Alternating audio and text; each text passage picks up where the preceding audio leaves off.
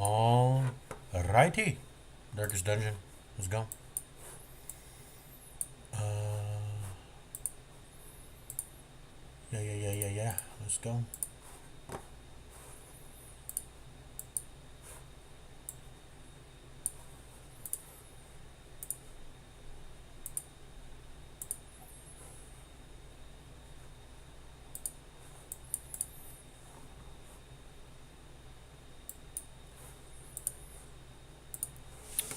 Let's pull up Darkest Dungeon 1 tabs.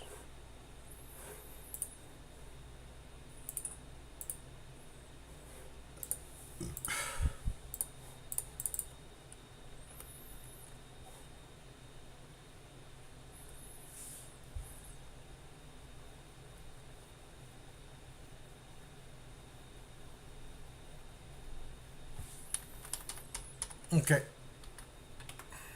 We're ready to go. Are we ready for a farmstead run?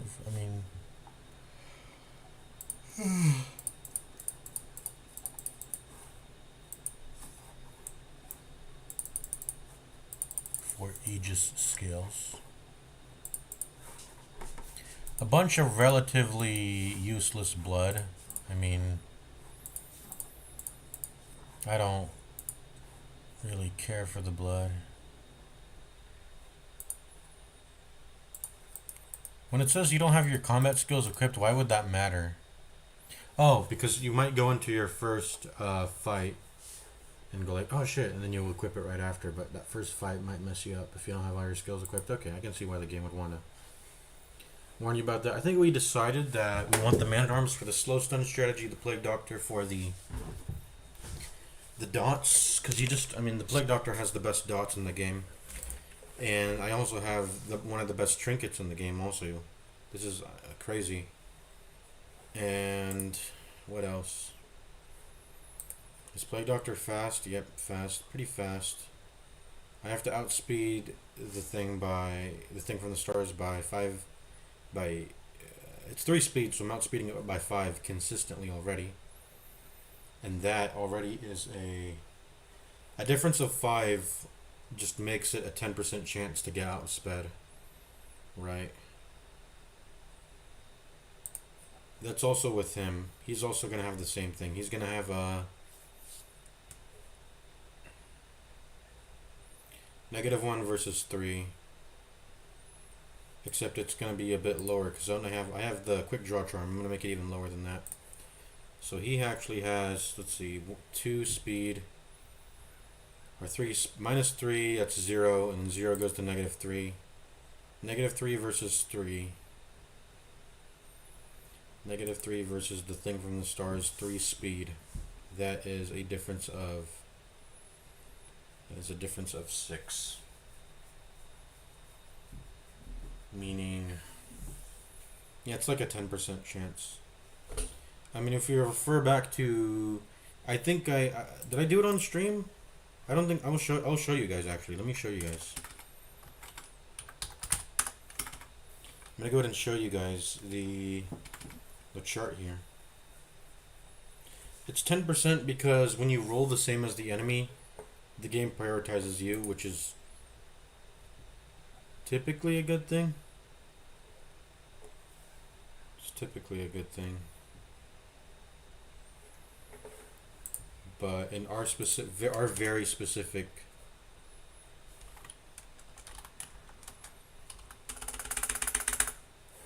why can't it let me? Okay, hold up. What?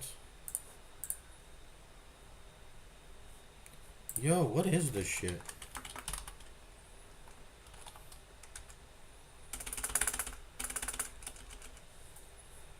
Oh, okay, there we go.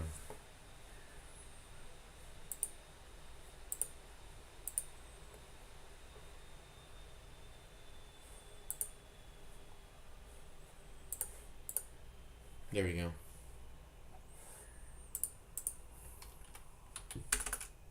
What is going on?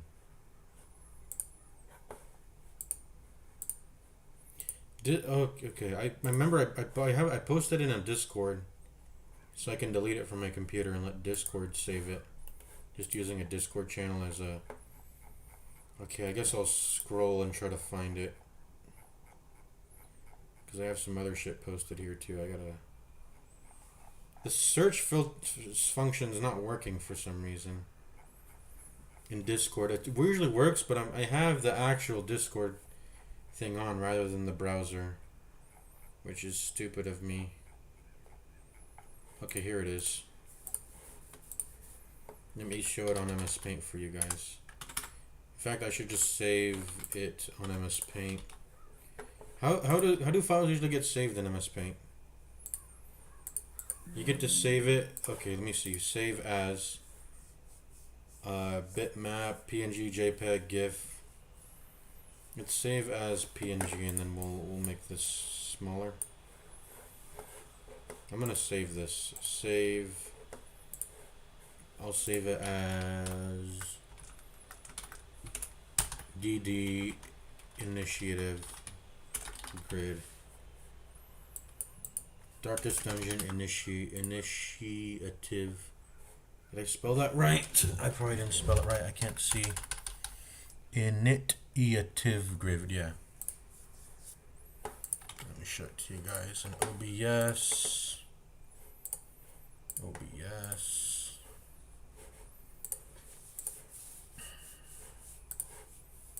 Hold on, guys. Sorry. MS Paint. There we go. Now you guys can see. Can I zoom in? Let me zoom in for you guys. Or I guess we can, you guys can see that well enough, right? I think. But it basically shows the initiative if you have -2 versus 3 speed. Which is this correct, by the way? I don't even think that's correct, because -2 plus -1 is... Oh, it is -3, okay.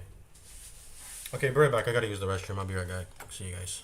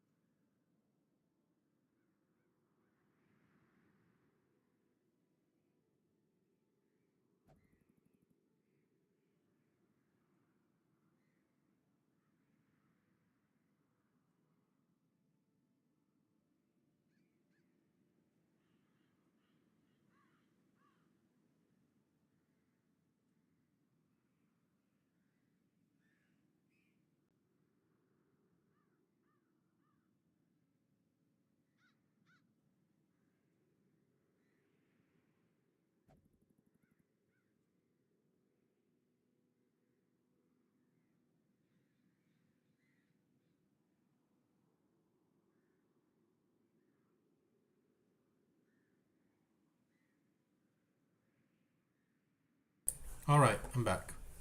Sorry about the long ass delay, guys, but I took a shit. I don't know what else to say. Anyways, yeah, -2. That will be the difference in speed between us.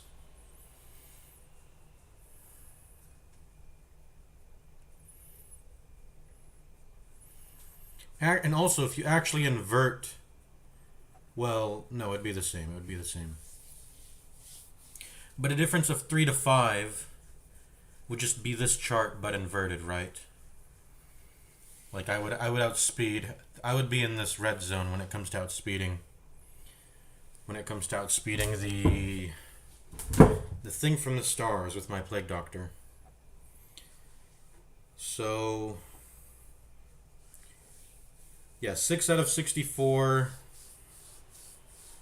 Actually, no, no, because the purple zone, I would win these. So it would be just it would only be a 3 out of 64 chance to get outsped. So a difference of 3 speed is not like you're still outspeeding. 3 out of 64 is a 4 point. Let's see, 4 point. It's just this. It's like a 4% chance that you get outsped if you have rounded up, say 5%. It's a 5% chance that you get outsped by Thing from the Stars if you have 5 more speed than it. Because these purple zones would be when the speed equals the enemy. And when speed equals the enemy, you claim those squares. But when it comes to trying to be slower than Thing from the Stars, it's still a 6 out of 64 chance, which is like a 9 point. Let me see. 6 out of 64 is a 9.3 chance. Let's just say it's 9%. 9% chance to be slower than Thing from the Stars. And then it's a 25% chance to stun it when I am slower than it. Well, no, it's going to be 35% chance because I'm bringing the stun amulet, right? I'm still bringing that. But yeah, this and this are going on the Man-at-Arms. This stays on the PD and this stays on the Vestal, and then I guess Jester will have a Bloodthirst Ring and a Fasting Seal, probably. I don't know. Who is most likely to get hit? The PD, probably. Also, I want his Gifted to kick in, so yeah, he's gonna take the dodge charm from the Man-at-Arms here. We'll see how it goes. I'm ready to fight the Thing from the Stars. I also want Sunshine in the Thicket. Or I could take Gentle Tide, but I can't take it because I don't have enough level 2s. I only have 2 level 2s.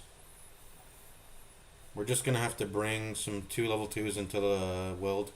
I'll do it like 1 at a time. I'll do 4 level 3s and 1 level 2. I'll probably do it that way. We'll do like a cascading leveling system. We're going to start doing that now rather than equally leveling everyone perfectly. Because it's, it'll be nice to have level 4s. Bringing up level 3s and level 2s. Level 5s won't participate in a...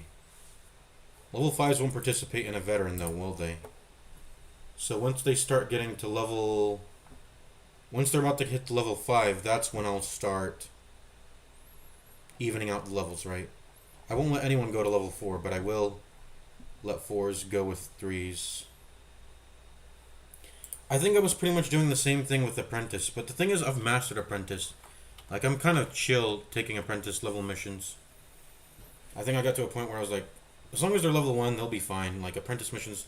But things are actually getting genuinely hard in Veteran, so you have to... I've got to ramp up the safety. Anyways, I think this is perfect. I don't think it can get any better than this. Slow Stunner, Vester, Strat, and then PD. I mean, it just doesn't get better than this team comp. This is probably even better than taking the Hippocratic Leper in some instances. Like, what is my most A team?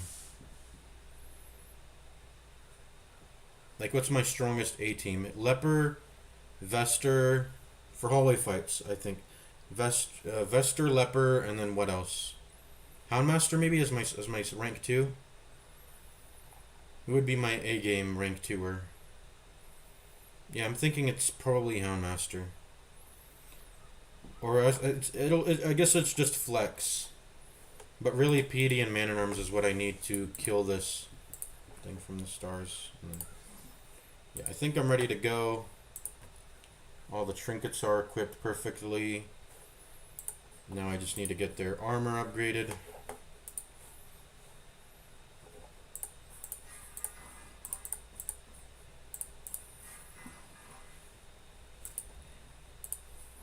Get their skills upgraded. Will I ever use command? I should probably just put 1 level at least. I mean, I don't know if I will ever use it, but I mean, I clearly use everything else. Let's just not be greedy. Level everything. Yeah, maybe I'll level command. You get like 1 accuracy and 1 crit every time you do this. I'm literally just gonna try to stun thing from the stars every. And also, let's think about hallway fights. I just don't ever see us. Command is for rank 4 Man-at-Arms. I don't think you're really meant to use this unless you're doing rank 4 Man-at-Arms. There's just no reason to do this otherwise. That is, keep Man-at-Arms, or have Man-at-Arms equip command. It's just a weaker. It's just a weaker battle ballad. It's 6 accuracy, or let's see how much it would be. It would be 8 accuracy and 7%, 8 accuracy, 7% crit at max. Which is a little bit more crit than Battle Ballad. But Battle Ballad gives speed, dude. 8-7 for the accuracy and crit. But Battle Ballad gives 3 speed. And it does damage too, technically. It amps up your finale. And it amps it up in a very important way, too. I think it's one of the best finale ampers, right? This only gives damage. This gives damage and crit. It actually gives the most damage. That's finale itself. 30, 30. So specifically Battle Ballad, Inspiring Tune, and Solo, they all amp the finale damage by the most. Like you should. That's why you need to spam Battle Ballad in boss fights, because it eventually amps the finale. So you're dealing 30% of your finale damage every turn you do it. Of course, you're not actually doing it. You're building it up, but it's very efficient once you factor in finale. Because you're building up not only your own. You're just building up so much crit and damage. You're building up. Let's see, 13% crit every time you press this. Of course, the accuracy and speed too. But those aren't actually part of the damage. I think Finale has good accuracy too, anyways. It has really good accuracy. The game actually boos you when you misses it, and it's really hard to miss it. I think it's really hard to miss it. Because it has so much accuracy, and Battle Ballad gives you so much accuracy. But you will get booed if you miss it. It's a funny... It's a cool interaction. Little Easter egg, if you ever end up missing Finale somehow. Maybe against the Crocodilian, you'll miss it. When it's submerged, you try to blast it with the Finale. But yeah, just tons and tons of crit. What was my crit when I pressed it on the Farmer, or the Miller? I think it was like 73% or some shit. It was really high. I think the max you can get if any of your Finale buffs is 8 rounds, right? 8 rounds of buffing. So 240 plus % damage. That would be 64% crit on top of Finale's base 8. So 64 plus 8 at 72. I think it was exactly 72. I had 72% crit chance on Finale. And plus 240% damage, which is actually plus 290. 290 plus 290 damage. Because you have to factor in the base plus 50. Presuming you don't solo. You can also Dirk Stab. So actually, I think it was 72. I think I Dirk Stabbed into it. So I lost 8% crit. So it was actually, rather than being 72, I don't know what it was. I think it was either 72 or 64, either one. It's still a very high amount of, and then you have to add base crit chance, which is, I think it was 64 plus 7. I think it was 71 then. It must have been 71, because I Dirk stabbed in position rather than pressing solo. I should probably keep solo on. Battle Ballad, solo finale, battle ballad, and I guess the stress heal. I don't think you should bring stress heals into boss fights. You're not really supposed to be stress healing. It's such a wasted turn. You gotta kill most bosses. You just gotta kill them fast, guys. You're not meant to take, like, it's not like a hallway fight. You can't stall on it. You're on a timer. The enemy will eventually outvalue you or do so. It's like what's it most comparable to? I mean, that's just Darkest Dungeon. If you aren't as good as I am at constructing teams, it's like Slay the Spire. Slay the Spire. Most enemies in Slay the Spire will have a way of outscaling you if you do not have any way to scale, and if you just keep stalling and blocking over and over, you will get outscaled if you yourself do not have a way to outscale that, which I don't think there's really any scaling options in Darkest Dungeons. There's not any way to permanently gain power in Darkest Dungeons. Darkest Dungeon. I guess dodge is it. If you need to stack up a bunch of dodge and you start with low initial dodge, you will eventually build up into a dodging machine and then trivialize every single fight in the game. But if you're not using dodge stacking strats, you gotta find a way to end the fight fast. You gotta find a way to end the fight faster than the enemy will be able to outvalue. And just let's stop talking. Let's get to playing the game here.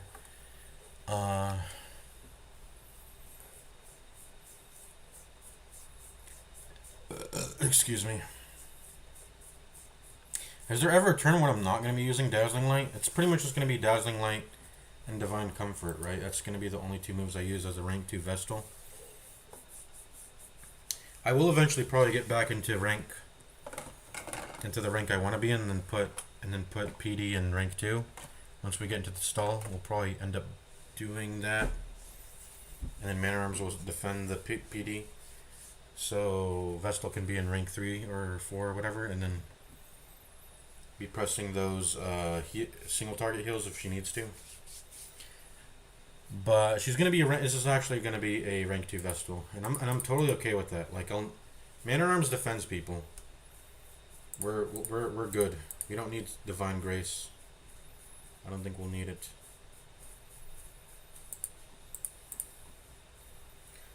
Or we can delay it. We can delay it for sure. So does the world does have stealths? They have don't they have stealth, don't they? Oh, let's take the DD initiative grid off, by the way.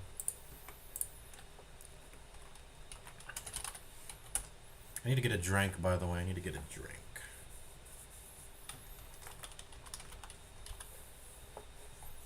My enemies have stealth in the Weld. I don't know.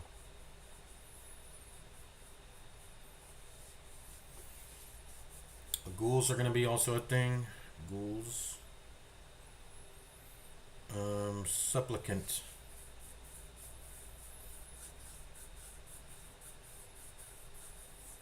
Supplicant. I'm looking at the Crimson Court enemies. Yeah, these enemies can start appearing in if you do the first mission.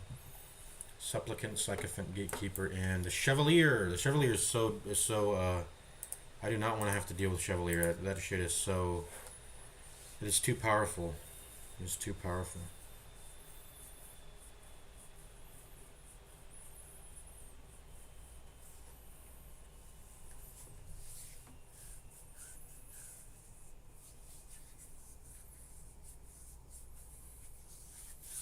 Yes, this guy is so fucking dangerous.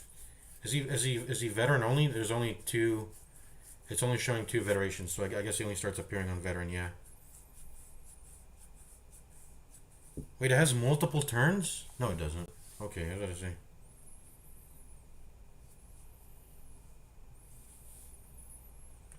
Buried Blast is a 105% stun. 120% chance to give you 40, minus 40 dodge. Oh shit. It's a 2 target hitting move. It cannot hit rank 1 at least, but it can hit 2, 3, 4. I mean, those are the most vulnerable positions to be hit anyway, so. Oh no, he can only use it from rank 2. So if you put him into rank 1, he can't use Buried Blast. His accuracy is pretty dang low for a veteran. 88.75% is pretty low, right, for veteran? But it doesn't matter if it'll hit sometimes, right? And that's the problem. Subterranean Skewer. This is not good. 8 to 11 damage on top of a 3 bleed. That's really freaking high. And then it lowers bleed resist as a debuff too. So if it didn't hit the first time, it'll continue to, it'll eventually hit, and it moves itself back. Oy vey. And it'll end up moving itself into rank 4, which is, that is a position that's not easy to hit. It's not easy to hit. Usually things that can hit that rank are meant to deal less damage. Like the only ones that deal is like Iron Swan. That's it. Which is Iron Swan's really good, even though we can only hit rank 4. It's really good because it doesn't. Yes, it can only hit rank 4, and it can only be used from rank 1, but it gets the job done. It's really solid. I like Iron Swan. Because that's how premium the position 4 is on both your team and the enemies when it comes to dodging, being farther away and taking less damaging moves. Same thing applies to the Plague Doctor. Like, this can only be used on ranks 1 and 2, and it deals more damage than the Plague Grenade. Only 1 damage, but it does have a accuracy reduction, which is really solid. Anyways, I think we're ready to. I think we're pretty much ready to go into this weld mission.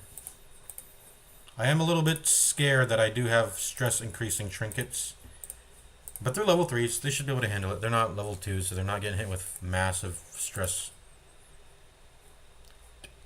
Did we level all the skills, by the way? I think we did.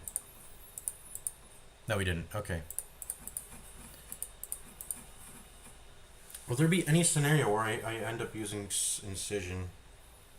I don't think so, man. But rank 2 PD is meant to be a thing because Incision does exist. You're meant to. That means you would not be using Blinding Gas or Plague Grenade. You would be using.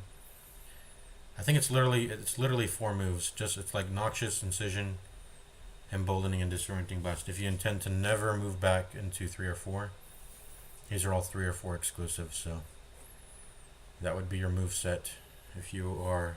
But then you're restricting yourself from some of the most powerful moves, which is the double blight, the double stun, and then the bleed and blight here. Like, these are your most powerful moves. Why would you want to ignore that? I have 3 of them equipped as a rank 3 or 4 Plague Doctor, right? So what would actually be my 4th skill in this veteran mission in the weld?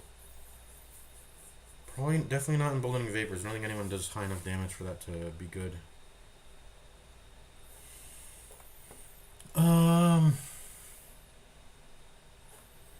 I usually keep it at Disorienting Blast because that's used for stalling. It has infinite uses, unlike Blinding Gas. It can actually hit rank 2. I think we keep that. Also, we might only care about stunning one thing, and that will shuffle them and get them into a closer rank, potentially if they're in the back. So I usually keep this on top of the Blinding Gas. But we do have Man at Arms to stun, so if there's a high priority target in the rank 1, which it's going to be the Unclean Giant and the. Okay, so we're doing Noxious Blast for sure then. Noxious Blast for sure. There's going to be some enemies in rank. That's why we're looking on the wiki. We're looking on the wiki for this stuff.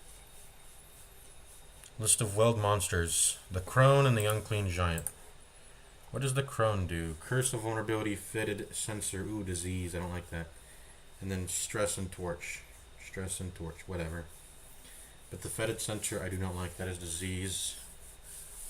I also don't like the Curse of Vulnerability. I don't like any of her fucking moves, man. Well, the stress and torch one's not so bad. I don't give it. I want her to press that actually. Let's read on the behavior.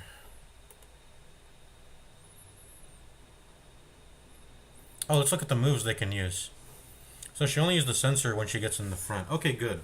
I don't want her diseasing me if she's in the front. Stay in the back. Go ahead and press your other shit. I'm kind of okay. I can counteract your accuracy reductions. I don't like you marking people though. The unclean doesn't the unclean giant love hitting people who are marked? Or let me see how he works. Oh man, the unclean giant.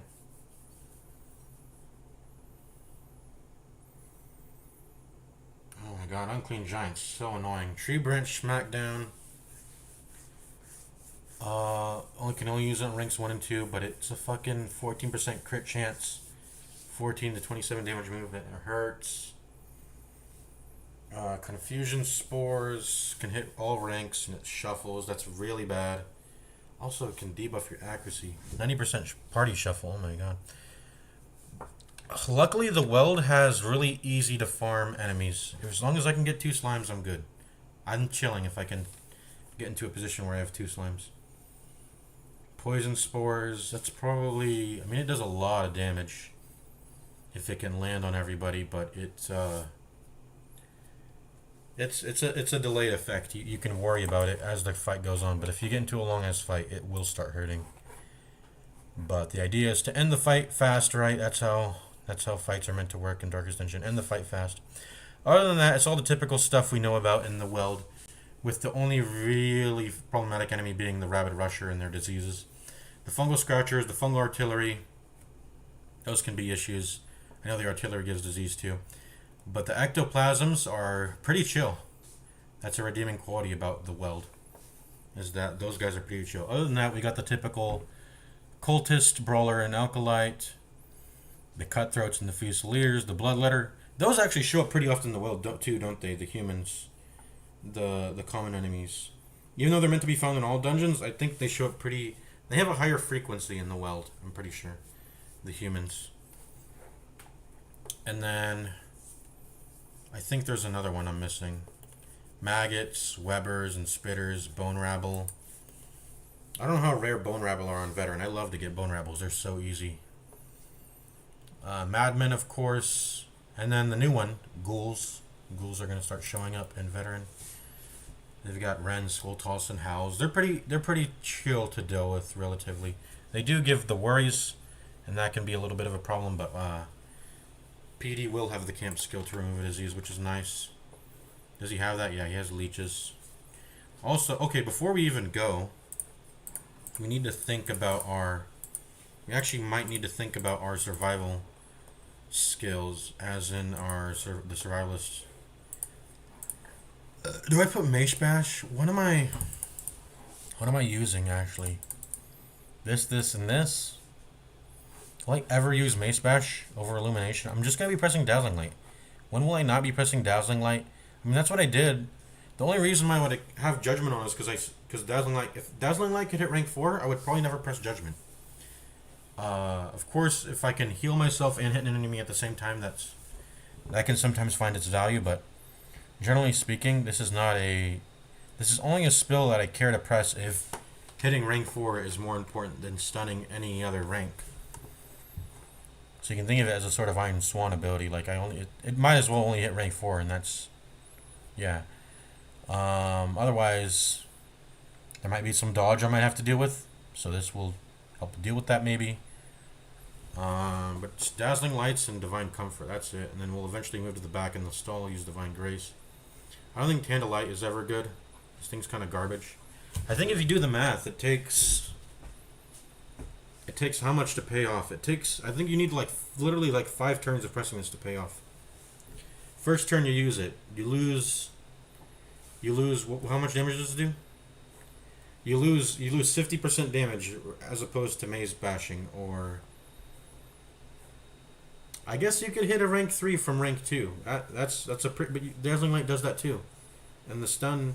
I'd rather try to go for a 10% stun chance and potentially stun something and deal 25% damage rather than press Hand of Light. Also, the crit mod sucks. Why does the crit mod suck? Dazzling Light has better crit than Hand of Light. Why? Oh, probably because it's not fucking leveled, but... I mean, what is it gaining? 2% crit per level? 2, 3, 6? That's 7% crit then? Let's actually, I mean, we can actually observably see that, can't we? It gains 1% crit mod. 2, 3, 4. It has 4% crit. Why is Dazzling Light and Judgment higher than Hand of Light? Why? Why would you, I mean, make this shit worth it, bro. This is a bad skill. It needs to be buffed. But yeah, you lose 50% damage turn 1. Okay, on turn 2 you're dealing, what, 75% damage? No, because you still have to factor that you could have pressed Mace Bash after the first Hand of Light. So if you wanted to keep spamming it, I guess the idea is to only press it once. But if you want to continually press it, you keep missing out on more damage and you keep delaying. I guess that could work. Press Hand of Light just once, miss out on 50% damage, and then in 3 turns time, you will have gained 25% more damage after missing out on the initial 50%, right? And you also get some accuracy with it too. Okay, cool. But if you were to spam, spam Hand of Light, okay, second turn you're missing out on 25% damage. That's like 75% damage missed out on total now. Okay, third turn, you're now dealing actual full damage attacks. And you're still buffing, hopefully. So I guess you could stack, if it lasts 3 turns, right, you could stack this up to plus 75. How long does Hand of Light last? It would usually tell you if it lasts more than 3 turns. It's just not a good move, man. Let's see. Vestal. Let's do Wiki GG, sure. Hand of Light. Okay, it's actually 4 rounds. So I guess you could build up plus 100% damage technically using Hand of Light, sure. And then you can turn her into into someone who can competently deal damage. Maybe. I don't know, man. Would it actually make sense for me to do that? I might actually have to do Hand of Light into the thing from the stars. I mean, what would I be doing? Pressing. I prefer to press Dazzling Light, dude. I would prefer to make attempts at Dazzling Light rather than pressing the fucking, because then I could stun him entirely. If I successfully stun him on his first turn with the Man-at-Arms, then that counts as a stun for the next round. And then I could, I mean, I don't know, man. Like I guess if I want Jester to keep battle-bouting, how would he work if this were to go like this? Or, you know, we might actually run rank 2 PD in the thing from the stars fight. Like this. And then he would just press Noxious Blast and Disorienting Blast. There wouldn't really be any reason to have these 3 on, would there? Actually, there would, because I might want to press Battlefield Medicine. I don't know. Yeah, I might want to do that, so...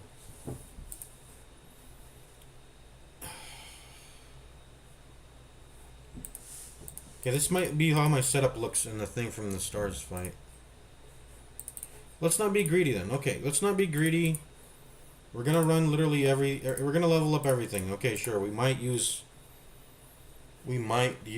Hand of Light in the fucking thing from the stars fight. Sure. Rank 2 Vestal Damager. Sure. We'll try our hand at it. Pun intended. We'll try our hand at it. Would I ever want to run Incision, though? Man, let's just not be greedy. Level it. I don't fucking... Maybe I'll have a reason to press it. In the middle of a dungeon, if I have to make that decision, I'll have that option open to me. So I'll level everything, man. I'll just level everything. Camping.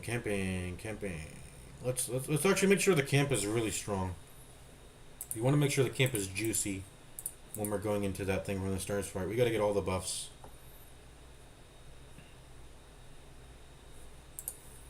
I think it'll all just be Man-at-Arms, because doesn't he have really good camp skills? Dodge, crit, tactics. This is good. Probably press that. Weapons practice, probably press that too. By the way, do these get more expensive as you level up? No, they don't. They have a fixed cost. I'd be like, that'd be kind of stupid if they do, because they don't have levels. Yeah, Manarums has really good. I mean, why would you not just press all three of his? All three of these. Press this to get damage and maybe crit. Press this to get damage and prot, and then press this to get dodge and crit. Why would you not press all of that? This is only for one companion. There's only one companion. This is just...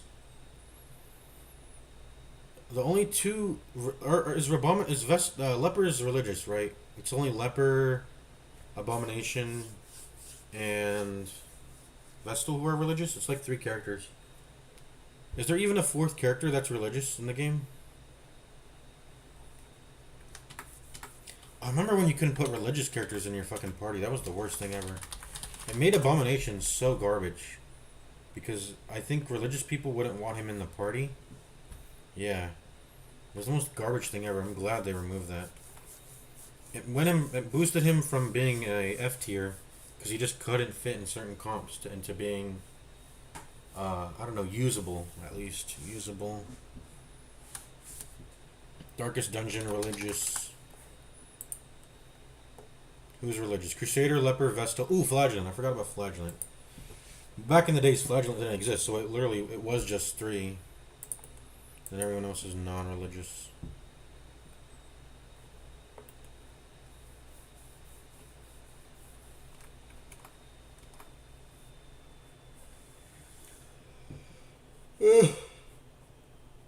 I don't see a reason why, in what scenario where, I mean, I guess we need to cure... We need to use the leeches to cure disease. That might take precedent over one of the man-at-arms things, but we're just gonna press all of man-at-arms stuff. I guess no, not experimental vapors. I mean, healing received is nice, but it's not. That's not how you win the fight. Let's press all of man-at-arms shit. So I'll go ahead and learn these. I guess I already have. I have 2. Okay, I guess yeah. Just learn this one and then we're good. Oh wait, no. This is self-only? What? This is self-only? Okay, this is garbage. This gives it to the party and this gives it to... Wait, why does this say party and this says all companions? The wording is inconsistent. I mean, they mean the same thing, right? It's all 4 of your... It's all 4 of your people. Or is this only for other companions, not including yourself? Does it say... Okay, let me see if this says all companions... All companions. I know there's one that says all other. Is that all other? Well, let's see if it's all companions. One companion, all companions. It doesn't say all other. That includes yourself, right? It's self-inclusive. Anyways, it's only for self. I thought it would apply to the whole party.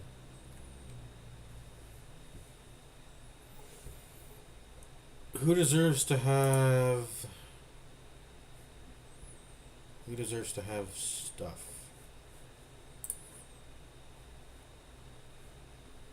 I know he inflicts stress a lot over the course of the fight, so maybe...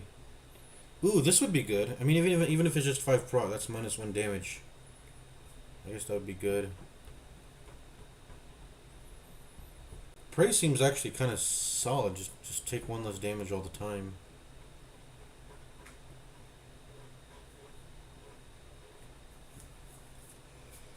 I could probably do the party-wide stress reduction because I think the thing from the stars does inflict. I think he inflicts heavy amounts of stress, so I might even hit 200% stress in the middle of the fight, and lose my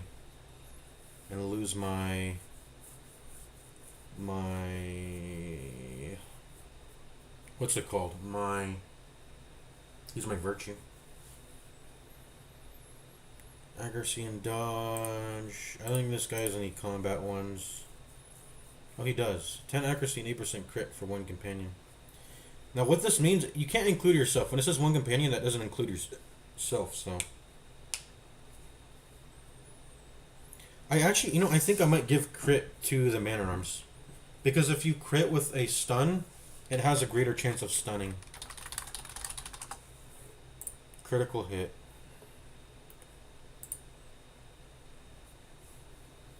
Also, this X applied on critical have a 20% chance of applying, and a blight and bleed will last 50% longer, rounded up. So I get a 20% crit chance for critting. So crit is pretty much the only way to increase my stun chance on the man-at-arms. So I would want to increase his crit as much as possible. Actually, his crit might be the most meaningful thing, which is why tactics is good. Crit and dot are just the two most greatest stats in the game if you can stack them up anyways. Tactics is crazy good. Bolster is also crazy good. Bolster is a crazy good spell. Let's see, accuracy, speed. So we'll probably do tactics, weapons practice, and then we'll do Tiger's Eye on man-arms to give him some crit. That's definitely the plan. Give him some crit, and then give him some crit. I mean, we're literally just crit stacking on that guy. And is there anything that costs one time cost? The cure does, I guess. Oh, wait. Remove blight, remove disease. Remove disease plus 200% reason. That's only for myself. Well, you know, I'll learn it because it has a 1 cost. Maybe if I can use that remaining cost, I mean, I'll use it. It's 1 cost. That's probably what I'll use for the 1 cost thingy. Why is this cost 4 for? It doesn't even seem like they're really that good of a buff if it's only for himself. If I'm being honest. Plus 50% prot and damage. It's not. I don't think that's worth 4 time. That's worth at most 3, maybe arguably 2 time cost. But I don't really care about. I don't really pay attention to his rival skills that much. Anyways, those are maxed out. Is the sanitarium full? We got to fill this up with some. We have some people to put in here. I'm almost certain there's people we need to put in here. We got everything upgraded. We checked the shop for all the garbage. We went ahead and checked this. We checked this. No one here is interesting. Also, our roster is full, so they would have to be better than these 2 people or these 3 people. Maybe she's already level 1. So people definitely belong in the sanitarium right now. So let's go ahead and find people. Okay, we locked you in last week, right?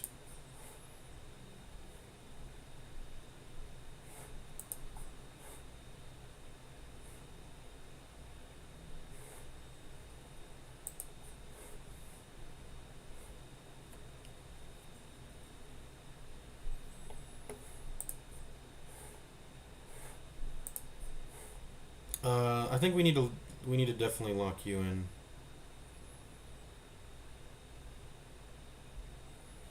I might have to remove Dipsomania because let's see. Quirks. Dipsomania. It makes them take drinks, and the drink curios can give you new negative quirks and replace your locked in ones. Positive and negative quirks you can get in the middle of missions can replace locked in shit, right? I'm pretty sure that's true. Or it can at least remove locked in stuff, right? It can remove the locked in negative quirks. I'm pretty sure it does that. So if it removes a negative quirk, I don't want them touching it. But let's see. Brackish Tide Pool gives a disease. I don't want them touching stuff that gives diseases. Dinner Cart gives the Black Plague. I don't want them touching the Dinner Cart. Moonshine Barrel. You can get Tippler. Actually, I mean, I don't know, man. I think I should remove Dipsomania. Ooh, makeshift dining. Okay, that's in a curio room. We're fine. We won't get tapeworm from that. That is a curio room. And then wine crate. Wine crate doesn't matter. But brackish tide pool and dinner cart. I don't want them touching these to get diseases in the middle of missions. So I think we're gonna remove Dipsomania. Otherwise, these 2 are pretty dang useless. So that's okay. These 2 are pretty dang useless. So I think he goes in. Lock in the speed. Remove Dipsomania. And then, what about you? I think I do want to lock in your prot, right? But I just haven't found. I don't think I've found something to remove negatively, so I've been delaying you. We need to cure you of your diseases. So let's do that at some point.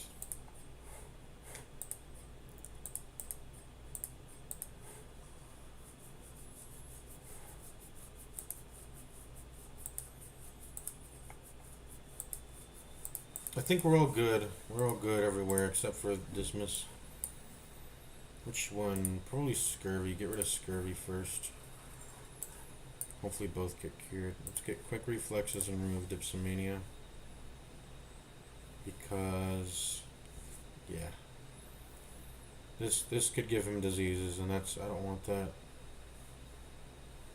He does have Robust, though.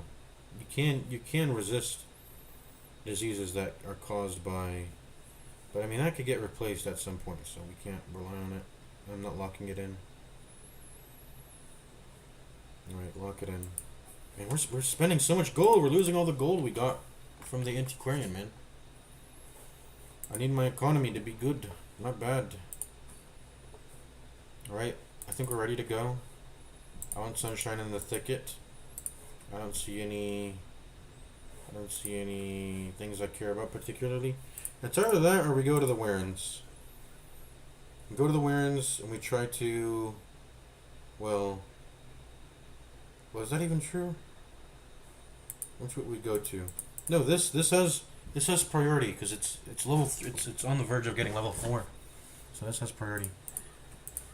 It's either that or I guess we could level the Cove. We could level the Cove because it is technically the lowest level, so we could go here. Yeah, we could technically go here and avoid the thing from the stars. But I'm ready to take it on, and I want to have some fun. I want to take it on, and if the next mission is the Weld, then we'll get this town event that gives us bonus EXP, which is a little bit of a long shot because we might not even go to the Weld next week.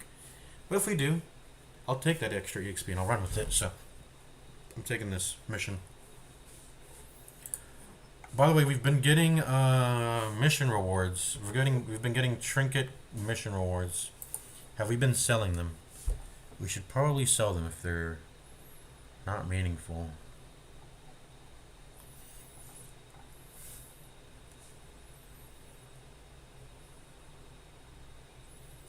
Kind of like everything, somewhat.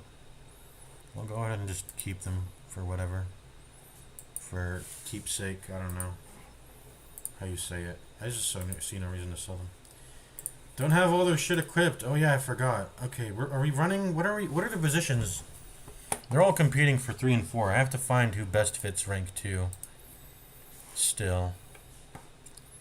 I definitely want the Jester to stay in rank 3. I don't think we're changing that. I want Finale and Slice Off, because we gotta kill that fucking Unclean Giant, man. We've gotta kill that Unclean Giant at the start of the battles. I've been hearing that new weird band. The micro tune band.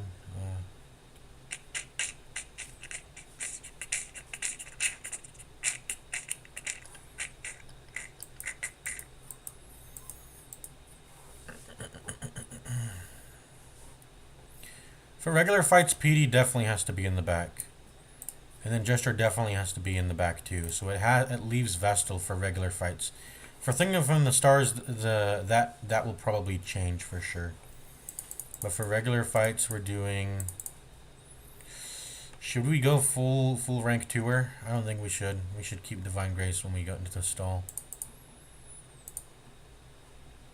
So it's either Illumination or Hand of Light as my. I'm just going to be pressing Dazzling Light every fight, so it shouldn't even matter, but in case we need Illumination, we'll have it. We'll have it.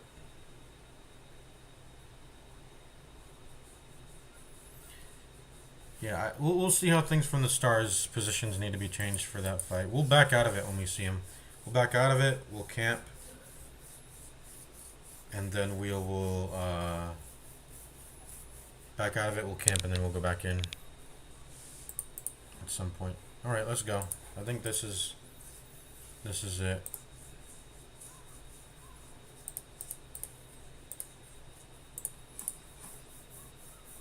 Let's go. We're not bringing. Are we bringing these? This is a pretty hard fight. But I don't even think he does most of his damage through actual direct damage. So blocking it would make a very small difference. His moves don't really do that much damage. Most of his damage is through Blight. His strongest attack is what? It's Vorpal Strike, and it does 6 to 9. It's a very small amount compared to how big some numbers can get, you know. He mostly does his shit through Blights and Stress. Looks like he even has a stun. Stress, Blight, and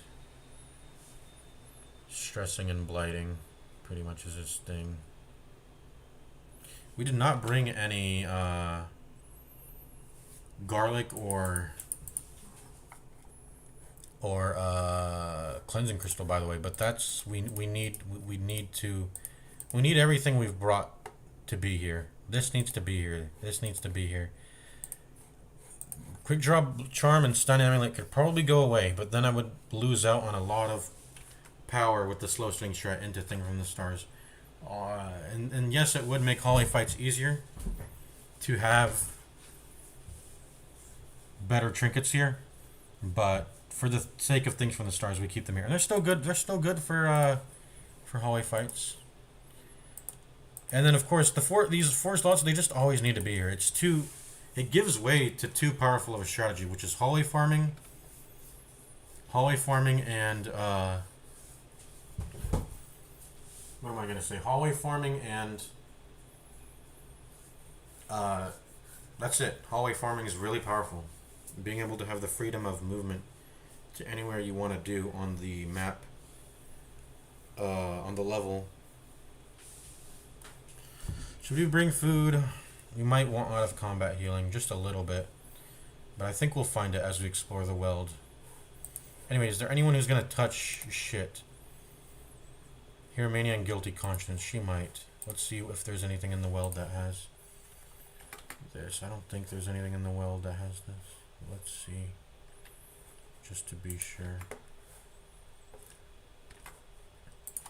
Guilty Conscience, that's a warship. Hieromania is also worship, so her chance of worship touching is very, very high.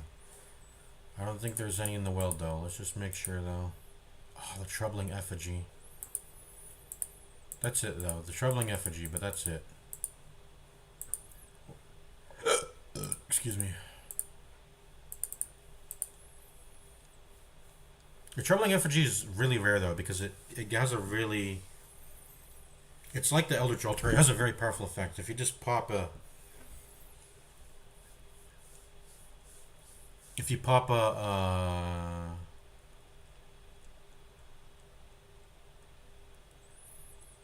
if you pop a holy water on it, it gives you a random positive perk, and that's very powerful. So I think its rarity is much higher than other.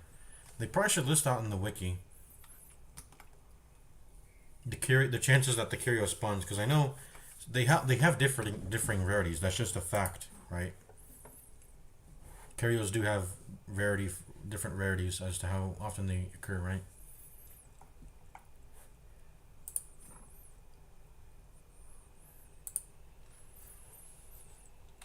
So what was the weld? The weld. Let's check our notepad. Let's check our notepad, chat. What does the notepad say?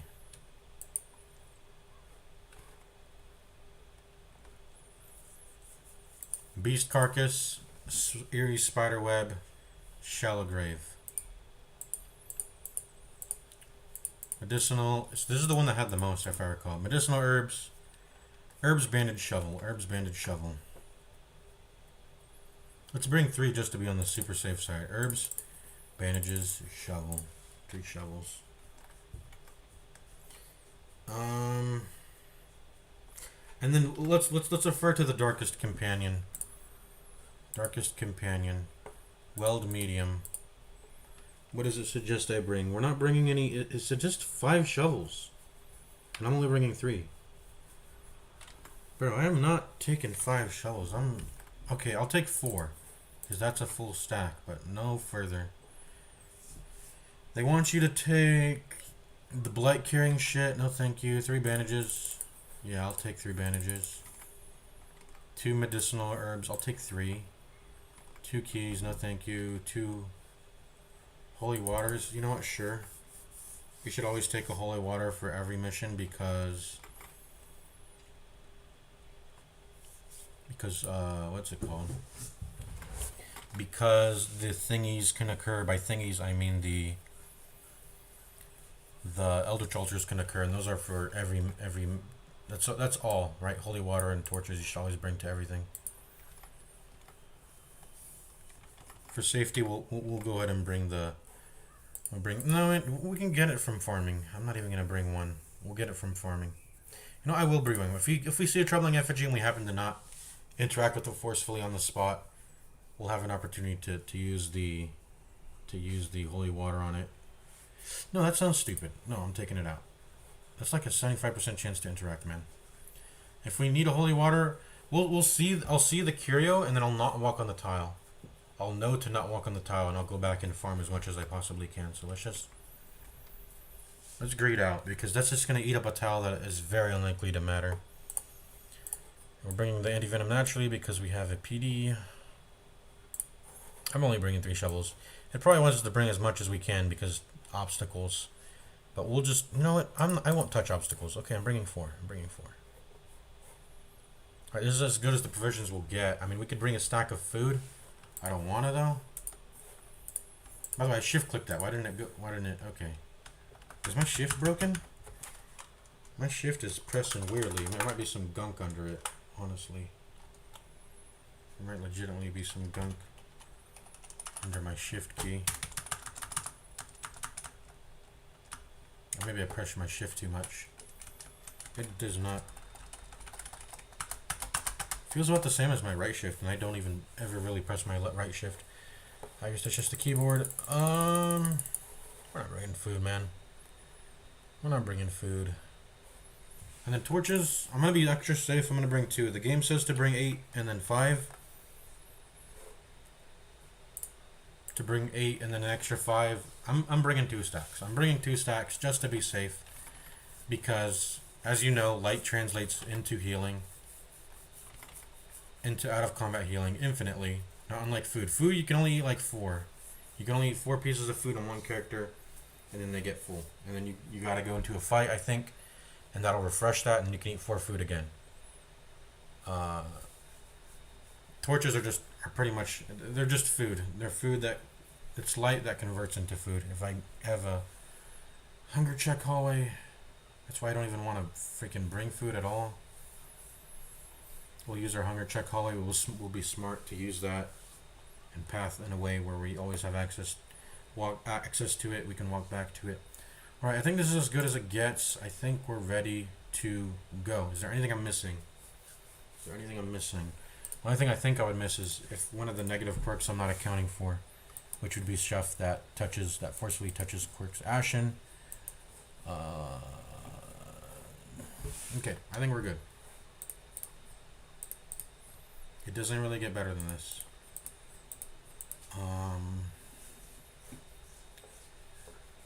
Unclean Giant is a new enemy. We need to worry about that. The Witch is a new enemy. We need to worry about that also.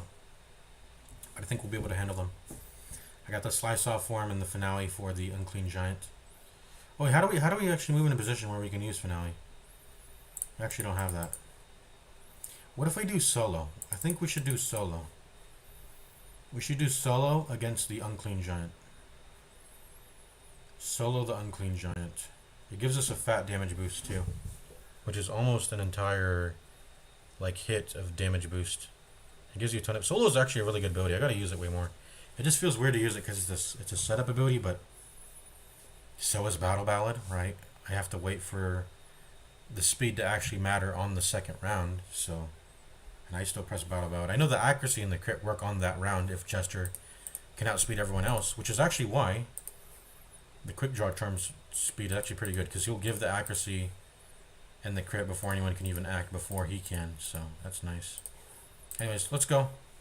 And also, there's just no other slot that someone can take it. We'll rearrange all the trinkets when we get in, but that's probably how it's going to look like once our slots fill up. I'm ready. Let's go. I forgot to check my provisions. I should have scanned over them a second time because I'm not sure if I actually provisioned correctly.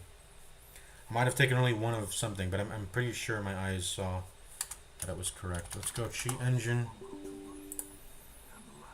Was the thing from the stars supposed to show a loading screen? I don't think so. I think that's only Fnatic. So the thing of stars could maybe be in here and I wouldn't know. Let's check the map. We didn't get a scout. Unfortunate. Let's see what the smallest hallway is. This is 2. So we're immediately going to here to get... Oh, here's another one. We're immediately going to here to get a heal hallway. Let's go. And there's already a motherfreaking thing. So good thing we brought the shovel. I do not want to get hit with stress at this point. No way, Jose. So good thing we brought shovels. We're taking this very seriously. This is veteran. Yeah, we don't... I kind of forgot we had stress pre-built up because we didn't send these guys to freaking facilities beforehand, man. I forgot to send them to facilities last week, and now I'm paying the price now. Now, before we can even touch a fight tile, let's make sure our freaking trinkets are all set in order. I don't think these are actually the right ones. First off, I don't want these being on right now. And how else do I rearrange? So you keep Yat. I might want him to keep it, but maybe I'll give it to either Vestal or Man Arms because they have a stun. It's better for the stunners to have more speed. You do get slow right after though, so maybe the Man Arms should have it.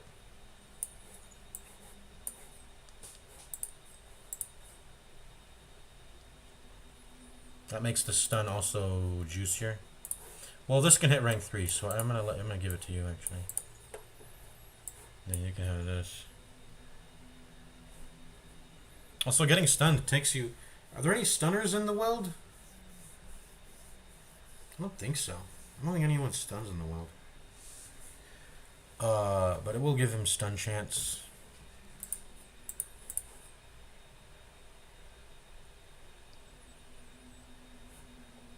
Who deserves the Quick Draw Charm genuinely? Maybe the Plague Doctor, actually. They're really good to always go first on the PD. Get that guaranteed blinding gas. Like, no one's outspeeding 8 plus, 16 plus guaranteed speed. Just no one. It's impossible. But maybe I should make the Man Arms overcome his weakness for just one turn. That'd be good. Put him at 9 speed for one turn. And then he becomes mega slow right after, which is technically a good thing, because then he can guard for longer, technically, if he just only presses it once. That first guard will always go for like 4 rounds, I think. 4 rounds. 4 rounds of guard. Or 3, always 3 rounds, because if you go fast, you could lose the guard quicker, because the guard comes off when your turn starts or ends or whatever. Same thing in the context of enemies absorbing the guard. So I guess just the Jester has no trinkets. I want him to always keep this dodge charm or trinket because he's gonna be guarding for people. So I want him to dodge the most.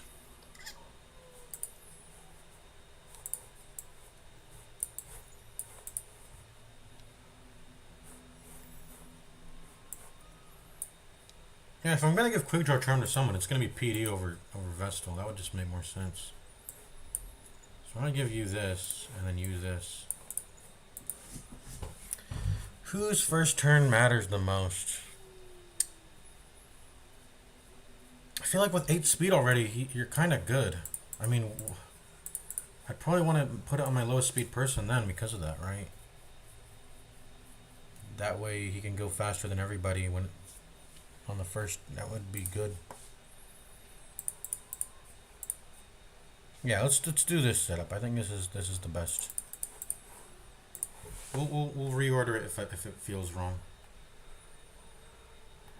Okay, there's a beast carcass.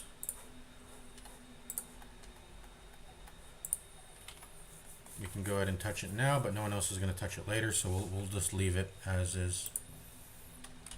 Beast carcass is cleared by medicinal herbs. You get food, guaranteed. You do not want to touch it. You can get rabies, random disease, or zoophobia. It's really bad. You don't want to do that. Just take your free food. But right now we are ignoring it. Look at how much of our slots are filled up already just by us unequipping our trinkets. Alright. Do you want to take fights at dim light? Sure. I'll not take it. I will not take it. That's the lowest I'm willing to go. It's just dim light. I don't think I'll go below dim light though. We will not go below dim light. Yeah, I have solo. I think this is all good. Let's go. Okay. Affected corpse. Because we actually, well, maybe not. I was gonna say because we actually want the, because we may actually want the hunger spawns to happen. I might want to walk into this with dim light rather than brightest light, because if I need to create a hunger hallway, well, I would rather just do it on this one, right? So let's pop our torch. Well, until we get into a safe place, let's do it at dim. Now I'll pop it. Now I feel comfortable popping it. Let's just be conservative until we can find our hunger hallway, which will be hopefully this one. Okay, what's that? Tree stump. What does that do again? Wild Curios, old tree. It'll give you blight if you touch it, or loot if you anti-venom it. We'll leave that on the ground as always. Okay, another blockade. We once again are not touching the blockades. Pop a shovel on that. Maybe we should have brought more shovels. Maybe I'll regret that. Okay, let's just go. Once again, dim is as low as I'm willing to take it. Let's go. We hit the scout still. Thank you. Okay, we see a lot of information here. Oh, we even hit a super secret. But we are definitely still going to the 2 tile. If that's not good, I mean, what's the best one we can do? This one is also 2 tile, and this is 2 tile. If this ends up having no curio on it, I ideally want a curio on either one of these tiles, and it'll literally just be 1 tile that I have to form. Should we light the torch before we step into this, or are we trying to make hunger checks right now? By the way, no tiles with 2 fights in it. That's typically a thing from the stars, is when you see 2 tiles, 2 fight tiles on a hallway. That's typically where the thing from the stars is. So we know that it's not the case. Let's go ahead and press the torch. Let's get radiant before we step. I am still trying to generate.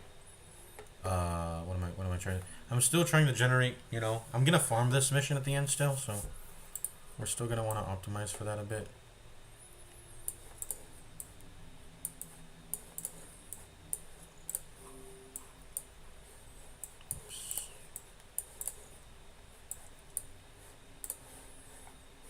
That was a hunger check.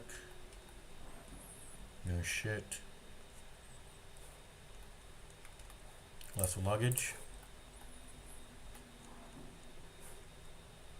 That's a crate. Let's just light the torch now. We're gonna come up on a battle soon anyway. And I don't want to be getting hit with these stress checks while I'm at dimmer light than needed. Yeah, once again, let's just pop. We get ++ scouting.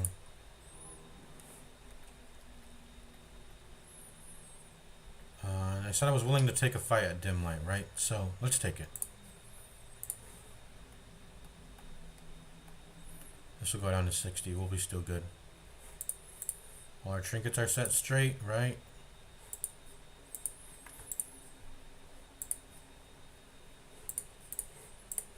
Yeah, right. Okay, let's go. Ooh, this is it. This is it. This is it. This is what we're willing to make this into an easy fight. So we're probably gonna go back here and farm this hallway for the for hunger checks. I cannot retreat yet. I cannot retreat yet. I'm gonna get hit with a bunch of stress. I need to knock off the stress now. We can farm now. There's nothing preventing me from attempting to do the farm now, to set up the farm now. Is there any way I would want to reorder my... yeah, I would probably want Disorienting Blast. But we're good for the most part. I'd probably want to put Disorienting Blast to use it on Towering Ectoplasm, but for now, I'm willing to farm this. This is my easy fight. Oh my god, we got so lucky. This is the first... We hit it on the first one. That's so lucky. Alright, so first things first. Stun you. We're going to bolster. We're going to attempt to kill you. And, I guess we can get started on the stress heal. I mean, why not? I guess I could go give myself a little speed and accuracy. Just one tap of the battle ballad would be good, I guess. Make it 2. Well, he's gonna bleed out. Okay, let's start stress healing now.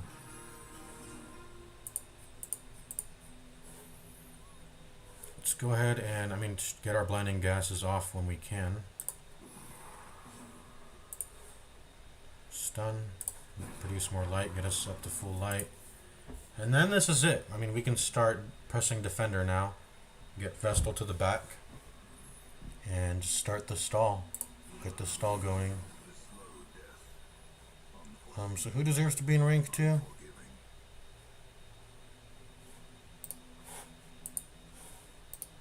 I guess we keep it as this. I don't think when we get the defense fully buffed up, we only need to press Divine Comfort. I remember this stall. I remember in this stall, I don't even press Divine Grace really. I just press Divine Comfort because Man at Arms handles things so well. You need to die. Stress heal myself. Keep defending. Ouch.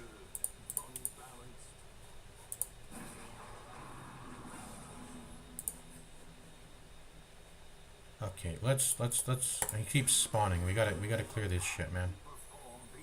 One's limits.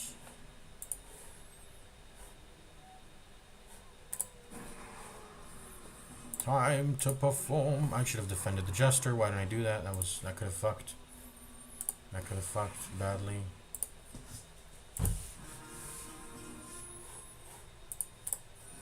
Yeah. We don't need to get fancy. This is it. We can already stall here. I probably do want to retreat to get rid of all the... You can actually keep damaging moves in this fight. Keeping damaging moves is okay because there's so much HP to work through that you're... Look at that prot too. You're not gonna kill the enemy when you accidentally use a damaging move. So we can go ahead and stall here right now. Who would I want to have the...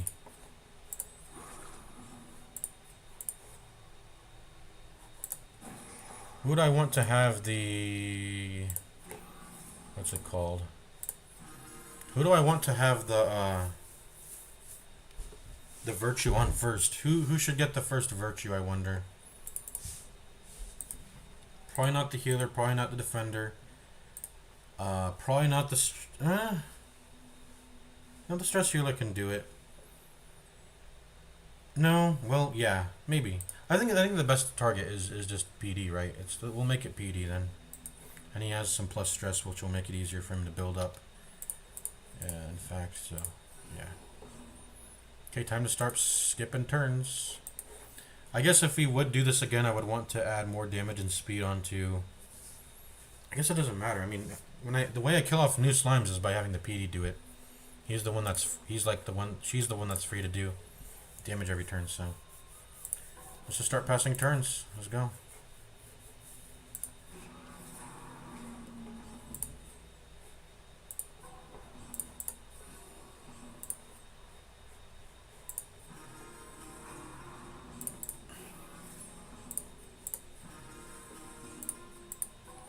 Let's put this to 20x.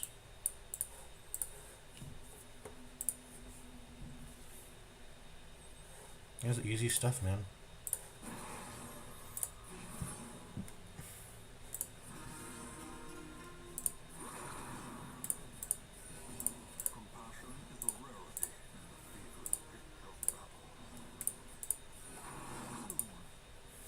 We should maybe slow it down just to be a little bit safer.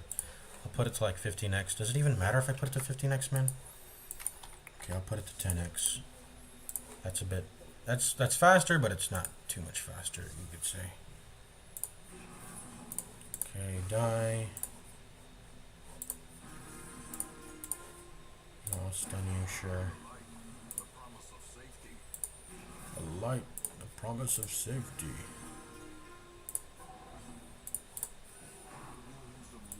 Cannot be healed. Can be healed, but never hidden.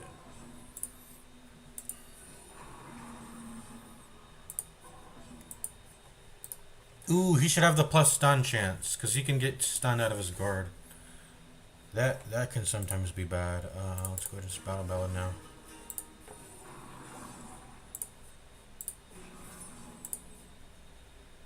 I continue to Battle Ballad. Purpose. A brilliant confluence of skill and purpose. Why are you? Just die, dude. Oh my god. I should have given him something other than solo, maybe then. Yeah, maybe I should have done that. Abatement.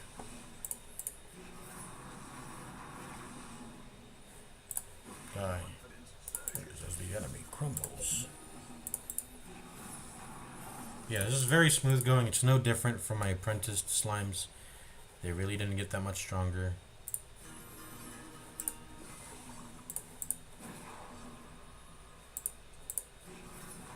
The Jester, well, the Jester can't even hit rank 1 anyway, so what am I talking about?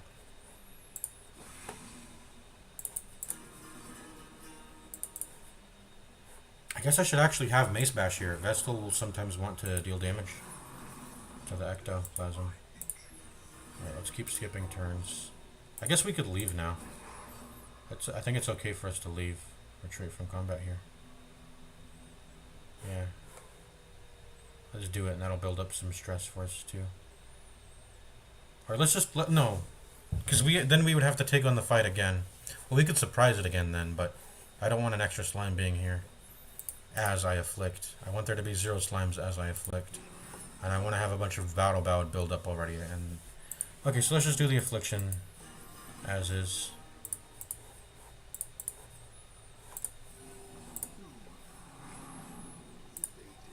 Do the affliction as is.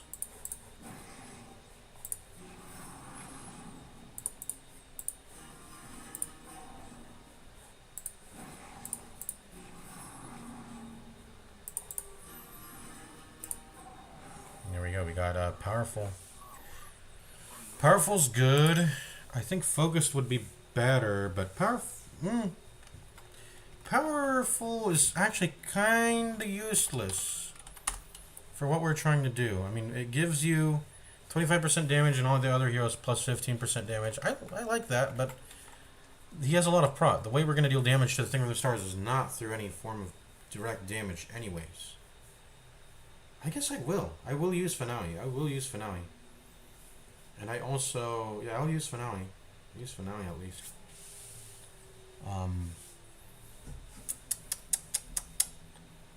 Well, during the fight against the Thing from the Stars, we're actually probably not going to have Inspiring Tomb. We're going to probably have Battle Ballad, Slice Off, Solo, and Finale. Because I want to Battle Ballad as much as possible. And then when I get to a point where my... well, I guess I should just keep Battle Ballading. I'm building up crit for the finale, and I think I want to press. You gotta time your finale because the thing from the stars, once it gets to a certain HP level, you have to. You before it activates its insane amount of prot, you have to press your direct damage then in there. I think it happens at 40% HP, and they get to shit ton of prot, so you have to time the finale at a certain point before it activates that. Which means, timing that, and I have to be safe, so probably time it around 50 to 60% for safety. But otherwise, yeah, good virtue. It's a virtue. It gives 25% to everything. That at least is pretty dang good. If anything else. And what am I getting, by the way? What else am I getting besides virtues?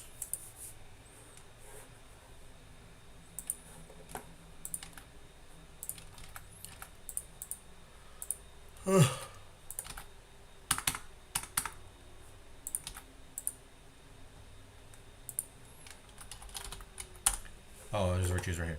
I'm getting plus 25% damage.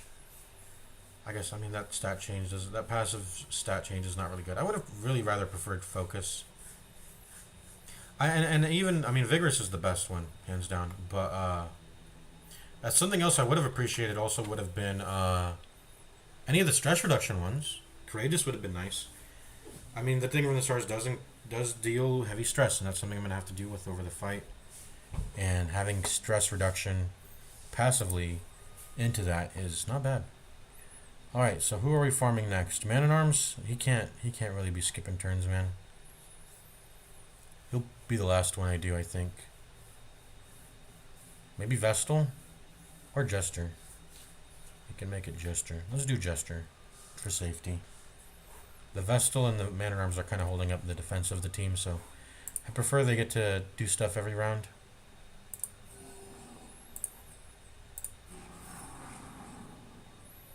It's Jester time. Let's go ahead and speed this up because this is really slow now. This is a very safe fight. We don't need to worry about anything.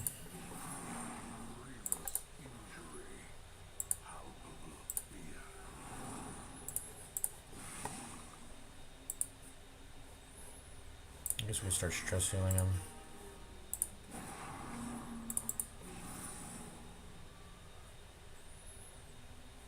Yeah, let's stress heal him, sure.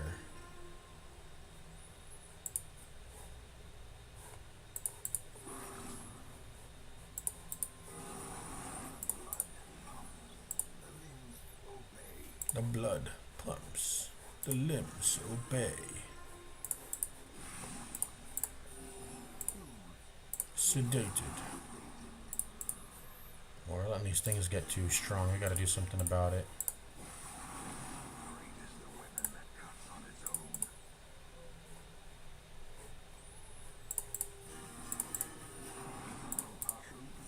Hey, chill out, chill out. Chill out, Ecto. Chill out.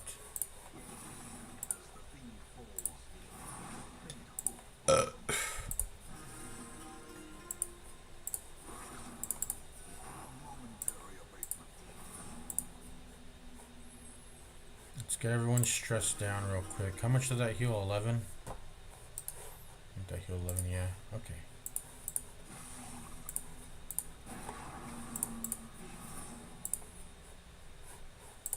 Let's get everyone stress healed. Okay, I think I'm ready to start skipping turns now.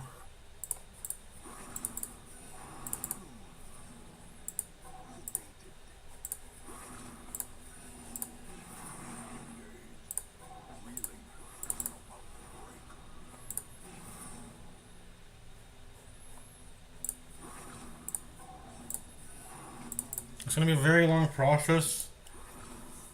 Probabilistically, that is going to be the case. We did get lucky with that first one, but this is most likely because it's only a 25% virtue chance. It's not increased through Hero's Ring, so this is going to be potentially a pretty painful experience. Hopefully not.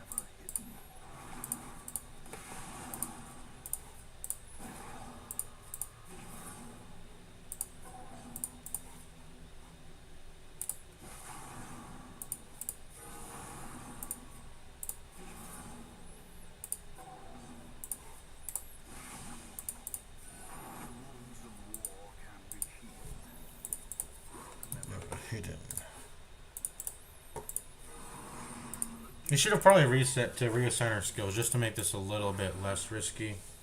But I think we're doing fine.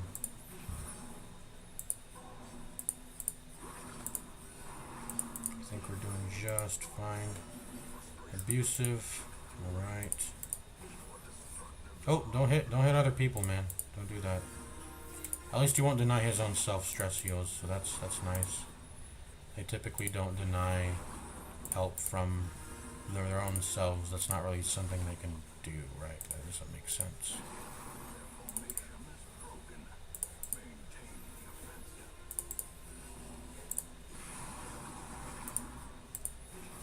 What's their blight resist? Ooh, it's 80. It's really high. I was like, how are they resisting Noxious Blast? Isn't it pretty high? It's like 150. Yeah, they can still resist 150.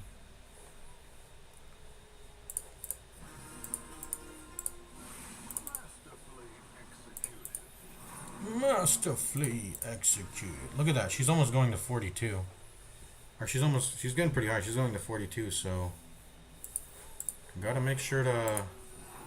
always make sure to stress everyone down before you start going into this potentially spiraling state. You don't want to have a second affliction going on when you're already trying to cure your first, especially if you don't even have a jester, if you have two crusaders instead, which is what I do in some setups, you know. You don't want that. You do not want that.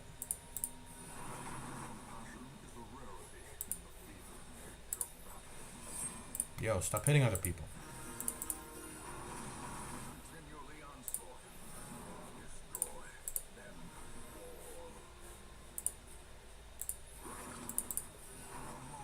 Oof.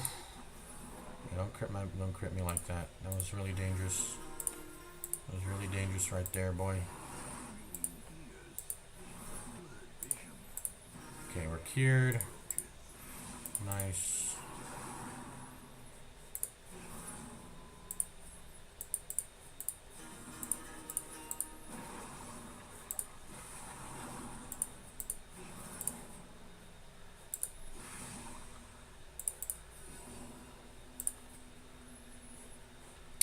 I guess we'll make her.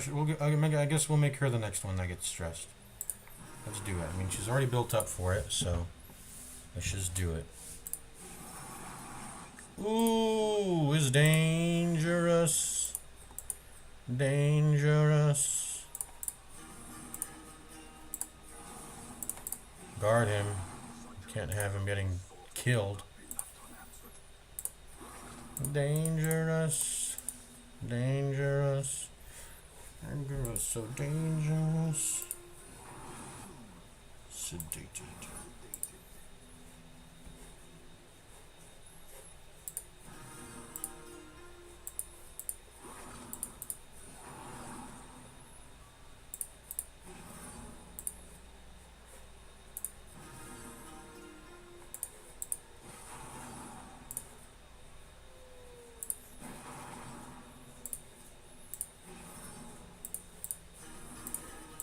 I need a battle ballad more. That's something we need to make sure we keep on top of that, because we need to make sure these things are dying when they come out. We can't let them stack up, you know. It's too dangerous to let them stack up like they're doing.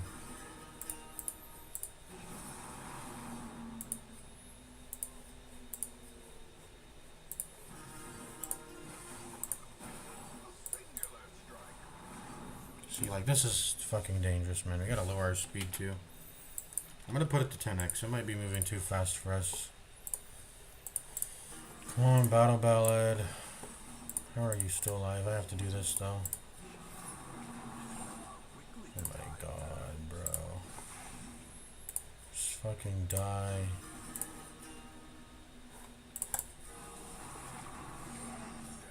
Okay, there we go. We got the affliction.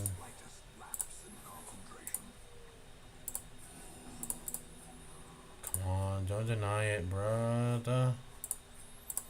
Don't deny it. There you go. I'm gonna start putting this thing to lower HP, because if I need to kill it, ooh, that's 30 damage right there. If I need to kill it, I'll let the smaller one spawn another one in. But yeah, I'll let the smaller one spawn another one in. But if we ever have an opportunity where we need to kill it, we need to take that opportunity and yeah, just take it and be ready to do it when it's needed. Oh, man, he's a 50. She's a 50 stress. All right, that thing is dead.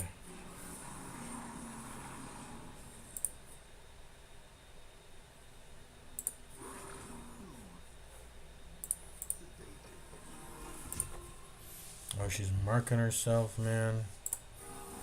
That's no good.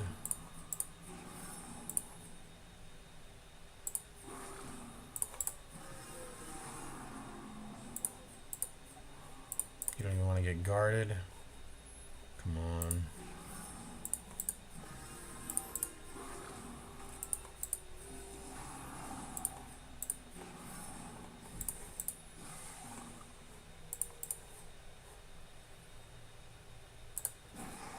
Yeah, the bigger one's the more important one to stun in actuality.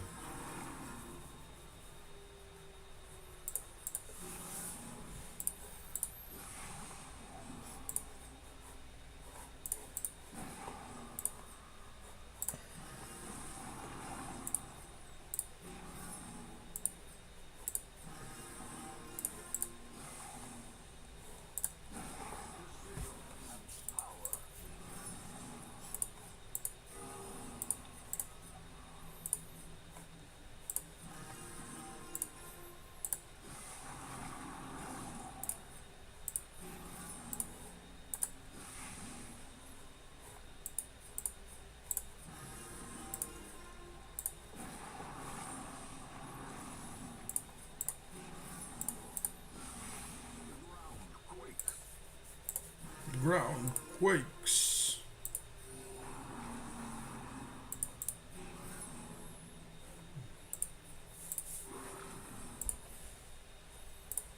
There you go. Fully stressed healed. You happen to be the most stressed, so we'll make you the next one. We'll go ahead and make you the next one. Man at arms. This may not turn out well, but sure we will. We'll do it.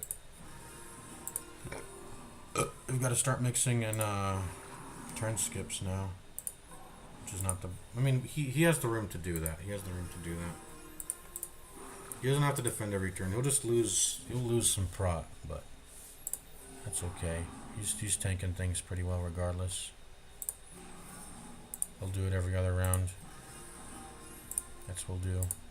I didn't even mean to stress heal him. Whoops. Why did I target him? I did not mean to do that.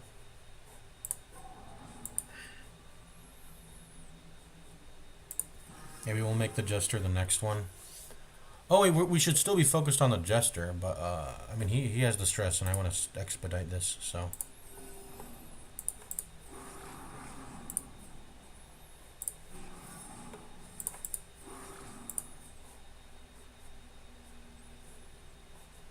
I should still stress you anyway.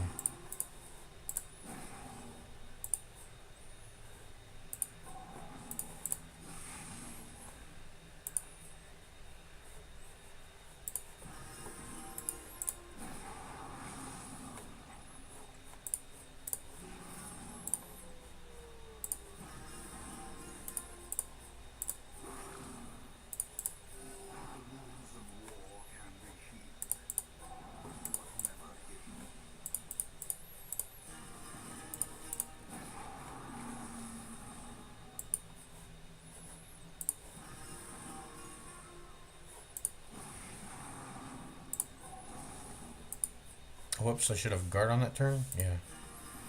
Whatever.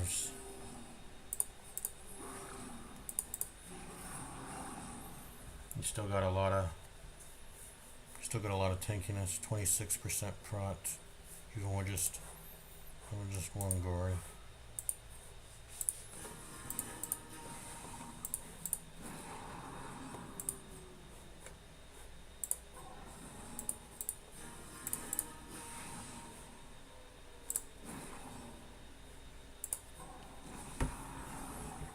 There.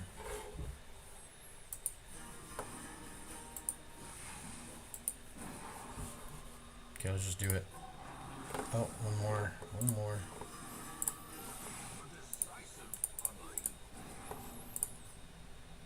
Let's get a guard off before we go into it.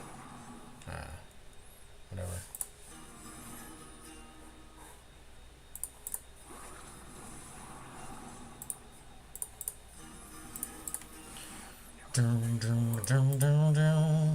Let's go.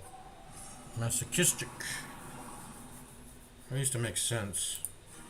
Oh, we need to be stressing. I'm stupid. Oops. I should have stunned there, but whatever. Now he can start fully committing to guard as long as he doesn't skip turns. As long as the fucker doesn't skip turns or deny stress heals, he should be good. I should have healed there, but it doesn't matter. It doesn't matter. Let's just go.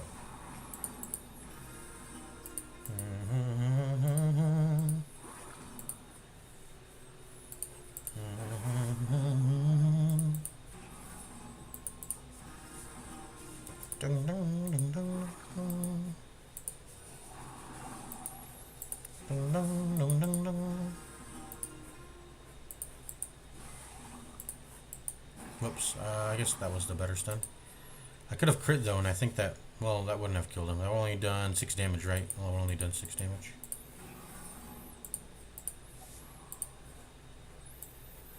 Alright, fine, bro. Don't want to distress you. Fuck you, Dan. Fuck you, Dan.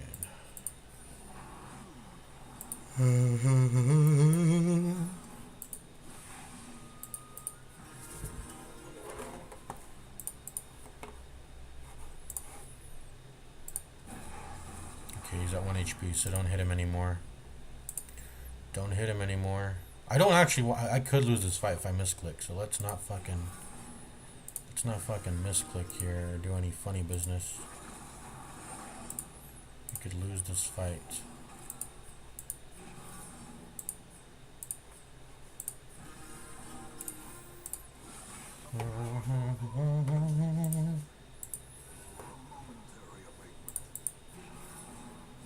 Yeah, my arm is actually not so bad to stall with. He's not performing that badly at all. He still can guard every turn when he's in stress mode. May skip a few turns, but that's fine.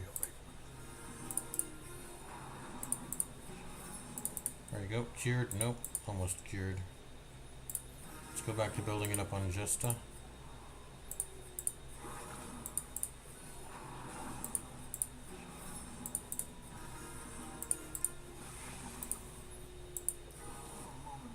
Alright.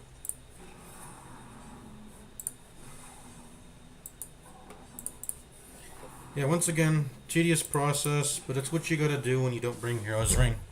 You don't bring Hero's Ring out of convenience. Sometimes it may not even be out of convenience. I may genuinely be on a timer and actually be risking having to do a limited time fight until something else catches up. Maybe disease. Maybe I might do a fight that's easy but has some disease in it that I'm willing to accept for the sake of stalling for virtue. And getting that extra virtue chance may help me be fucking, an entire cycle away from being diseased or not. So if we have to stall on some disease enemies just to make do with that, I mean, we got to do it, So it would make sense to for Hero's Ring to be applicable other than just something that's something done out of convenience, right? That could be the case. It could potentially be the case. I'm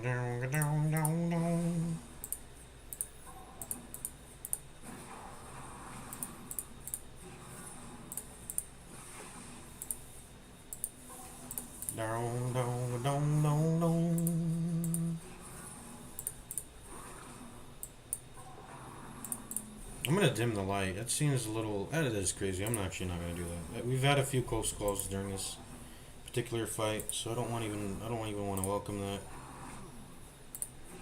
that opportunity in. So let's just keep it at full light. Just keep it at full light.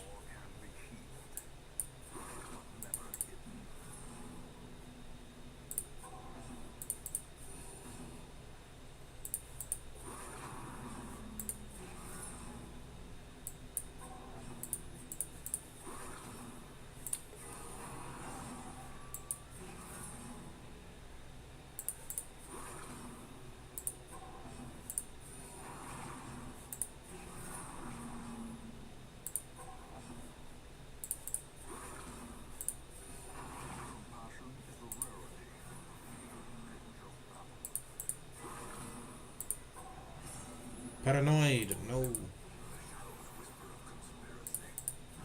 It's okay, though. Oh, wait, why aren't we need to kill this thing? I was like, why are we not killing this thing? Alright. Stress heal yourself, brother. Brother, man.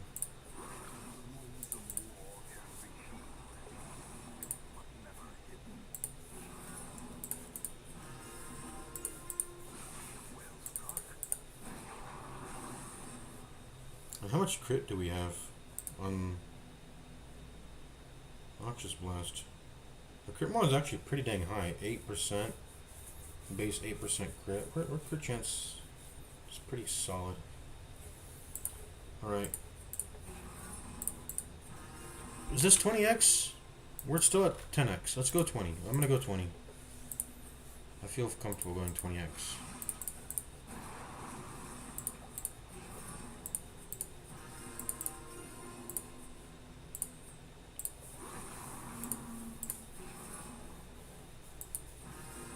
We're comfortable because this is 1 HP. If we ever have to kill the ectoplasm for any reason, well, that will be something that's available to us. It's literally 1 HP, so as long as we're not dealing 0 damage, we'll be fine. Dude, stop hitting teammates. Stop it.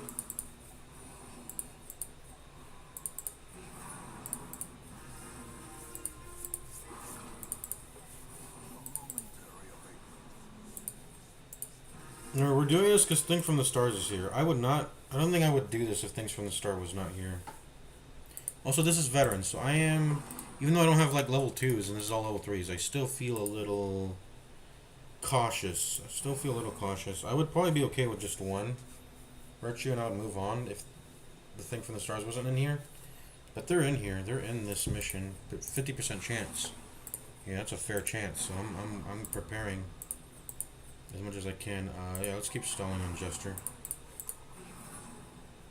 Or let's keep farming Virtue on Jester, rather.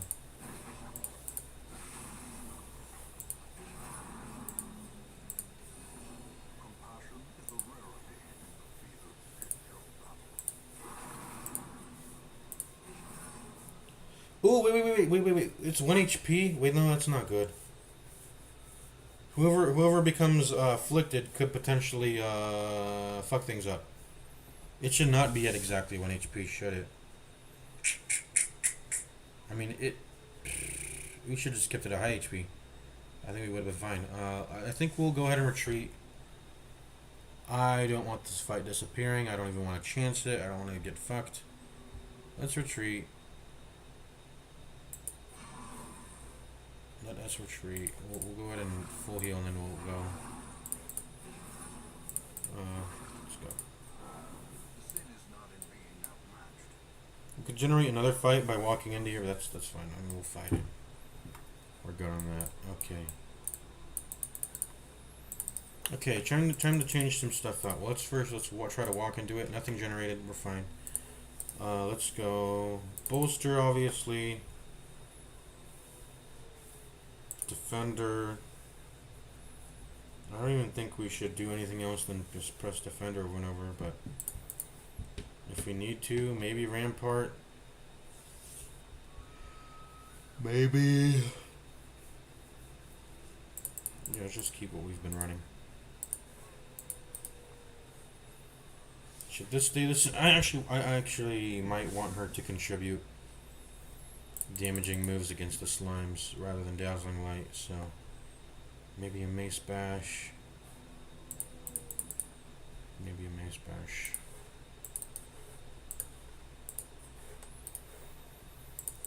Same thing for him. Ooh, maybe keep I want to put on solo actually. Solo for safety if shit hits the fan. Give herself a bunch of dodge. Solo's good for that. If we get on death's door or some shit, they do not have bleeds, so if we get on death's door, then I think I want slice off to help with like if there's 2 excess slimes, then I can slice off. I could also just do dirk stab, but then I'll move and I can't really dance. So slice off's good enough, and then yeah, I think that's good. Is this good? It actually may not be. We don't have any use for blinding gas. Nor plague grenade either. So noxious blast. Battlefield medicine, emboldening vapors, and actually disorienting blast spam would be good to keep that the big one stunned when we're stalling. So this is the best one. That's the best. Yeah, that's good, and then that's good. Let's go. Back into it. Also, do we want? Who do I want to have? We may actually want the stun amulet on the plague doctor then, rather than the Vestal. Yeah, let's do that then.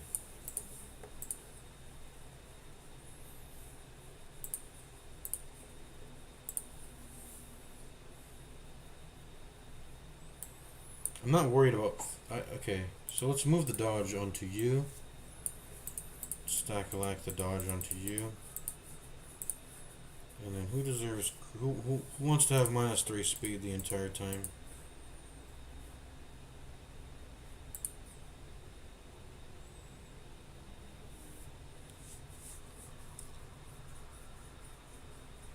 Who wants to have -3 speed the entire time? Maybe just keep it on you then.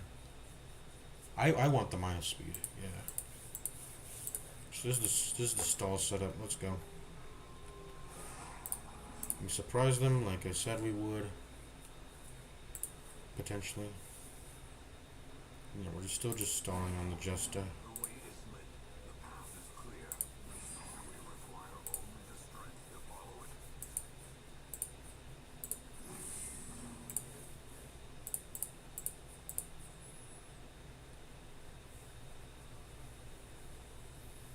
Who deserves speed and damage? Maybe the Vestal. The Vestal is the only one that would deserve it, so let's give her that.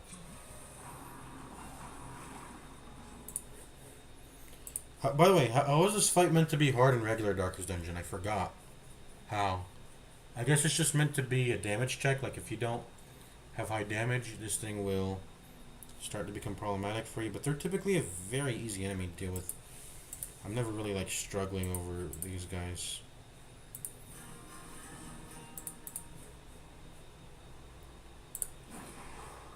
How do you hit rank 4 now that he's in rank 4, by the way? I don't even know. Well, we just kill this guy and get him into rank 3. Yeah.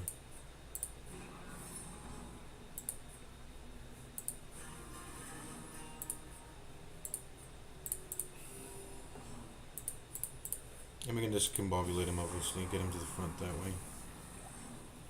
There we go. We're good now. Back to our scheduled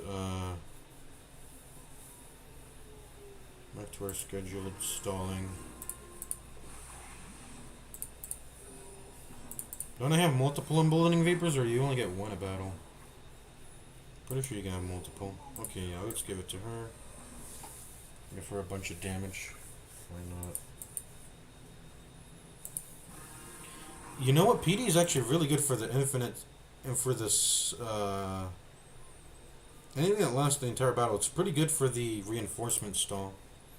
If you intend to get reinforcements to look for new enemies to stall on, if you're attempting to make build a stall out of an existing fight, right?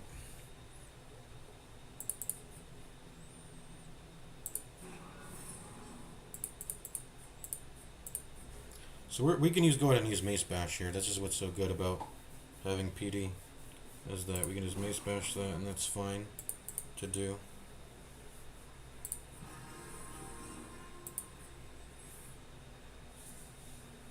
Okay, we're out of emboldening vapors.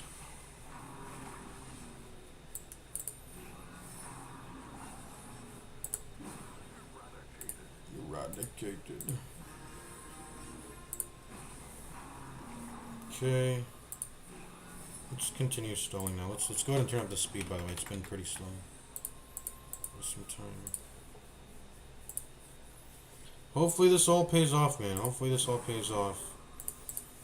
This virtue farming. because I want to fight Thing from the Stars. I really want to. I want to kill it pretty bad. I think I can go in for the second stun. What's it? What's this? 10 plus 20? 30? So 160? 160 into its 45. We could still potentially stun. No, we didn't. Okay.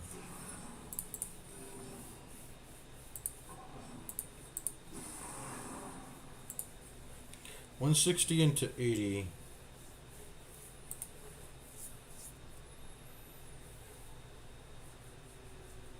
$160 into 80. That's still an 80% chance to stun. So yeah, I can resist.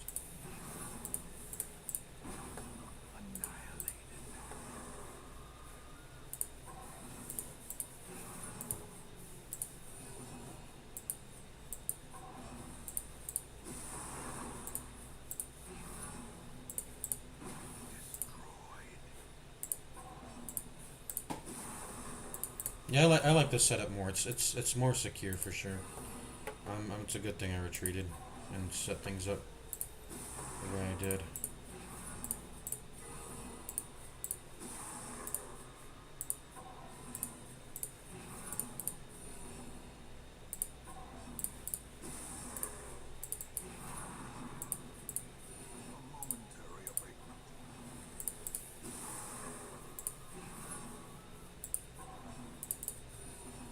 I have a feeling this will not be a virtue, so I'm ready to farm it all over again. Yep. Okay.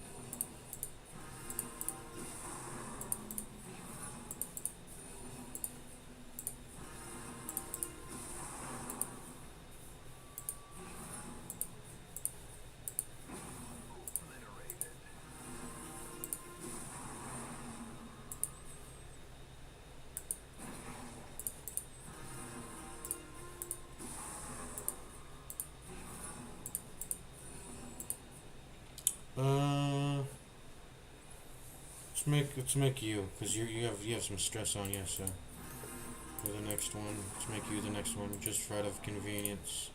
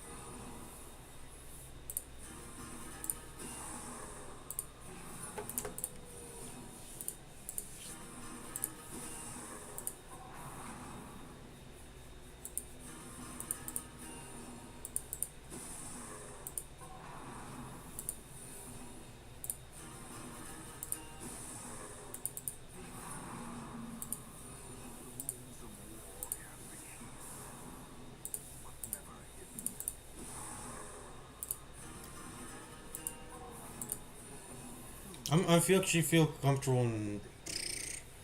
I think I might feel comfortable in dimming the light to speed this up. Actually, no. Let's not. Let's not do that. Let's just continue skipping turns. Let's chill. Oh, whoops! I should have. That's whatever.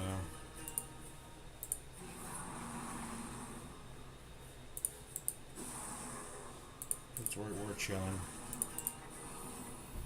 Bing chilling.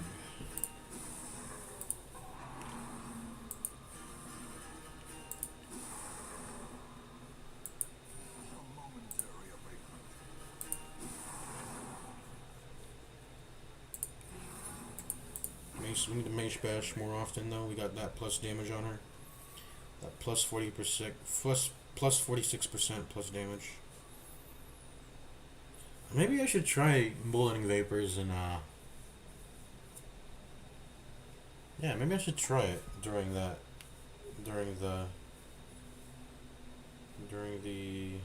fight against the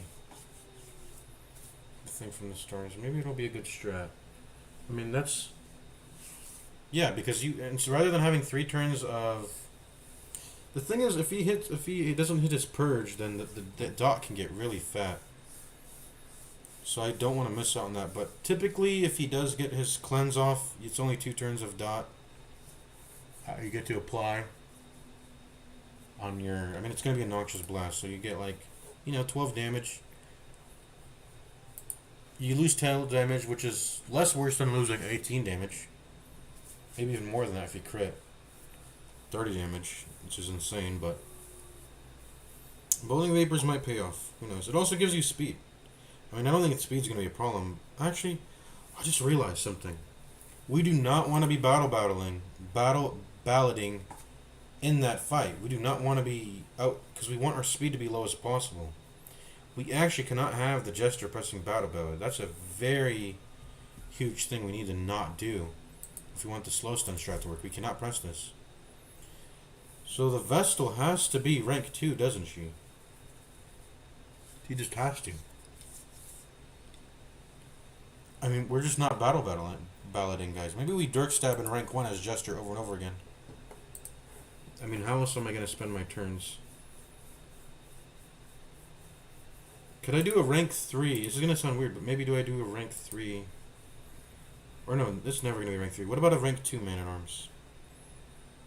We can do rank 2 Man-at-Arms. I mean, all he needs to do is press Rampart. That will eventually put him in rank 1, but I guess they can dance. Jester can dance back and forth, because we cannot be running a... We'll see how we'll figure it. I think I'll just figure it out later on. I'm not going to stress about it too much now. I'm pretty sure we'll figure it out later as we get to it. We'll deliberate on it more when we see him.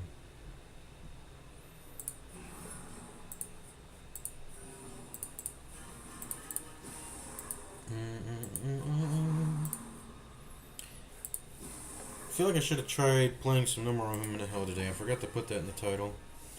Well, because I think I wanted to jump into the Darkest Dungeon. It's been on my mind, so. Yeah, maybe I should have given some No More Room in Hell. Just check the servers to see if anyone's online. Although, probably no one will be, but I mean, who knows? Who knows? It's taking so long. Does he have some minus stress on him? Oh, he does, because of the bolster. Should I have not pushed bolster? I think I should keep bolster on. I don't want to. I want to keep bolster on. I don't want to. Just keep things safe. Yeah, the bolster is slowing down the skip turn stress buildup.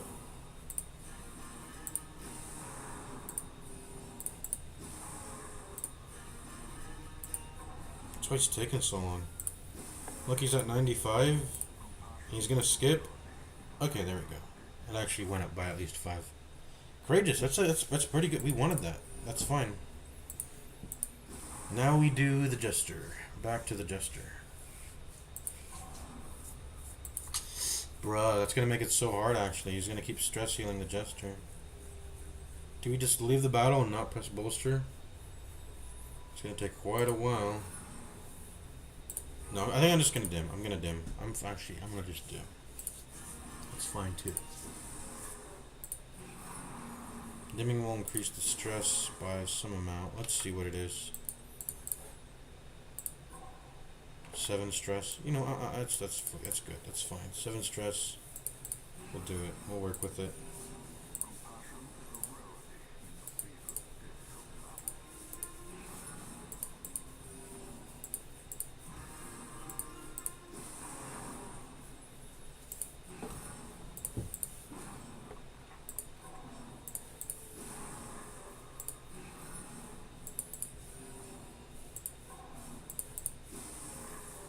Two virtues down, 2 more to go.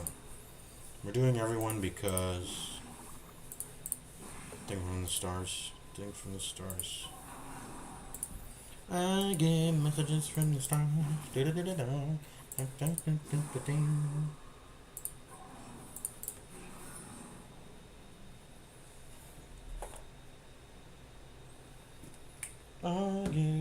from the stars.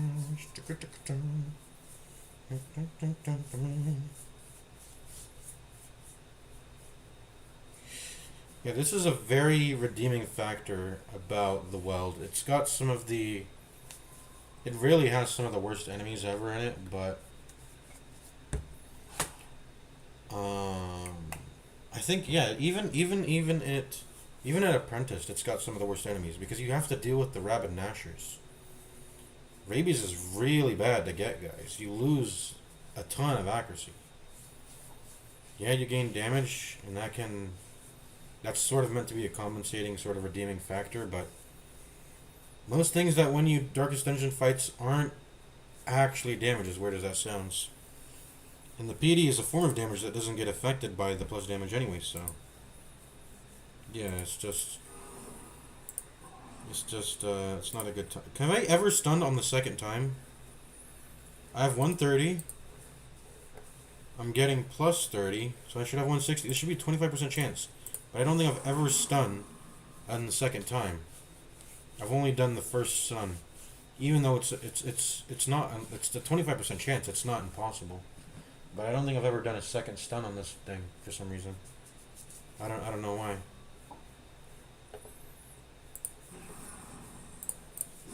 I always get like the first stun off. Not always, but you know, it's very likely I do. And now I'm gonna attempt a second stun, as you're gonna see here. Resist. I never land the 1 in 4. It is a 1 in 4. It's 25% chance, right? I believe so. 160 minus 145 is. Oh wait, that's 50. Wait, isn't no? That's 15%. That's 15% chance. But that's still an amount that I would expect to hit it at least once throughout this entire stall. But it's never happened.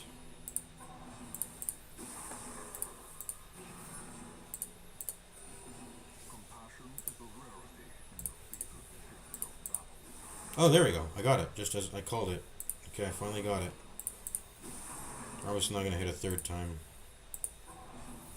By the way, I heard on the Butcher Circus, stun resistance building up is not even a thing.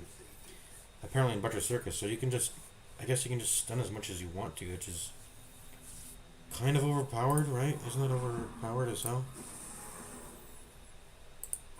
I don't know why they allow stun chance to not build up, to not have the build up as it does in the regular game. I don't know why would they would make that decision. I know there's some other changes to Butcher Circus too. There's some other changes.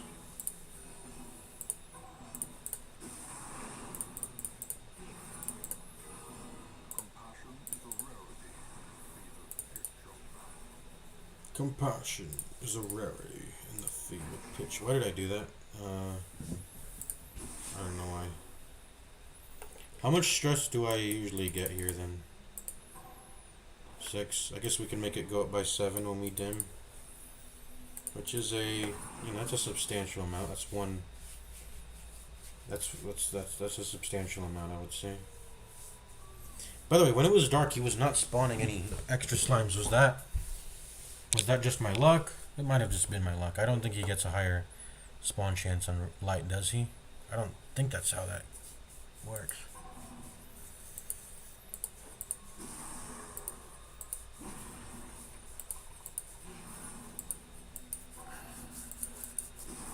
I guess let's dim the light again.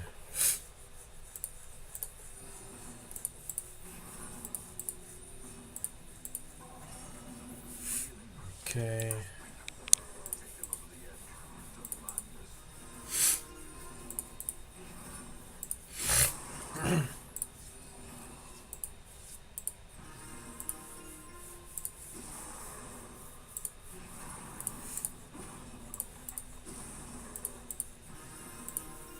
Get you all the way back down. Should I even go to below dim? Go to dark? I think there's dark. There's radiant, dim, dark, and then pitch black. Or is there a really dark?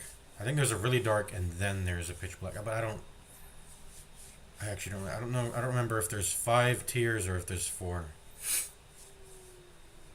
No, I think there is 5. There's dim light, dark, really dark, and then pitch black.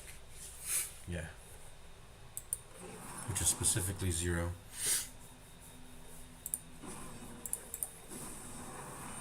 Oof. Okay. Ouchie, ouch.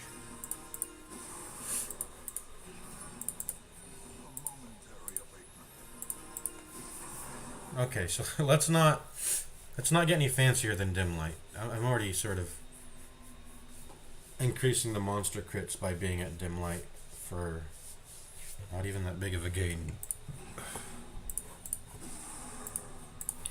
In fact, we'll go ahead and put the light back up. I'm not dealing with this shit. Not when I'm stress healing down an irrational person right now.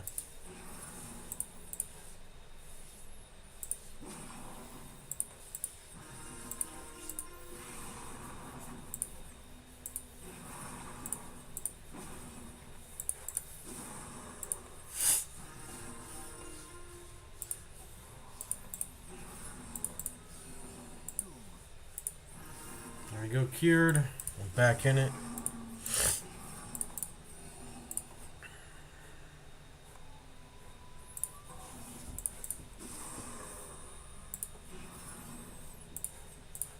Let's get the light up. Get the light up. Because why not? No, let's keep it at dim. We are, I think, are we 1 dazzling light away? No, we're not. We are 2. We'll be on the edge of dim light if we press torch. Let's do it. So we're on the edge. 74.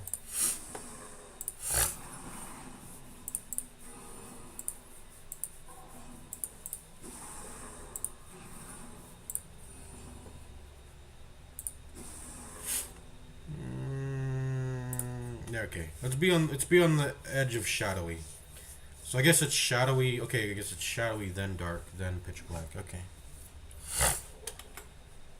Let's see if it actually increased it. It's still 7. Okay, so we're going back up to dim. We're going back up to dim.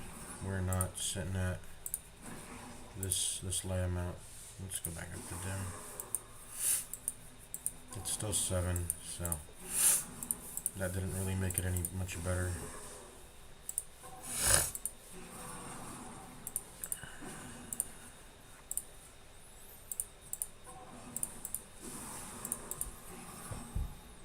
You're making love to me. I get messages from the stars.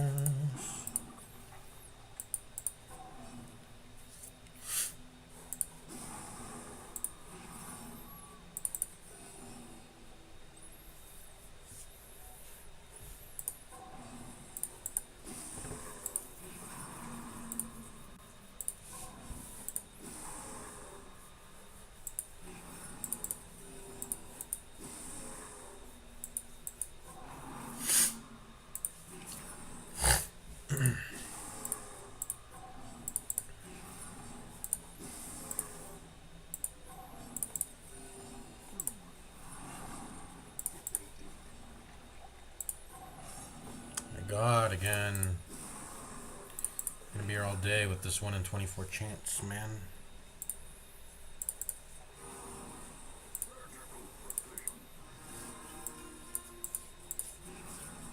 At least the stress back down or the stress relief back down is pretty dang fast, being at 11.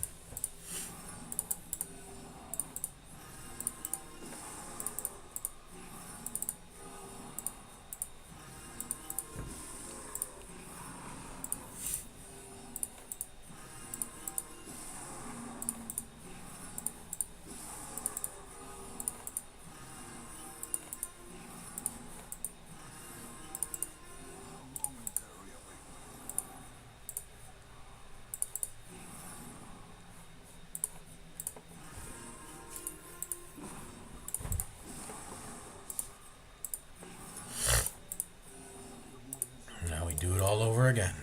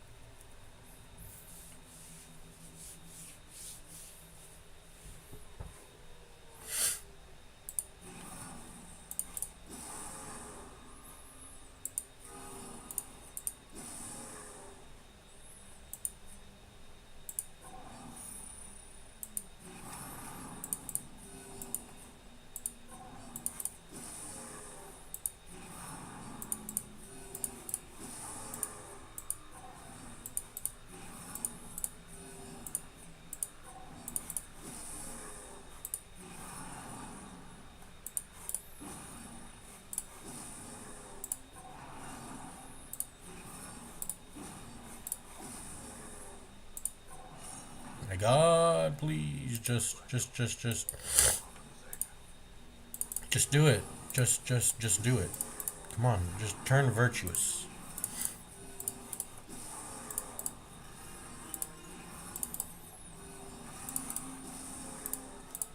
How do you get in front? This motherfucker. This motherfucker.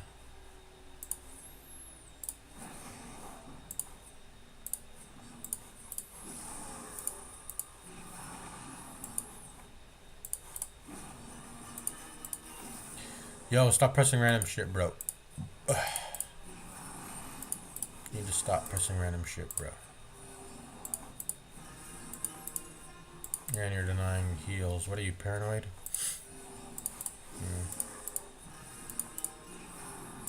Does paranoid have more act outs than the typical affliction, or what? I don't know.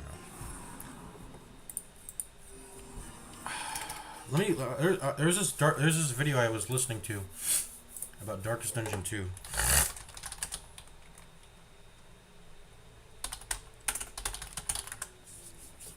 It was today. I was listening to this.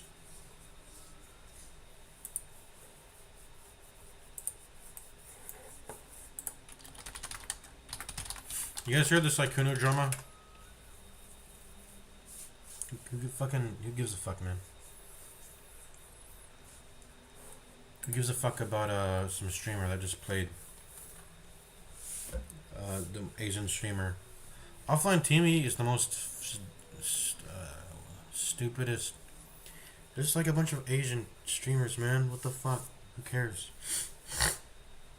Who cares about OTV? Who cares about fucking OTK? Who cares about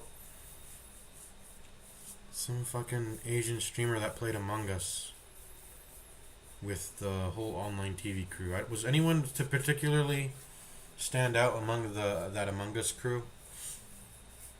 Who was like the sort of leader of it? I don't know. Offline TV, was it? I know Disguised Toast got really... He used to just play Hearthstone. That used to be his thing. And then he blew up with Among Us, and then he became more of a face. And all the stupid offline TV. I hate streamer groups. It's so stupid. No one... Man, it makes me think that streaming... I don't think it was really that crazy to begin with, streaming culture and Twitch culture. But Twitch is now... It's hit the mainstream. Was it Ninja that hit them? Is it Aiden Ross or Ninja that made Twitch a big like platform? It's got to be Ninja. The first time I ever saw someone when I was uh, still in public schooling was the first person I ever saw watching Twitch was this guy who played Fortnite. I was watching Ninja. He watched Ninja. I think it was Ninja or Aiden Ross. More so Aiden Ross if we're talking non-gaming content. The one to really blow up Twitch in terms of non-gaming content, which is that's what Twitch is. I mean, Twitch literally used to have a rule that said you couldn't not game. But then, of course, that's why Hearts. It was already in the beginnings. The site was already in the beginnings of having titty culture and non-gaming culture, with mostly titty streamers segueing that into everything else that is non-streaming, non-gaming content. It all started with Hearthstone. Hearthstone was a game you could just have you could technically still be playing it in the background, and it was just, you press your cards and you do some shit, but the main content of the stream can be your face cam or whatever you're doing in the background. And then Twitch had rules against how big your webcam could be, and they made it more lax towards T streamers, and there was tons of corruption, and there still is today when it came to titty streamers, because they had Hassan, not Hassan Piker, but this is a different Hassan. He used to be a Twitch staff administrator, and he would use his power to get sexual favors from women, and it was a whole thing. And it's still going on today. And there's still tons of garbage at Twitch when it comes to their moderation. I remember they had a program where, what were they even called? But they had that one furry person be a Twitch, I think it was like Twitch advocate. I don't know what role it was, but it was some position of power they started handing out. And she's a deer. She was like a pretend deer. I say she, but I don't even think it was an actual she. It was a troon, as you guys tend to know. Anyways, internet culture is. I'm fond of it. I think I would consider myself to be. And I don't know if the word is a part of it. I'm a part of it, technically. I'm a part of it. Internet culture, I'm a very online person. I've always been very online. Let's continue playing the game. I've always been online. I've been on computers since I was a very young kid, and yeah, it's got a bunch of Normans on it, normies. I have never been to a forum board though, like 4chan or whatever that type shit is. So I'm not that type of person, but I've always been on. It's mostly YouTube. I've been on YouTube a lot. I love YouTube. I've been on YouTube all the time since forever. I love the platform. Used to. I don't think it's as good anymore, but I'm still around here because what other fucking alternative platforms are as good or better? Twitch is woke as hell now too, so it's just. Every facet of my life has been degrading.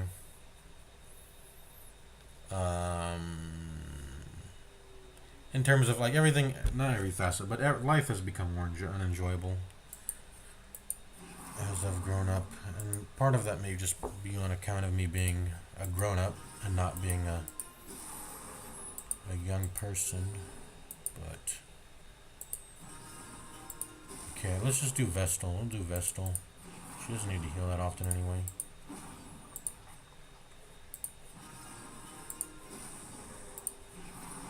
Oof. Oh, she needs to heal now. Do I solo this? How much did I get hit for? That was more than half my HP. I should probably... Well, I've been healed already, so...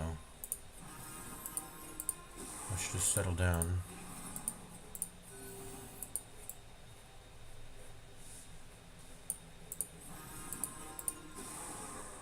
Courageous is going to get everyone stressed down, kind of. Why should I even be worrying about stress healing anyone but him. I guess I'll just equalize. Okay, yeah, whatever. Okay, let's do Vestal now.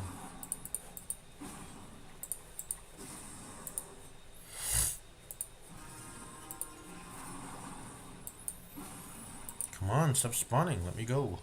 I guess I'll do. You know, I'll pass on Jester. We passed on Vestal.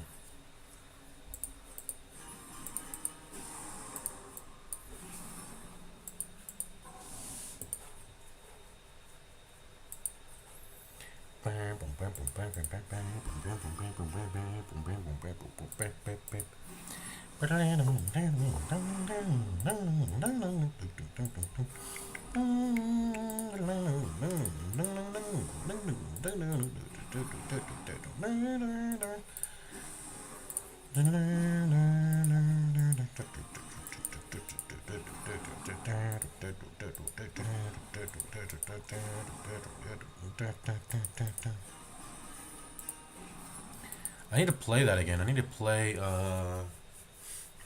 Cave Story again. I never got the true ending. Which is, there's a lot of content put behind the true ending, guys.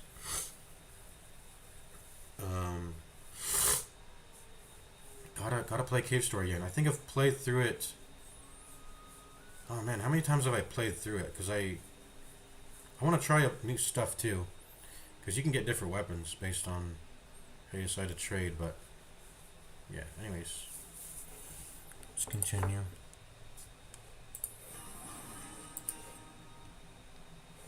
At the moment, like, why should, I mean, yeah, you can get like you can get a really cool weapon. If you go back, if you get the jetpack and you go back to the guy who gives you you pretty much, you steal it from him. The first weapon you get, you steal the weapon from the guy. Quite rudely, when he's dozing off. Excuse me.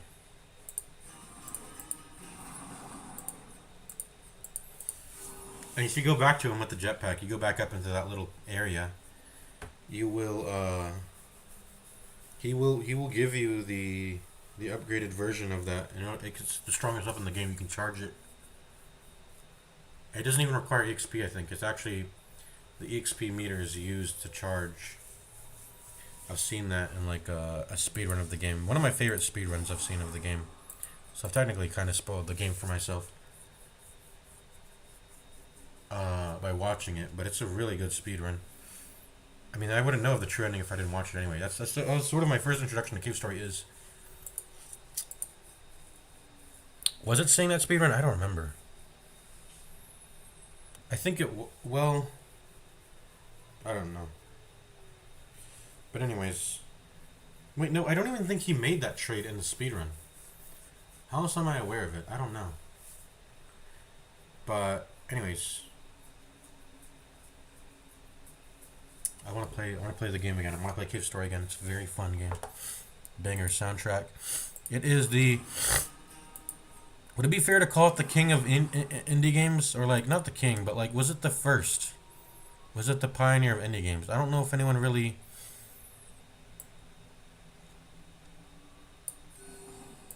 Indie gaming doesn't really have any origins. It doesn't really, like, no one really took lead from Cave Story. That's not a thing that happened, I think.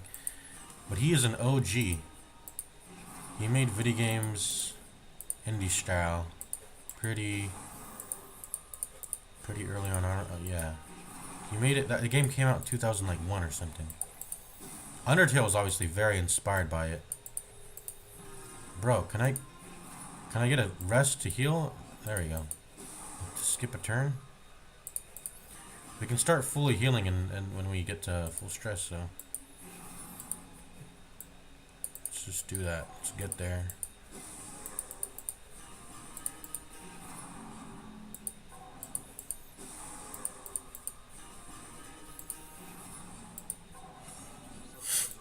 Alright, I expected that. Heal it back down. God, it's taking so long. Look at the turns. Look at the fucking turns.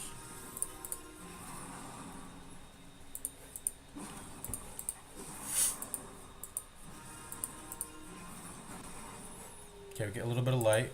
I mean, I kind of wanted that, just to be on the edge at least. Be on the edge of going into that.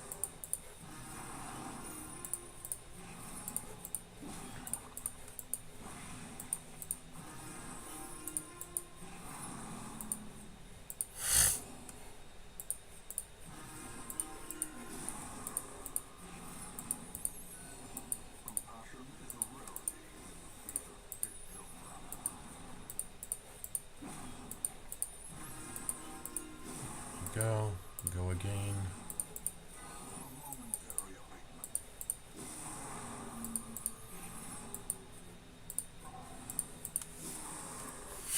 Go again, all over again.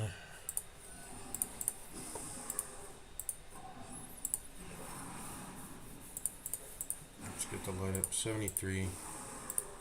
Just be on the edge.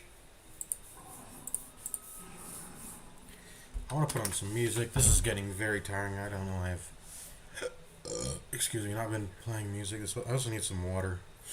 I need to get some drink. I have this one next to my desk, but it's warm now. I want to get a cold one.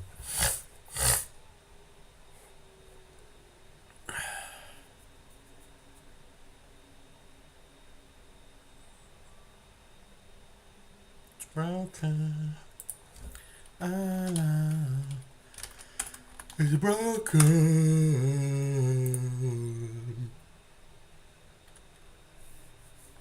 It's broken.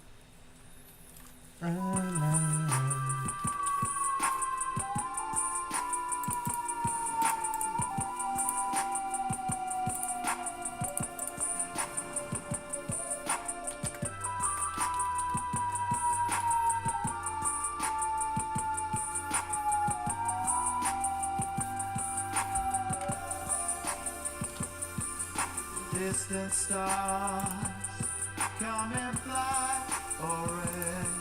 I've seen their worlds inside my head. They connect with the fall of man. They breathe you in and dive as deep as they can. There's nothing you can do for them. They are the force between when the sunlight is arising. There's nothing you can say to him. He is in outer heart, and the space has been broken. It's broken.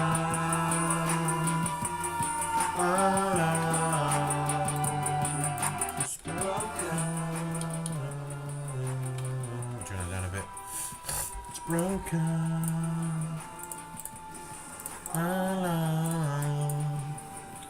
It's broken.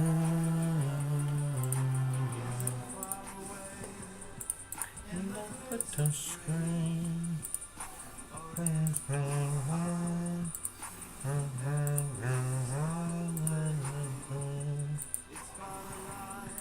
On the Christmas screen. Through the night as we sleep. Nothing you can do but end the force between. When the sunlight is rising. Nothing you can say to them. And the space has been broken. It's broken. Our love is broken. It's broken. Our love is broken.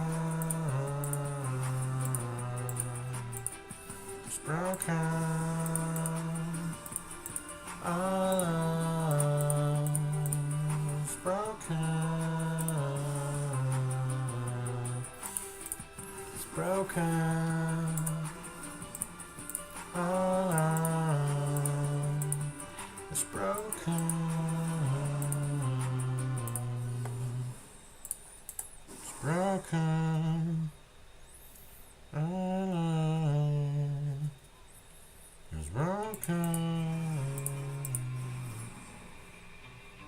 What's this next song?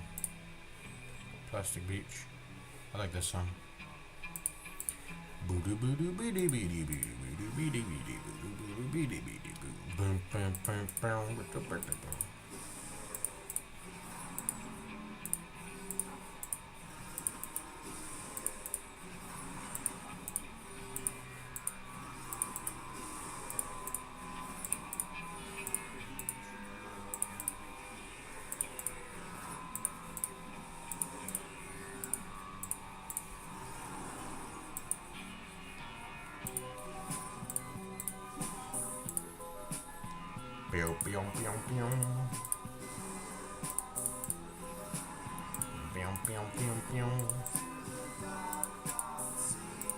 Gotta kill those things fast, because then they get spawned in another one.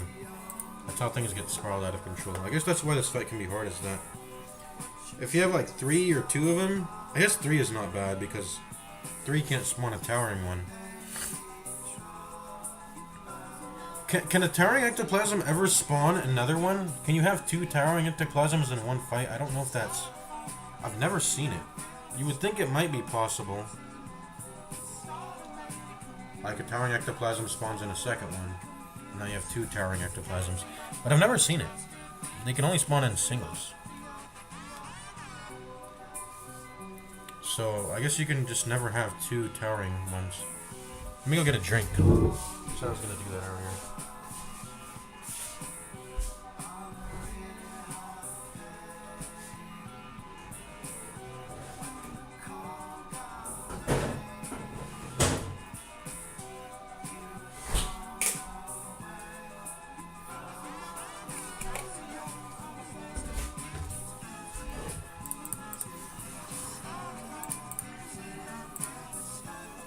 Oh, you were supposed to be skipping turns. Whoops.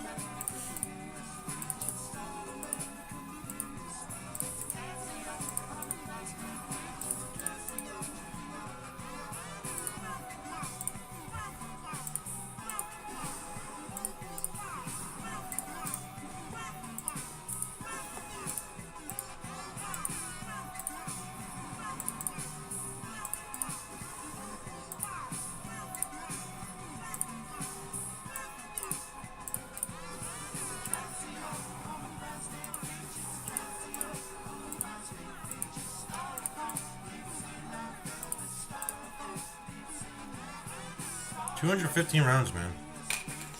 I like this shit.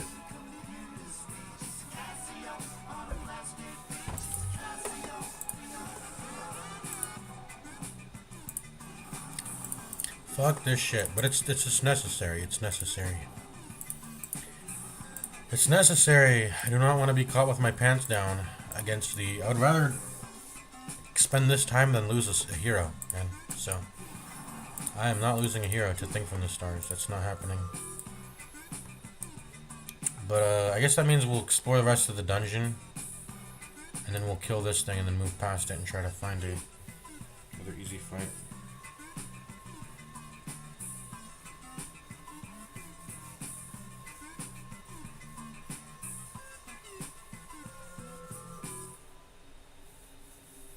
And then we could save...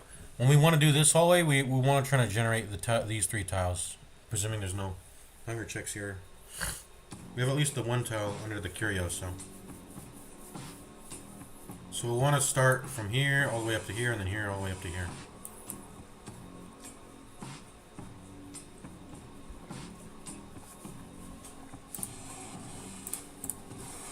I don't know if that makes sense. Basically, when I generate this fight, I want to be walking from here to here and generate the fight. And then the fight will be here, and then I can explore the rest of this mission, and then maybe, hopefully generate another slime fight in the same hallway.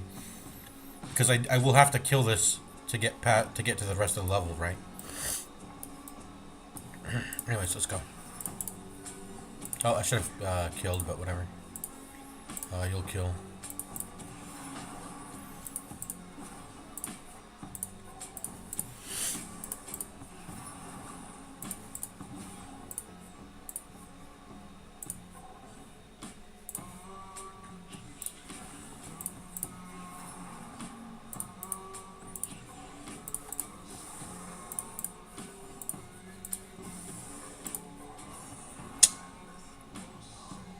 Huh?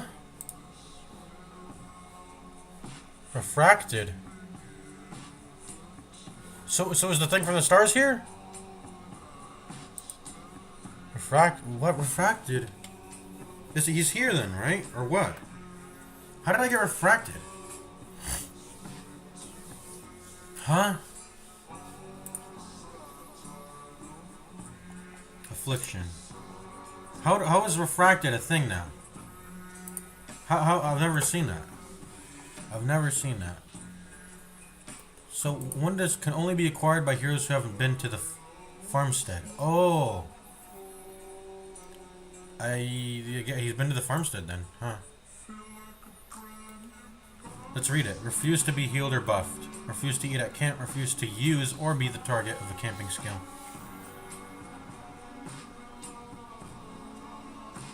Only requires you to have been to the farmstead. Huh, okay. I didn't know.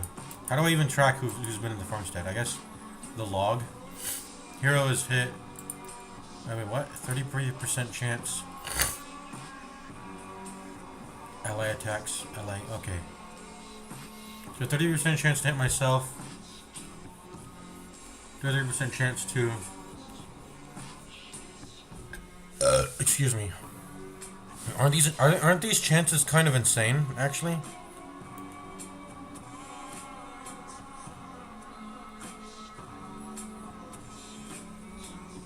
I guess it's a 60... Irrational has a 60% chance, similarly.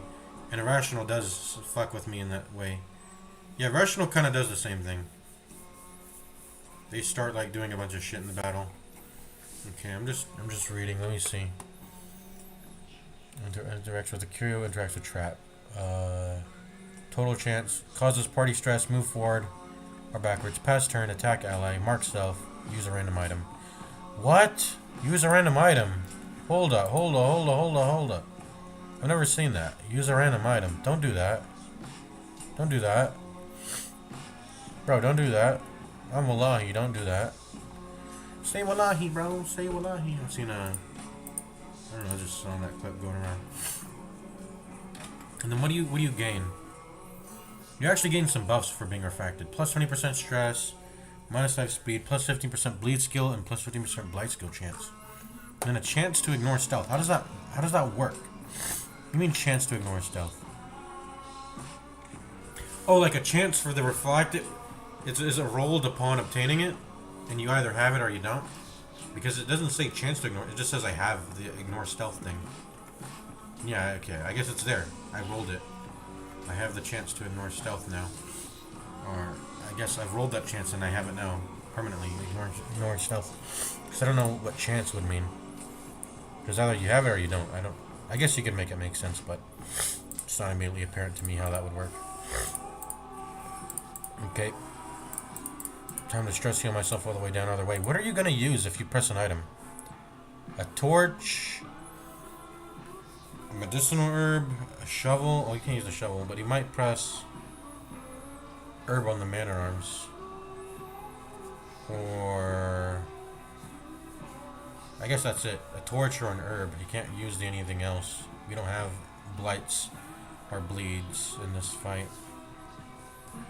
Don't press those, man. Don't press those. Chill out. Just get some heals going and chill out.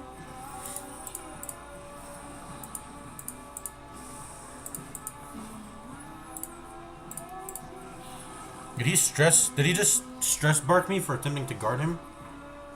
On Wallah, he didn't do that. I didn't even know that was a thing. I thought they just say no. I didn't know they can also hit you with stress if you attempt to help them. What the fuck? Man, Afflictions really just love to hand out stress barks to everyone all the time. Just hand them out everywhere. Okay.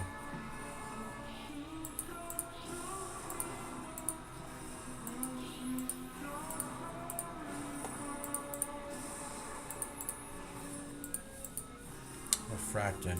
Well, there you go. I've seen it. Refracted. Heroes who enter the farmstead can get it. Please don't. Why'd you have to do that, bro? Because he may have died. I don't know. I don't want him dying. There we go. Stress healed all the way. Alright, go again. Go again. Skip turn.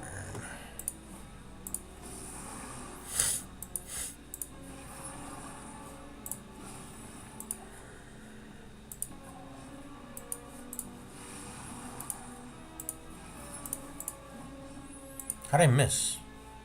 Is my accuracy really that bad? I guess I can miss. It's a 4% chance though.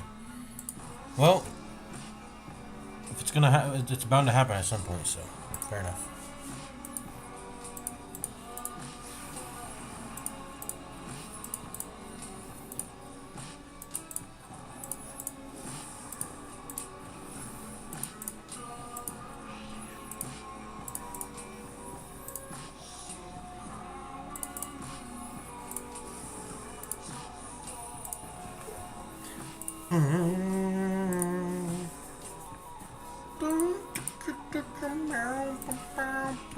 It's too slow for my taste, bro.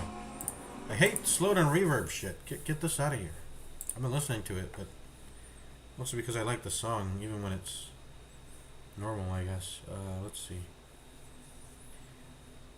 I'm getting kind of tired of listening to the same song. I'm trying to get some new songs here.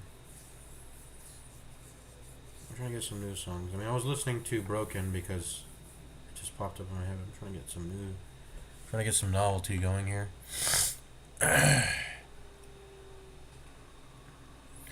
The Egno Tesoro 1 hour loop, dark ambient mix, ambient music. 40 views. This is 1 hour ago. Okay. YouTube recommending me some fresh videos. Let's see. Soothing Rain and Clay Jars with Distant Thunder. Gift for relaxing and deep sleep. When my first ASMR video ends, this is what autoplays right after. Every time, and then I sometimes find myself waking up to this sound. I'm like, what? It's raining? Is it raining outside? And I was like, no, it's just this fucking. It's the fucking the tingy playing. This video playing. I guess I'll listen to it. It's giving me goosebumps just listening to it. It's making me feel colder already. Just the sound of rain. Kind of like it. I like it. It feels good. That's what ASMR is meant to do to you. Give you the goosebumps. Yeah, I'm gonna just relax and stop talking now. Why are we even talking? I mean, I guess I'm talking because we're doing something really boring here. What else is there to do but conversate? Whatever. Let's go. I'm just gonna be quiet.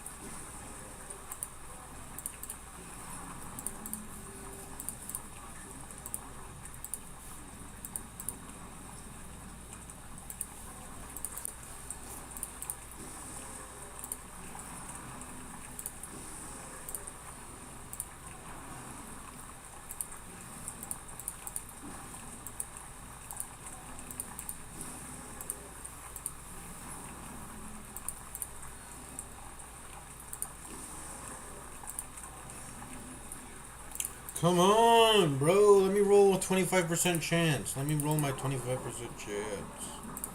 Please. It's genuinely unlucky at this point, right? It has to be to not have rolled my 25% chance. How much damage is that? Okay, I think it's 17 damage. Because he was at full, wasn't he? So, never be below 17 HP. I don't want to get hit with Death's Door debuff, honestly. Even if it's pretty minor. I think Death's Door debuff is actually pretty minor. I think it's mostly exists there to, It's actually not. That's they only did this in Darkest Dungeon 2, and you know what? This is why fucking Darkest Dungeon 1 with the remake with Darkest Dungeon 2 like sort of updated combat system would be so cool because they could improve upon the game's shit like accuracy being too necessary and all this. They could improve upon that by just remaking Darkest Dungeon 1, but they don't want to fucking do that. Wait, why did I go on this rant again? I forgot why I went on this rant. Something having to do with this Plague Doctor dropping to 17 HP. They could fix stalling. Like, I wouldn't be doing this if I knew if they this what I'm doing wouldn't even be possible if I knew if they fixed how stalling worked like they did in everything. What was I saying about Darkest Dungeon 2? I totally forgot. Something about how they should remake the game. How do I have such a fucking small ass memory, short ass memory? Let me watch my stream. Let me watch my stream and listen to myself. Pretty minor. I think Death's Door debuff is actually pretty minor. Oh, okay. This is why I brought it up. I think Death's Door debuff in 1 would be really cool if it worked like the second game, right? The second game, what happens is you bring someone to Death's Door and you proc it. It lowers the chance. You proc it again, it lowers the chance. And then eventually you will have to hit 0. Darkest Dungeon 1 doesn't have that. I know that because if I recall, it doesn't debuff Death's Door resistance. I think mortal debuff. I think it's called the mortal debuff. Death's Door debuff. There's two separate ones for. I think there's two separate ones for heart attacking which is what happens when you hit 2 into stress. And then there's another one that's separate for falling to 0 HP. Those are two separate debuffs, I think. Heart attack. But I think neither of them lower your Death's Door resistance, and it should. The Darkest Dungeon 1 devs, rather than making Death's Door resist a stat that can fall with each proc of your Death's Door, which would make it actually a genuinely interesting mechanic to stack, because then you could probably at that point unlock the Death's Door cap, right? You can unlock the Death's Door cap, which they've capped because people would max it out in the very early releases of versions of Darkest Dungeon 1. They had a broken strategy where you would just cap the Death's Door resistance, and you could sit at 0 HP and do that. I think people even... This was still around the time when Flagellant came out. So the game was still... When did Flagellant come out? How early did Flagellant come out? But I remember Death's Door resist being stackable to 100 was a thing when Flagellant was around. And Flagellant is a DLC character, right? That is not a... It's not a character that exists on release.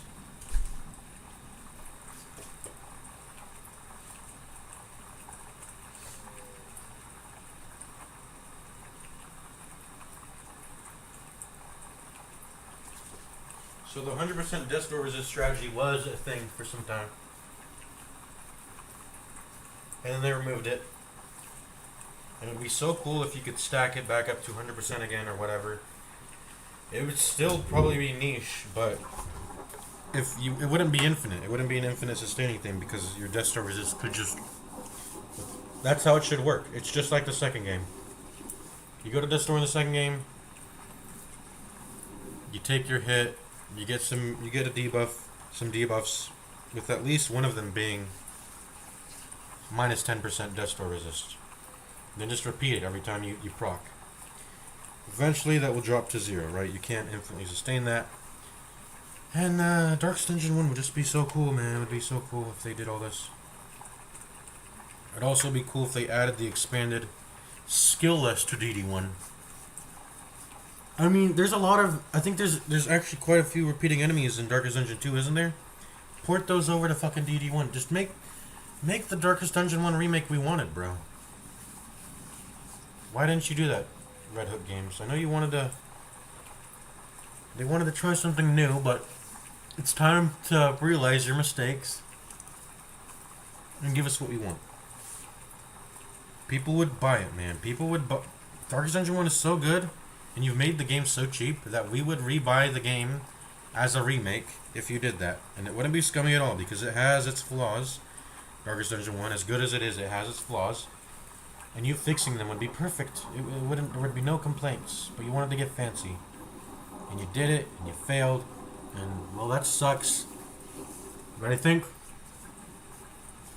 there is evidence about the fact that they've just been fucking doubling down on it. Because I heard Kingdoms came out.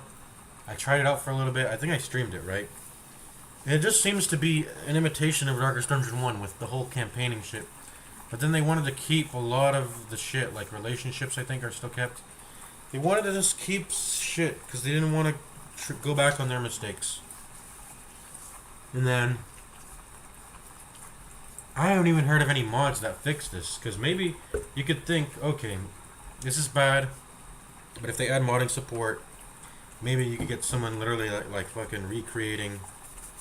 Maybe we could get like a Black Reliquary. Well, we could get like an overhaul, pretty much. We can get like an overhaul. I want to play Black Reliquary, by the way. That shit, I'm still hyping it. That's what I'm anticipating, because I think it's pretty much all been. It's been given to us, evidence to us at this point that Red Hook Studios is standing on business. As the kids say, they're standing on business there. They're saying, we're doubling down. This is how we're going to make the games. We will not admit that our games are... that this new style we're doing is not that good as our first game. We do not want to admit that. We don't want to retread that ground. Even though we'd be totally okay with you doing that. Just do what, then do that. Make a DD1 remake. Just do it. You've already invested so much time into the first game. I mean, when did the game release and when did its last update come out? Actual update with content. That was the Color of Madness, right? They introduced so much content. Actually, no, they added multiplayer into the game. Butcher Circus. That happened all the way in what year? What did the Butcher Circus come out? 2021, if I believe, or whatever. So it came out in 2013. I think the game's been in early access since 2020. Not 2020. 2013 or 2012 even. So Darkest Dungeon 1 has been out for a long time, and they've continually added new content. It's been their sort of flagship game, obviously, and remake would have been very appreciated, even if it would have been very appreciated. We would have bought, even if it's labeled as Darkest Dungeon 2, whatever. We'll rebuy the game because there's some improvements to be seen. It's money. Look, if it costs a lot of effort and you put a lot of effort into it, make it cost money. Whatever, whatever. We'll pay for it. The fans will enjoy this, a DD1 remake. Alright, let's go ahead and continue playing the game now. Yeah, I think I should constantly guard Jester, because you don't know when he's going to deny a guard at some point.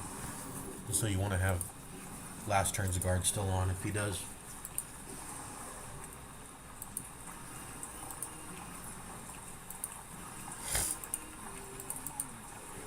I think I've reiterated these talking points about DD2 over and over again, but let's actually listen to a video talk about that. Let's actually do that right now. There's a video that I'm gonna. So you guys are just gonna hear the audio, but let's just do it.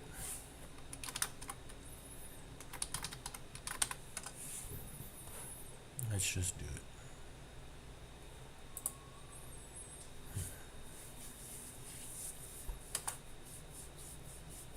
I was already in the middle of the video. Should I rewind it? Controlling them. Let's run it a bit. Bad game. It's not great, but it's all. Let's rewind it a bit. In the first game, the entire hamlet was managed by various villagers trying to make ends meet. In the That's first, funny. first tried to experiment this dungeon. Oh, by the way, I just read the comments of this video. I didn't even watch the video yet fully. But there's so many valid points, actually, about what the devs are doing. Like them adding the wagon intro for like an hour or some shit. Making it so you can't refund the game. That's so garbage. It's so scummy of them. I mean, if it's a AAA studio doing it, you know what? Whatever. Expected. And that's garbage. That was garbage anyway to begin with. So we're not... Expectations are not held high for that. But for, you know, a studio that isn't expected to be scummy, it sucks to see Red Hook become scummy. I don't even know how their investment plans have been, because I think there's been some investors getting their grubby hands on Red Hook Studios. Maybe I'm making this up and fabricating this totally in my mind. But I'm recalling Red Hook Studios getting... They're getting paid money by investors, and once money starts getting in the mix with stuff, passion no longer becomes this sort of main guiding principle of their game design. It becomes pleasing the investors, right? Or at least really shitty games. We know this. But anyways, maybe I'm fucking wrong. I should probably ask the chat bot about the studio's history and how, if there are any investors that may have muddled with things. I don't know for sure. Let's continue the main thing that I heard. Yeah, they make you, you know, on Steam, you can refund a game after playing it for less than like 2 hours or something. Something like that. The Darkest Dungeon 2 game has a long ass intro that prevents you from... They make you watch this wagon and cutscenes and all this shit at the start, if I recall correctly, for the sake of including non-gameplay. It's the same thing AAA games do. They make you watch a bunch of cutscenes and go through a long-ass tutorial so they can burn up your first... It's crazy that games are so influenced by and designed for the sake of not letting you do the Steam return. But yeah, they let you do a tutorial or watch cutscenes for the first like 2 hours or some shit, so you can burn up all your first playtime, your first 2 hours of playtime, and then boom, you don't like the game anymore. They've got you trapped, and now you can't refund the game. That's the most. You only do that if you know your game could be potentially bad. If you know your game is, you would want to be. If you want people to keep the game and actually have faith in your game, the first 2 hours should be full of the most jam-packed. Like you want that's your hook, man. That's your hook. It's those first few hours of gameplay. Not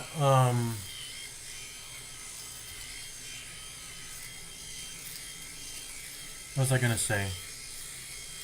Not just a bunch of cutscenes and tutorial extending bullshit.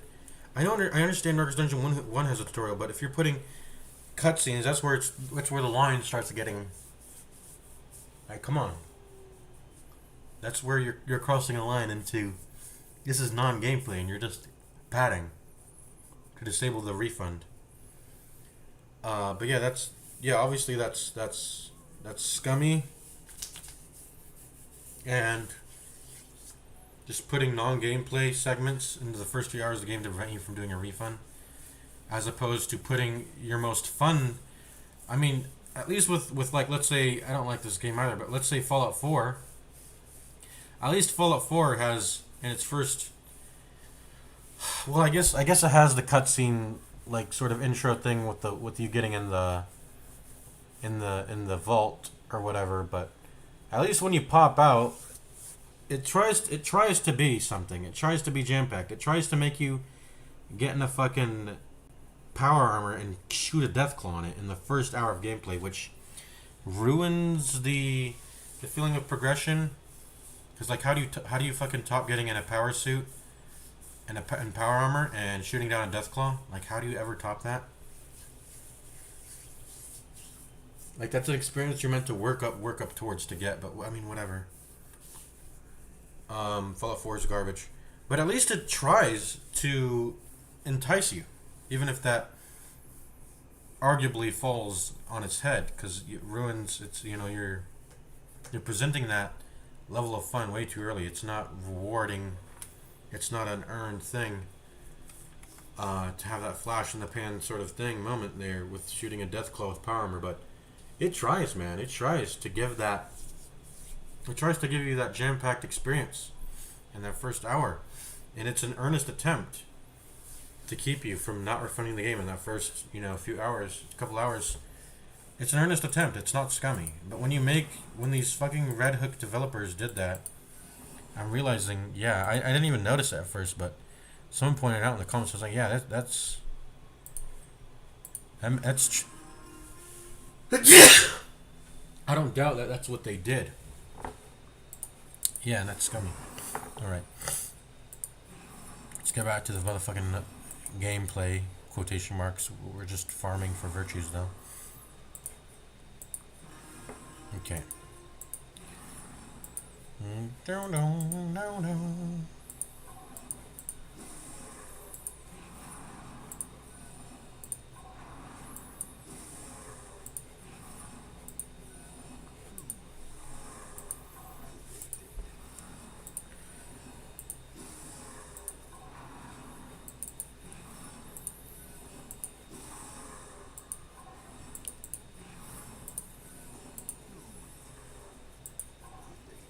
Soothed. Sedated.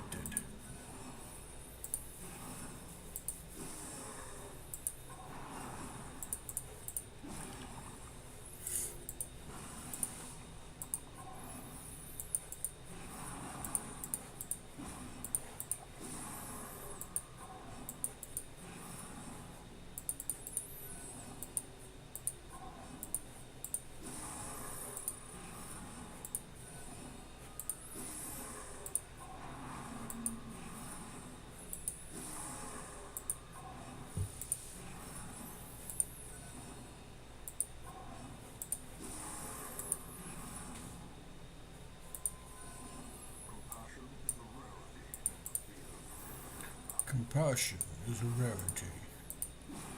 The fevered pitch of battle. Yeah, Vestal or Jester for rank 2. I think I shall use Emboldening Vapors. But, I mean, it starts... Once he gets 80% prot, why... That's gonna stop mattering, isn't it? And I still don't know how the interaction with prot and, I'm starting to think maybe Leper's plus percent damage taken is considered as if the enemy has plus damage, right? And I think the way prot and plus damage work is you get the plus damage and then the prot is applied afterward. I gotta ask that question again. No one's been able to answer it, man. I gotta ask that question again.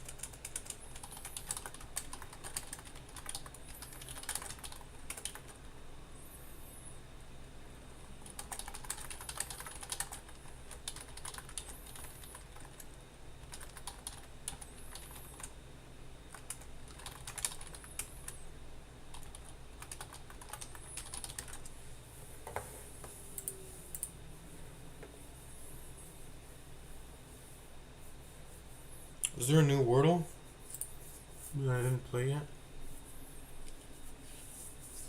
Let's check out the new Wordle. I think I played it already today, though.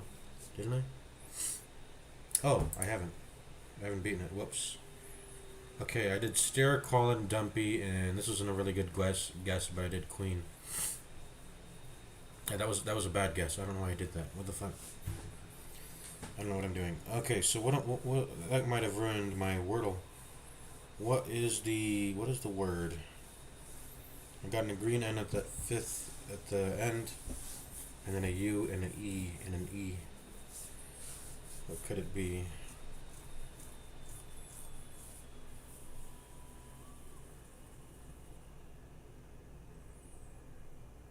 What could it be?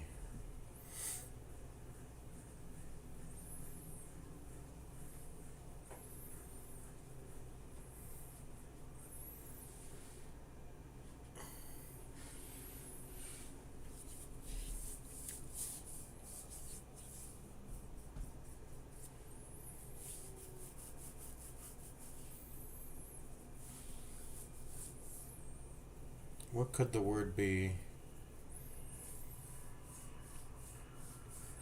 I'm gonna do be fog. Be fog. That'll knock off a bunch of stuff. Ooh, I got it. This is okay. I pretty much got it. I could discovered BE green, G yellow. That's it. We've got all the yellows and greens. So BE UEN or BE UGN. Begun. It's begun. It has to be. There we go. Begun is the wordle for today.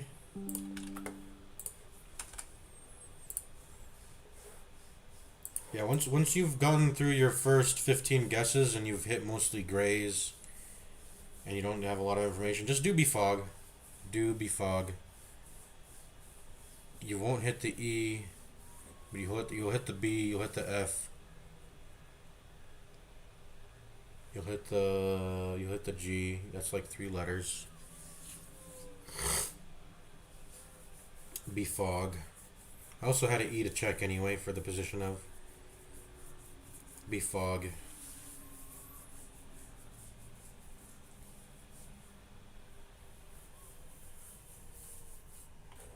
Checks for BFG. Alright, continue.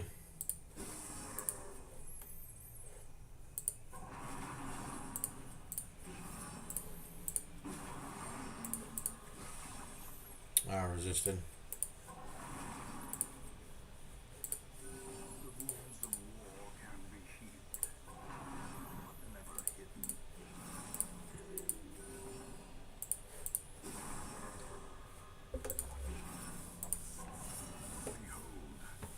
It just never ends, man.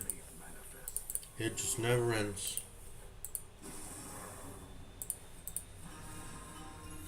I'm gonna start fucking leaving combat to build up stress at this point, maybe. That would speed it up. Maybe I should start doing it. We do have someone who's courageous, so I think that would be fine. It would be a little bit fine to do.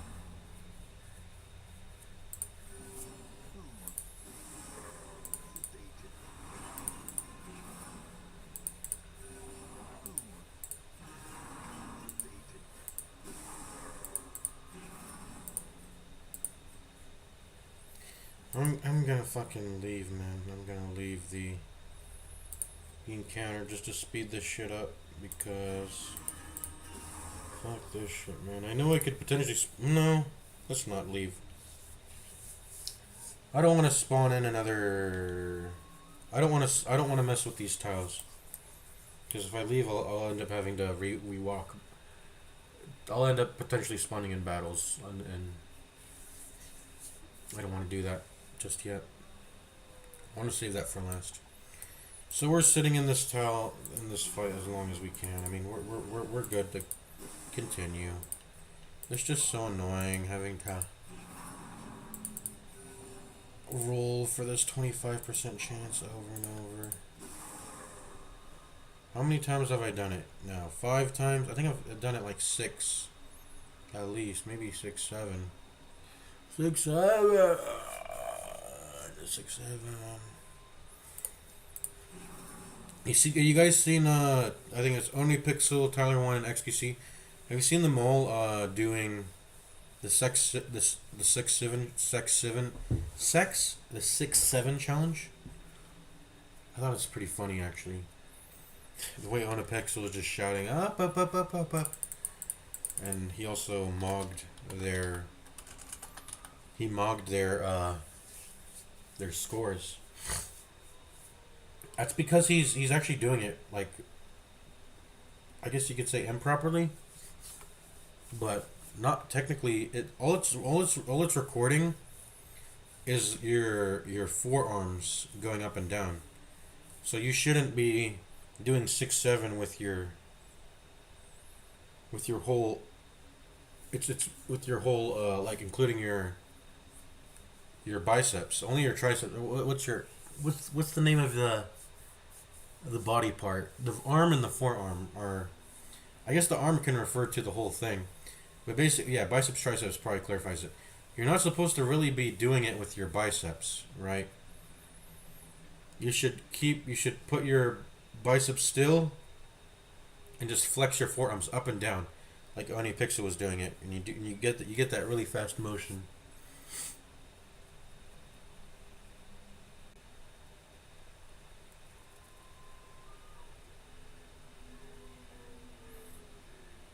Like if you yeah, that's the best way to do it. You're not really supposed to be using your and the point is to just get them up and down, right?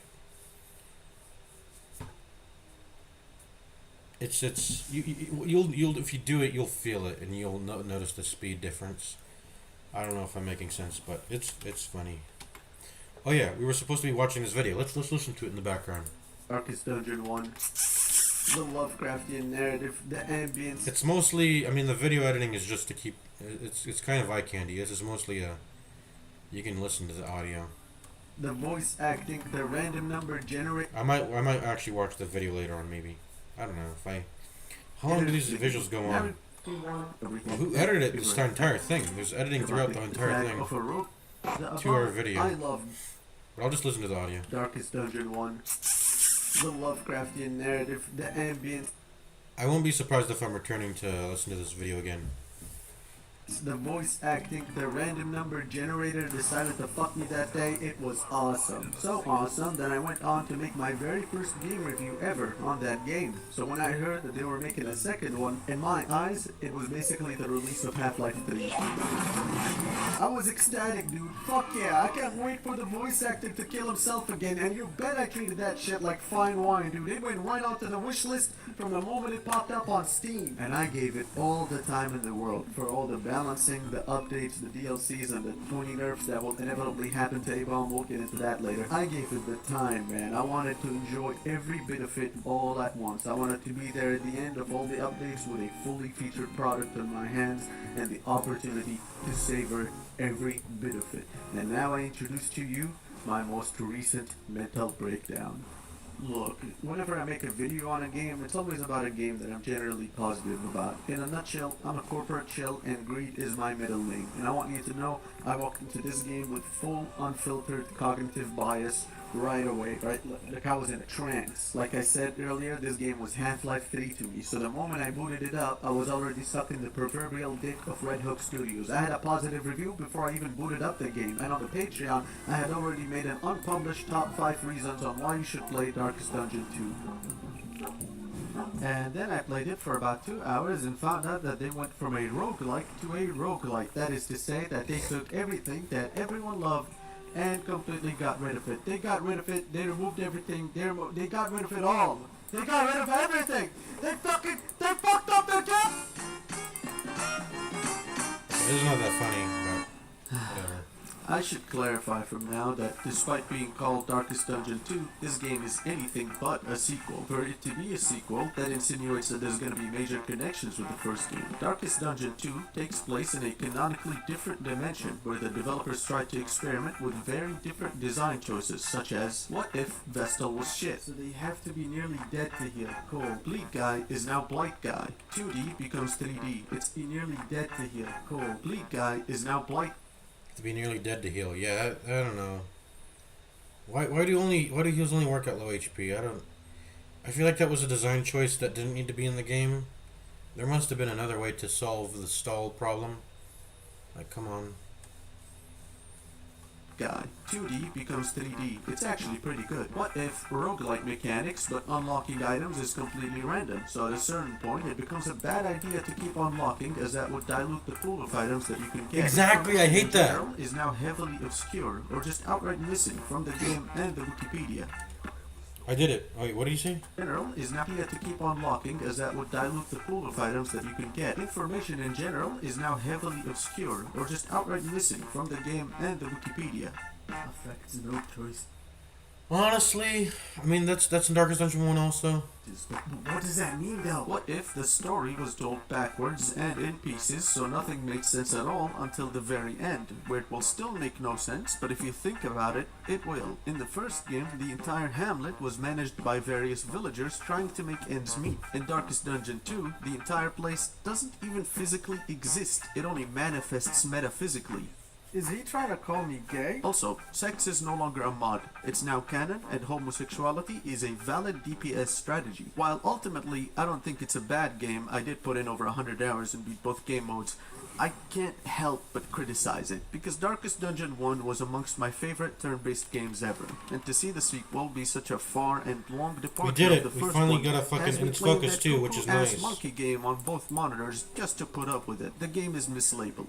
It's not Darkest Dungeon 2. It has little to do with Darkest Dungeon 1 to even be a sequel. And this sentiment is also reflected in the reviews. The advertising would make you think that it's related in some way, but it canonically doesn't even take place in the same dimension. In all honesty though, I have to admit a personal failure. While writing this video, I was extremely conflicted, because on one hand, the game on its own is not a bad game. It's not great, but it's alright. It's got some replay value for sure. But on the other hand, its labeling would indicate that it has a connection with another game, that game being Darkest Dungeon 1. So I went into this game with the expectation of major similarities with the first one, which wasn't even remotely correct. In fact, I would go as far as to say that they degraded in some sections, such as the entire game heavily revolving around the usage of tokens and controlling them. But we'll get into that later. This internal conflict caused me to be quite critical of the game and everything that I wrote about it. Whenever I had something nice to say, it would be followed up with 2 other negative things to say. So, in order to have this video be objectively remotely coherent, it's gonna be in 2 parts. Part 1 is an informational, professional review of the game and its mechanics, how it functions, and so on. Part 2 is gonna be a first for the channel. It's gonna be an essay. A video essay.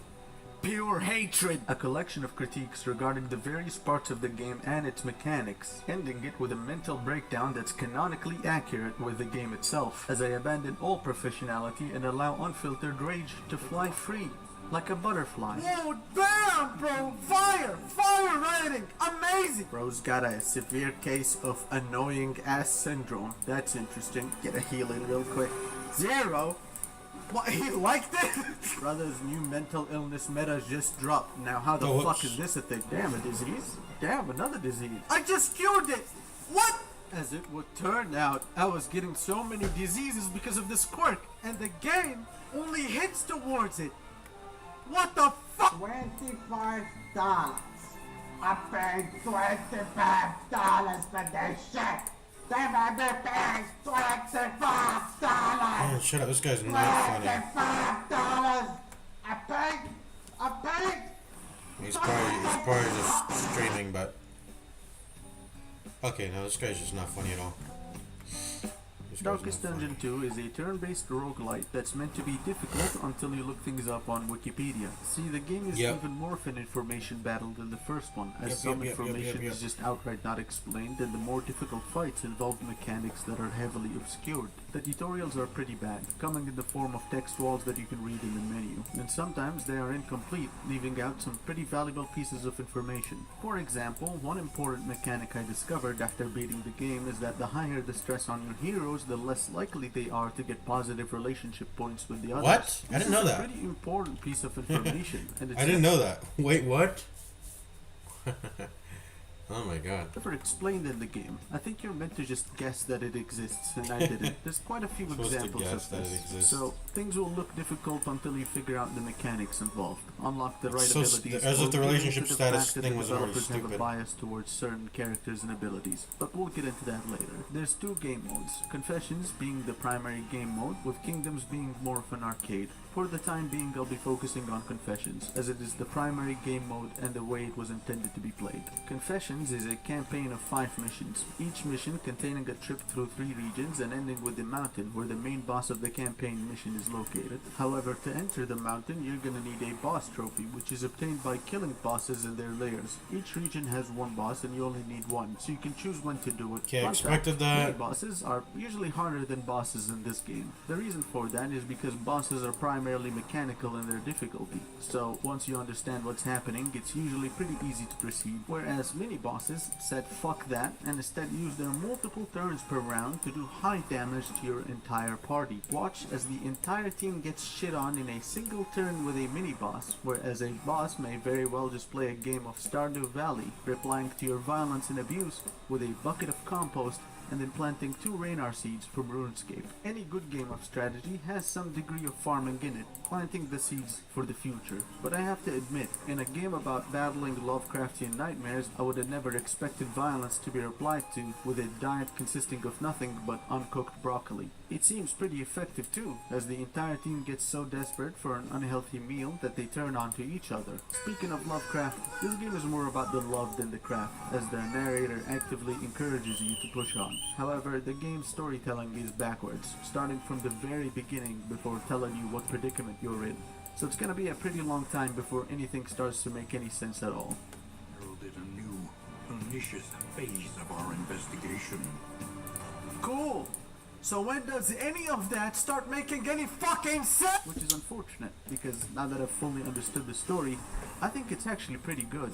Just that it was told in a bad way. Let me give you an example. I had a cat once, and it lived its entire life in pure passion, containing nothing but love for all the people around her, even to the people that she didn't know. Then one day, with seemingly no reason, she started crossing from our balcony to the neighbors, where it would then pick a fight with the most elderly person in there consistently. Now imagine if what I just told you was somehow connected to Darkest Dungeon 2's story. You'd think to yourself, wow, that example makes no sense and is seemingly completely disconnected with the environment and everything happening in it. And you'd be quite right. That's exactly how the game tells its story. So you're likely to play the game, not understand much about the story, then go watch a video that explains it all, and then think to yourself, damn, my man is not only fucked up in his imagination, but his definition of basic geometry as well. The gameplay revolves around you making your team and then going off riding through the 3 regions. Yeah, I have no care for the story. I iterated that, and you I'm gonna choose. reiterate And along that. the way, you choose your I'm route as it here comes for and try Darkest your Dungeon best to gameplay. make the most of what the game gives you.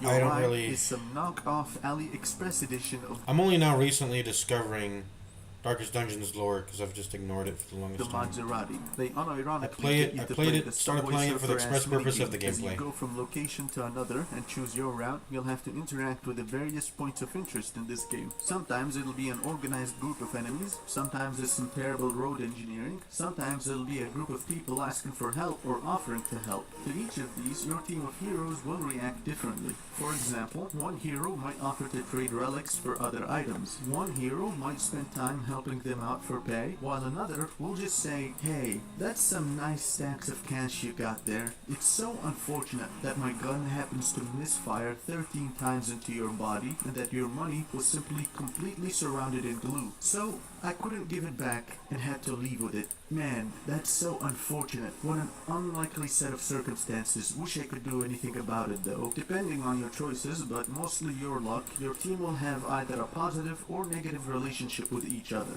Though every choice will tell you how it affects the team. Every time it has a positive effect, you get 1 relationship point, and every time it's negative, you lose 2 relationship points. So it's biased towards being negative, and the more negative a relationship is, the more likely it is to stay negative. You'll get some situations where the highwayman, you know, the guy whose career is to literally steal, will outright despise the other member of the team that you keep choosing over him to steal from people. And if no choice was involved, then the subject is gonna be a lot more ethnically concerned, because while driving, there's a random chance for your heroes to banter with each other, saying shit like, "Damn bro, you look more flamboyant than usual." At which point, the reply is gonna be something along the lines of either, "Thanks man, appreciate you," or 192.168.35.33. Every relationship starts neutral at 10 out of 20 points, with 0 being an extremely high chance of a negative relationship and 20 out of 20 being an extremely high chance of a positive relationship. If this sounds intuitive, well,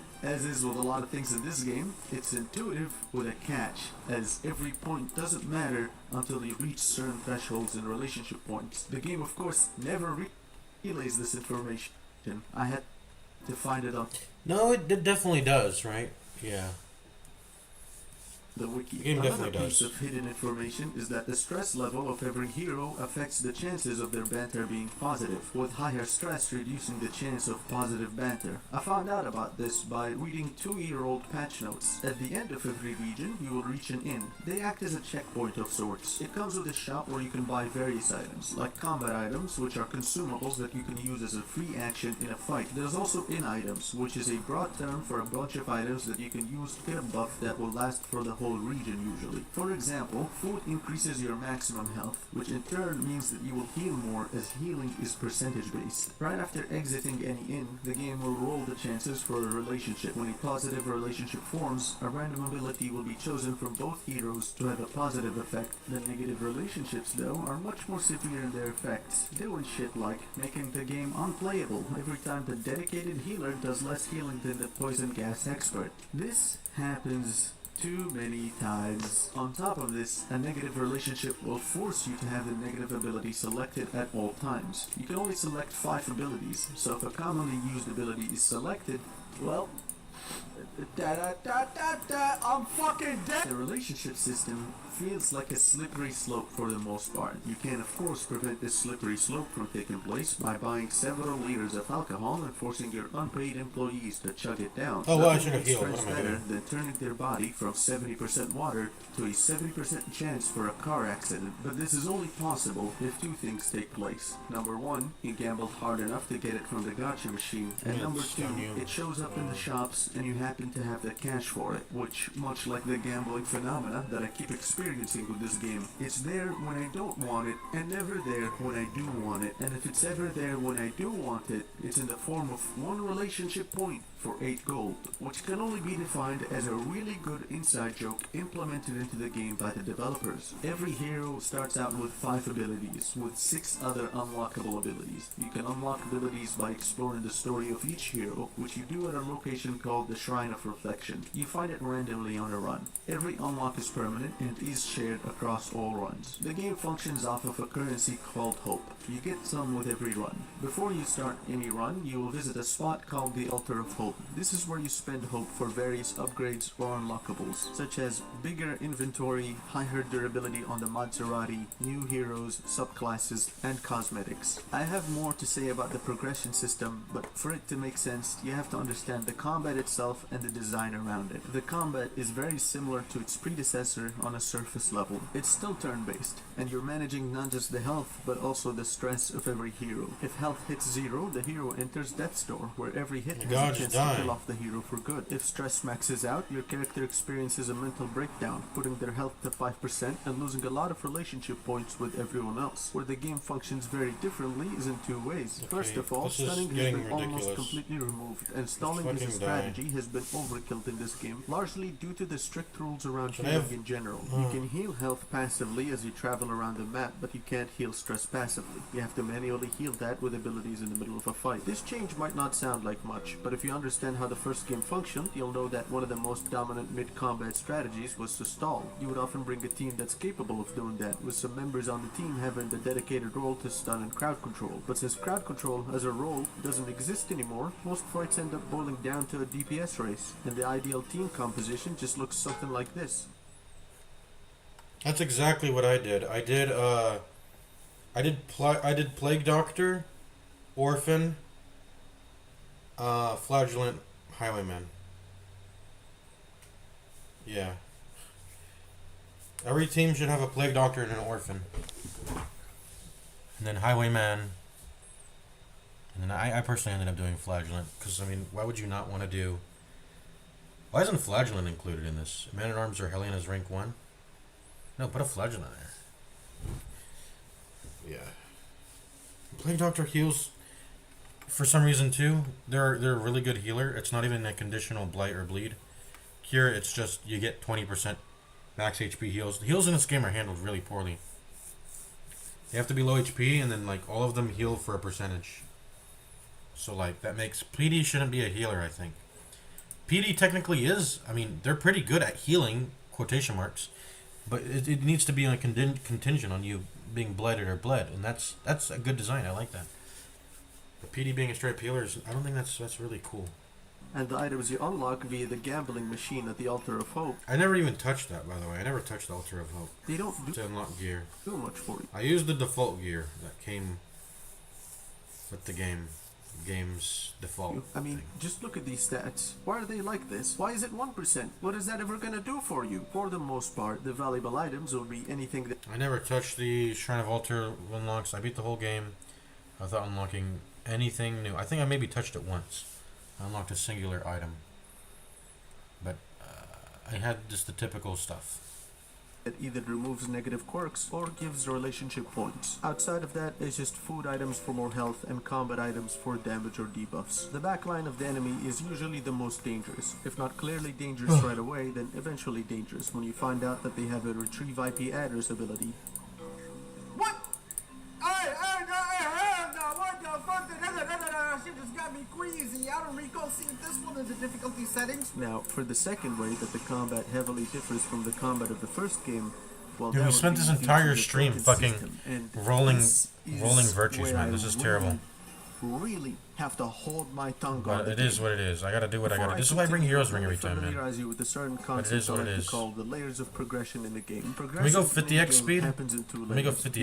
internal layer, Let me which break is my progressing limiter. inside the game, my usually in limiter. the form of getting better gear, higher stats, unlock better items, more of them, and so on. Basically, direct increases in numbers. And then there's the external layer, which is the player understanding the game, how it functions, and most effective tactics. While you can unlock quite a lot of items at the Altar of Hope, and some of those items can be quite powerful, most of the progression takes place through you in the external layer, as the game can heavily obscure some of the key information to beating it. So while you can unlock subclasses, items, and improve your abilities, and all of that will definitely help, the key to this madness lies straight through googling the individual bosses to understand how they work. This is especially true for the Obsession campaign boss fight, which is a fight that ends almost as quickly as Is that it the third starts. one? I'm Yeah, not it gonna is. It's the spoil one with the much for eyes. That was so part one of the bullshit. video, I beat it but blind This is though. a fight that obscures I beat it what's fucking happening blind. so much so that I don't know anyone who didn't just look up the boss. So you can have several runs that reach the boss but lose all of them because you don't understand what's happening, and start the next run just as clueless as the first run. Now, how does any of what I just said tie into the token system? See, the game is generally less reliant on chance than the first game. Sure, there's the obscured behavioral mechanics of some of the enemies, but generally speaking, everything's much more certain, except for the terminology. And I'm so close! I'm so close to losing it! I'm so close! At any moment! Bear with me here, because this part is not easy to explain. We all know what a buff and debuff is. A buff is a boost to stats and a debuff is the opposite of that. Pretty simple. You probably already know this if you played any RPG ever. Very standard terms. Darkest Dungeon 2 saw this and decided to reinvent the wheel. The design is very human. Check this stupid ass shit out! For whatever reason, the term buffs and debuffs got renamed several times in the same game. Instead of buffs and debuffs, you got tokens. Positive and negative tokens. Combo tokens. Vanguard buffs and debuffs. Not to be mixed up with buffs and debuffs, or in buffs and in debuffs. I expected it, Consecrations, but we orange go again. tokens. We go again. The game's more difficult battles revolve around controlling tokens, so this is a system that you'll be interacting with quite a lot if you're looking to win. There's an in-game list of every token in the game, but not only is it missing a lot, but it doesn't explain itself on some things either. For example, it took me around 70 hours to find out what the worship token does. The thing is, on its own, it doesn't do anything. It's a mechanical token. It can only be used in special conditions, such as the presence of a mini-boss or special types of enemies. What's confusing though is the conditions are never clarified. Let me heal. If the conditions are never met, they still generate the token. They just Thank don't use God, it. let me You're heal, not man. asking the question about what it do. Anyway, buffs and debuffs still exist, except that they exist in two separate UIs. You know, I'm starting to think, with how separated the UIs are, they really should have called this game Segregation Dungeon 2. Tokens are a one-time use buff. For example, a strength token causes the next hit the character does to do 50% more damage, and once it gets used up, it's gone. Positive tokens are yellow, while negative tokens are blue. This distinction is important because there's two abilities in the entire game that interact with them separately. Very quickly though, you'll find one of those abilities becoming the center of everything you do. The rest is basically buffs but with mechanics. Orange tokens usually allow the enemy to use special abilities or receive unique buffs. I have a lot more to say about this, but I decided that getting detailed about the token system is pointless. I also realized, after deleting this script 12 times in a row, that if I get into it, we're never gonna see the light of day again. So instead, I'm gonna do that in part 2. You can think of it as buffs and debuffs, but they can be turned to other things depending on whatever's going on at the time. We live in the Disney Channel. I have to point out a certain problem with the game. There's this overarching narrative that you're learning by failing and that you'll eventually learn enough to overcome the final bosses. This wouldn't be a problem had failure sometimes meant losing 3 hours of a single run, and all you have to show for it is some vivid understanding of a poorly communicated mechanic, and that's assuming it's communicated at all. I'm next. Yeah, I would fucking hope so. What is he gonna do otherwise? Bust into a rhythm and rhyme and shit gas? Learning by failure is best executed. Hey, let me watch when the that game clip. What respects was your that? time. Oh, that's Learning him. by failure Okay. is best executed when the game respects your time in the process. For example, in Elden Ring, there's a bonfire relatively close to every boss, so you don't waste much time before getting right back into fighting the boss after a failed run. Yeah, you used to Whereas do in that, though. Darkest Dungeon 2, Yeah, you you have used to to do spend that. an entire run to reach the final boss, who are all Not heavily used to do that, mechanical, guys. and they don't always communicate what they Early do Dark Souls effectively. didn't used to You do will that. usually fail your first run against them, which is frustrating, because that means you have to spend another 3 hours to get there. And in those 3 hours, there isn't anything new. It's just all more of the same things again. Not to mention, the game constantly takes this slow approach, letting every cutscene or camera pan take its sweet ass time. Even the buttons can't be clicked until a full 3 seconds pass. It's a game about learning by failure, but it does a lot to make it clear that it doesn't respect That's your why I time. played with Cheat Engine to speed up the game. Alright, we took 3 hours, but we're at the final boss. Let's see what he's got. That's why I play with Cheat Oh, Engine, cool. guys. He only does Speed up the 72 game. critical damage every hit, and Install only Cheat way I Engine. encountered this was in the previous phase. You know, the time where I didn't. It really sucks that my healer has to heal. You can't just skip their turn.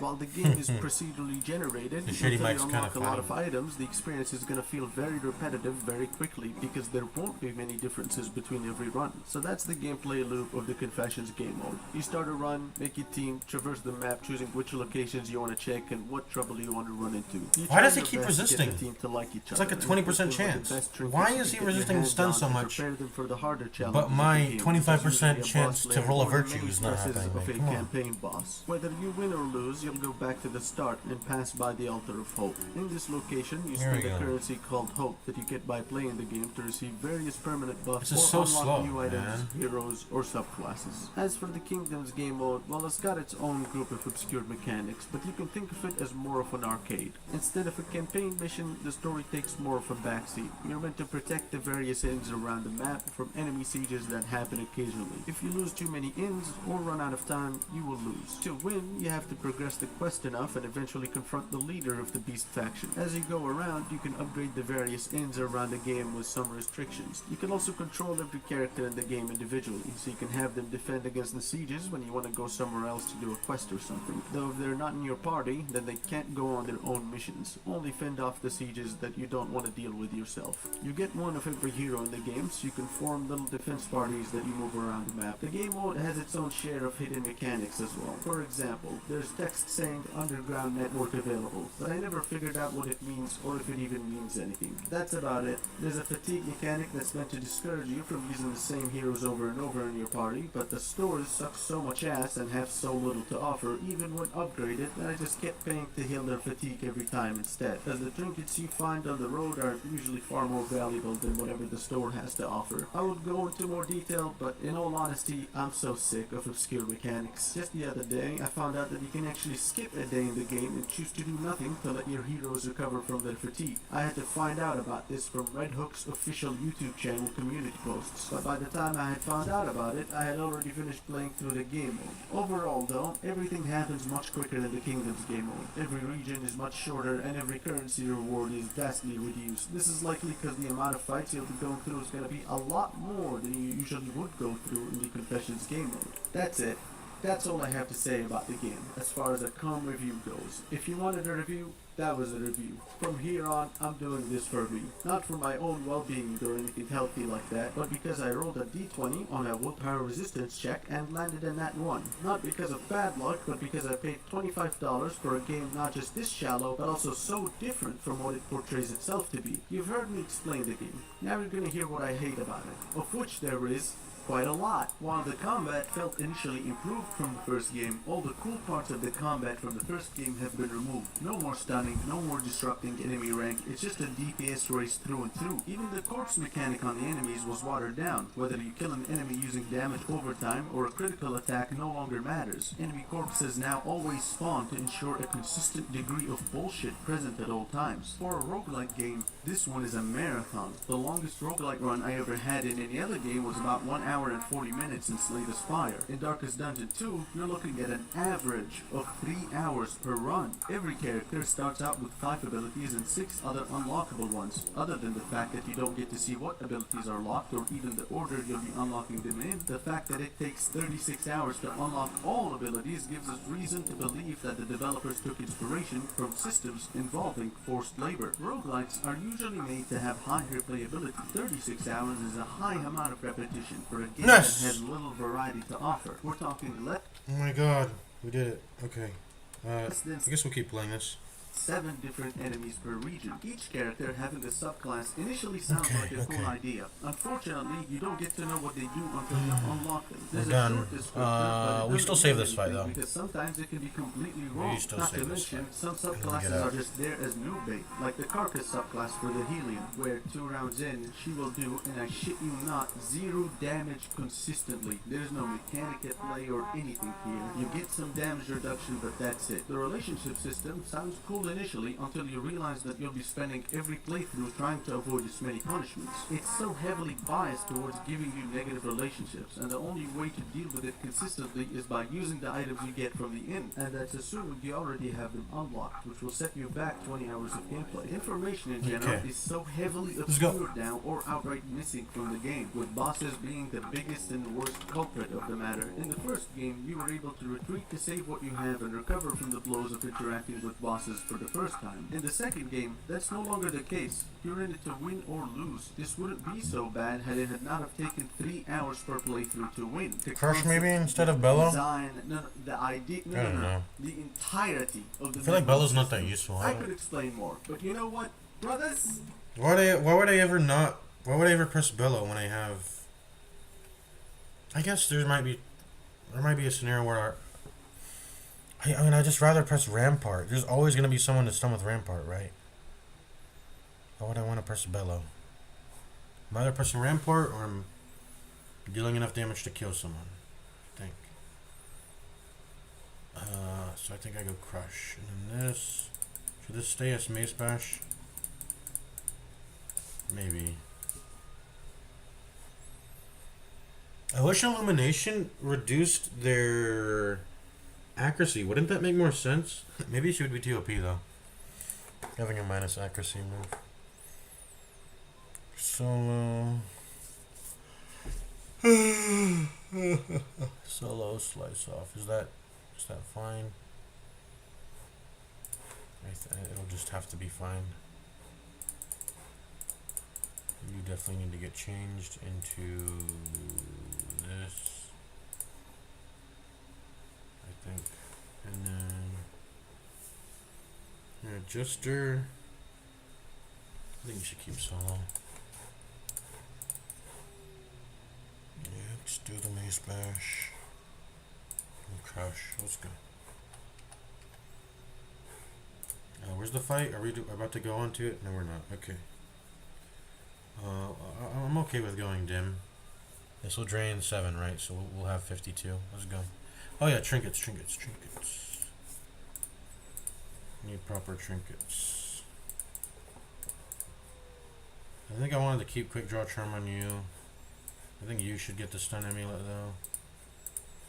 And then who deserves fasting seal? Maybe you now? Yeah, maybe you. Seems fine.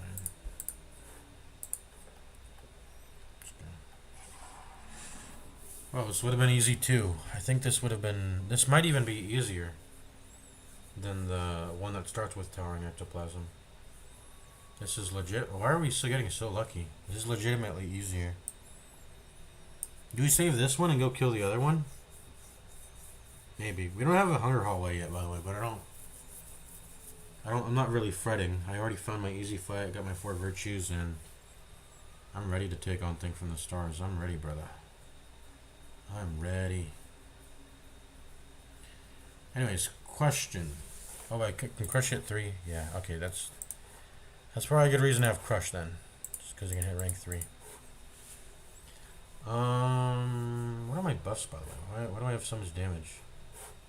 Do I just regularly do 10 to 18? Oh, I have a quirk. Am I a Mankind hater? Yeah, I am. Okay.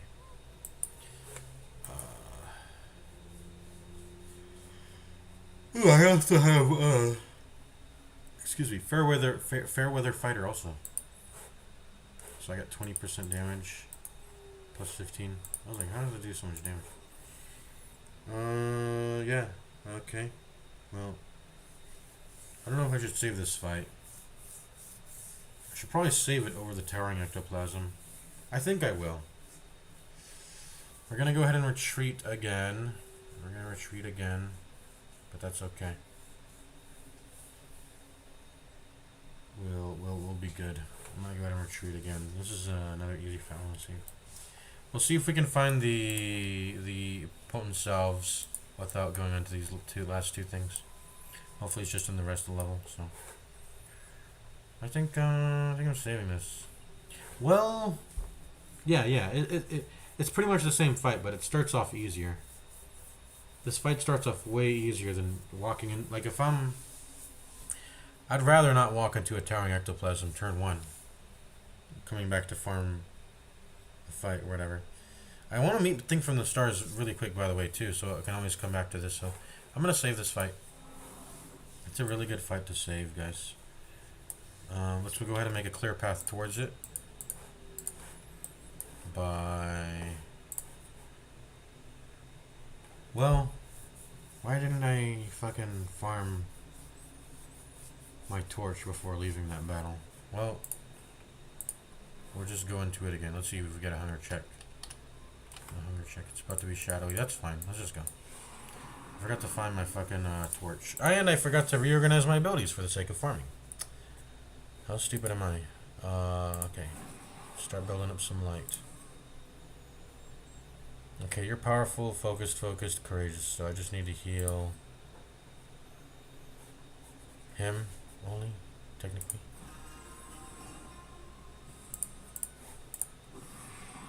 Just go and kill you.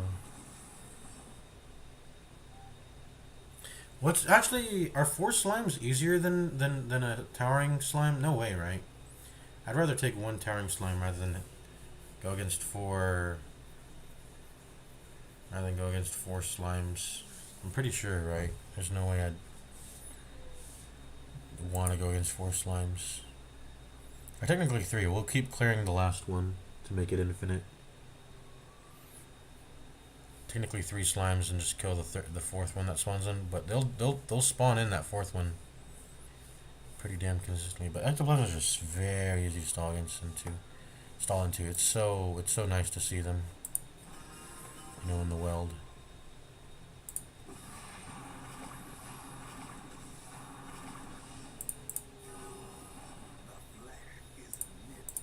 The flesh is knit. Start rolling up some light now.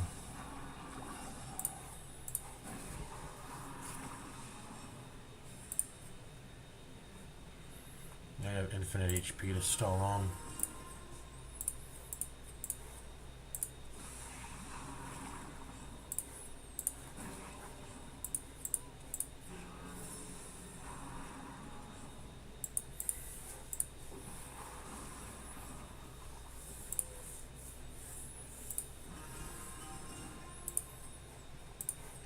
More light.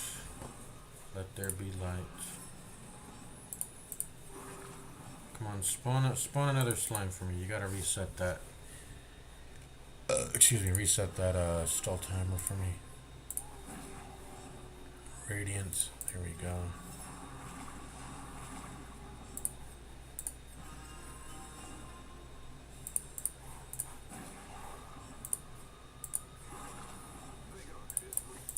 Vigor is restored. Let's finish these scum and move on. Okay. Okay, I see you.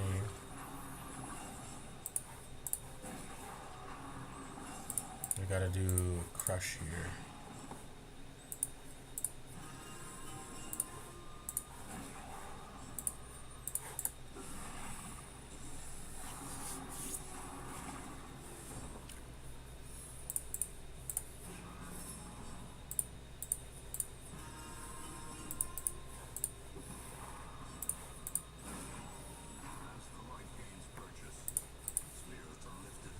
As the light gains purchase, spirits are lifted.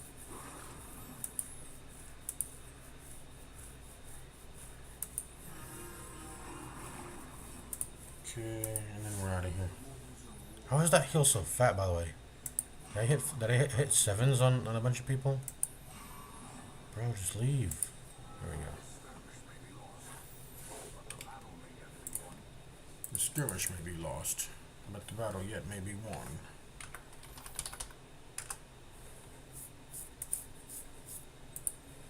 Okay, let's go.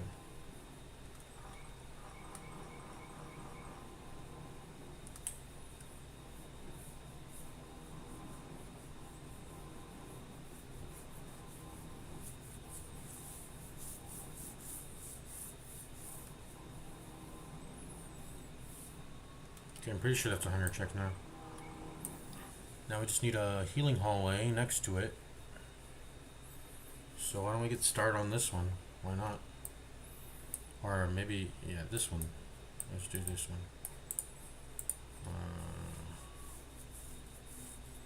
Or no, we can continue doing the rest of the mission because we have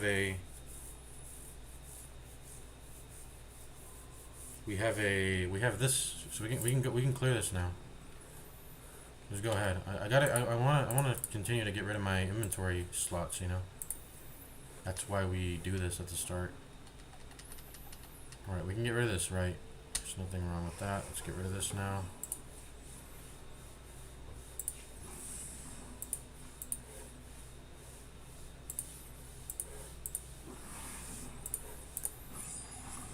Okay, dead. A blazing star is born.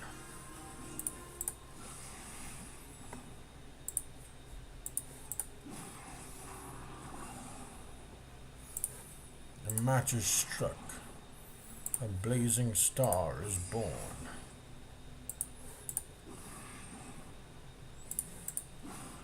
Oh, that was a fat crit. I think he's dead. Let's just heal.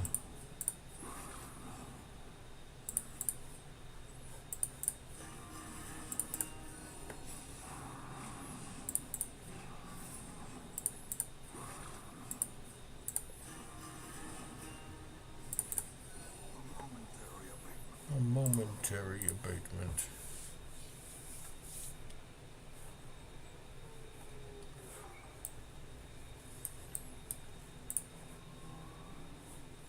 I'm ready, Thinking of the Stars. I'm ready for you to pop up, bro. Okay, left luggage. Trap. Youch. Possessed by evil intent. There we go. And this is not an unclean giant. This is a blighted giant. Why is it called a blighted giant? Is there a reason for that?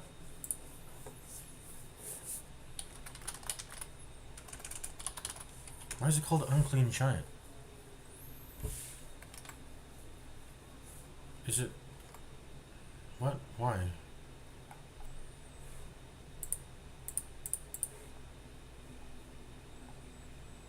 Why is it called unclean... What?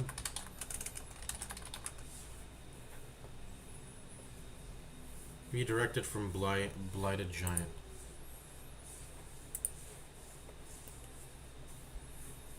Why does it say unclean here?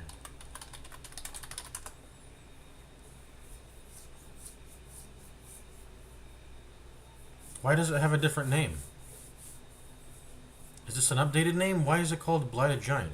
It's supposed to be unclean giant, right? Why was I don't know. Oh, okay. I guess its official name is unclean giant. But its variations are, the veteran version is called Blighted Giant, and then Corrupted Giant for the champion one. So where does Unclean Giant come from? Would that have been its apprentice name, given... Like, these aren't called Rabid Gnasher anymore, right? They're called Crazed Gnashers now. And I think I'm still going to prioritize killing these things, because they cause disease. So let's prioritize them first. Blending estimate. Wait, where is our light dim? Why do we let it dim? Oh, because we intended to restore light in the middle of this fight. Okay. What's his stun chance? 70. Let's go ahead and kill this one. Yeah, let's go ahead and stun you.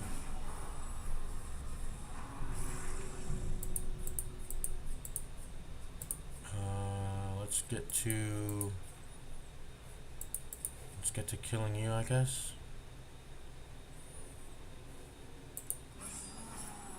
And then you can go ahead and die. That'll deal 12 damage. Just needs to deal 2 more, and I also want to get the light up, and then now you're dead. It'll take twice and die. You got stun resist, you do. Let's go ahead and... I think Defender's probably better than Bolster here, isn't it? I gotta remember Shuffle Spores is a thing. 120 into my 130. Okay, that you're gonna resist that. Let's go ahead and do this. Tree branch smackdown. Ouch. That could have put me at death's door, maybe. Could it have? That wouldn't have felt good at all. We gotta end this fight quick. I don't like dealing with this giant. At least there won't be anyone dotting me for it to tick right after. We'll go ahead and try our chance at stunning again. And go ahead and heal. And we'll go ahead and... He's got quite a lot of HP to go, so we'll start defending.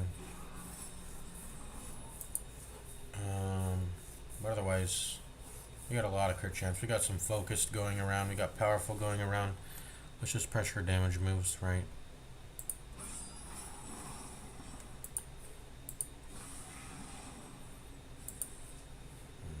I'll go ahead and continue healing.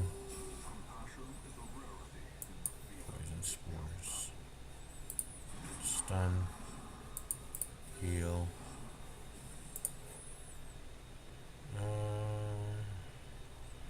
It's pretty much dead. Let's just do battle ballad. Maybe we can get into that next fight with it. These buffs on. And yeah, it's pretty much dead with the crush here.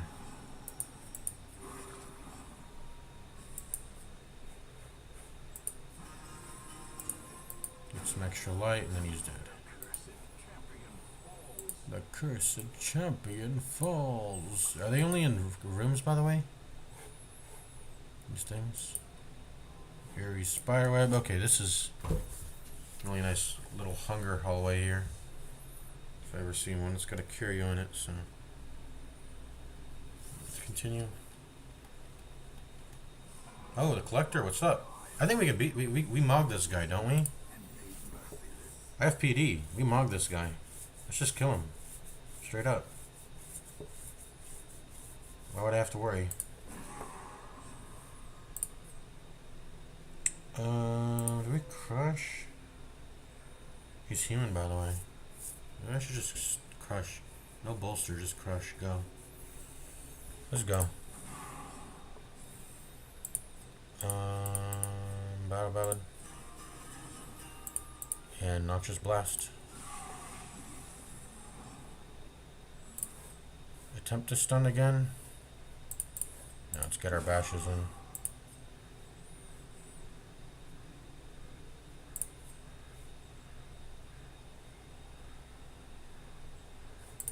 Battle ballad again. Noxious blast again. And crush again. And I critted. Alright, good generation. Blinding gas to control.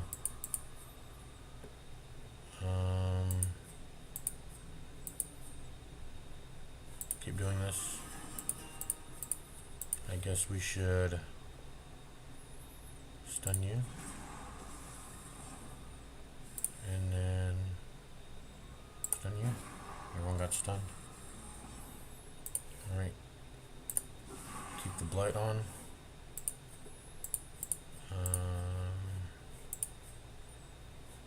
I guess I could solo. Should I solo? I don't think that would be a good idea. But I mean, look at my dodge. It's 32 right now. And it would go up to what? 20, by 27. 32 plus 27. 57 plus 57 plus 57 plus or what am I trying to say? Oh, it's 57. That's what I'm trying to say. It's 57 dodge. I was gonna say plus something, but there's no plus. There's just 57 dodge. What is their accuracy on veteran?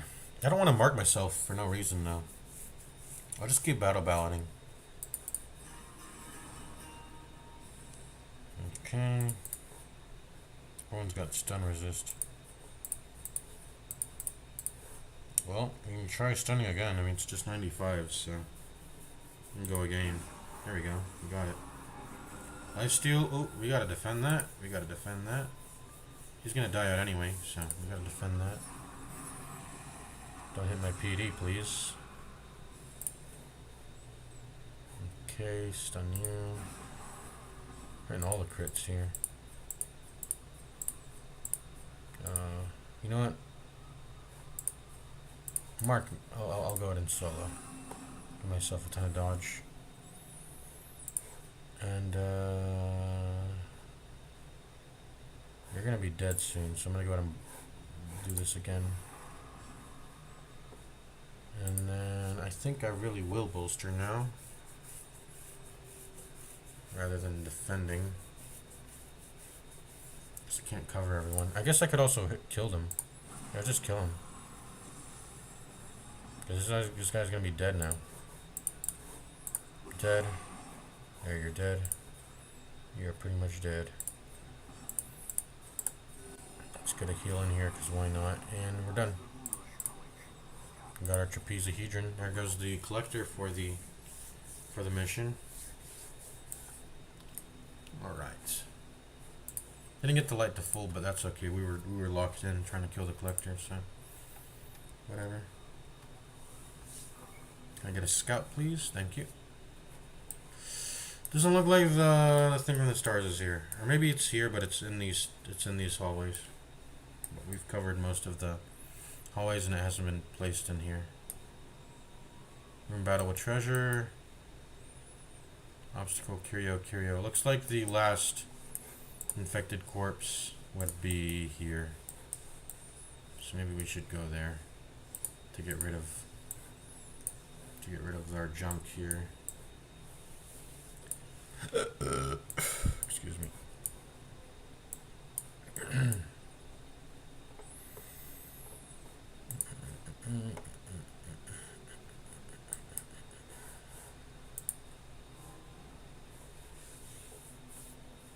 Packs laden with loot are often low on supplies.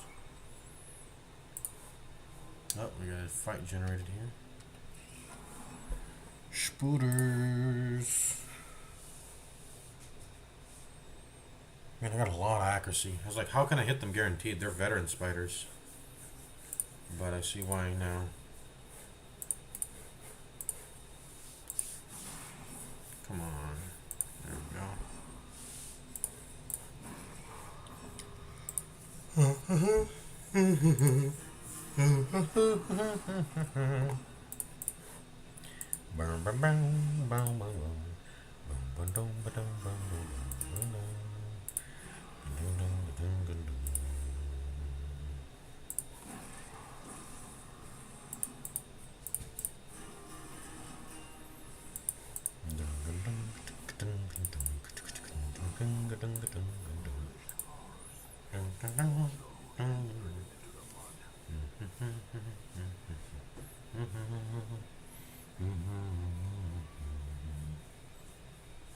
So which hallway do I want to farm? You know what, I should just do all these. And then when I get over, I should save these 1, 2, 3, 4, these 4 hallways for generating another easy fight potentially in order to... We should start at the ends. So why am I even... I guess I would like to go here just to cover that maybe. Yeah, we'll get rid of a shovel too. What is that? Shallow grave. I'm gonna pop a shovel on that. I'll also pop a shovel on this. Although I'm fine to dig with my hands if I need to. In fact, maybe I should. I'll probably find a second shallow grave. So I'm fine to dig with my hands. I got some torches to spare.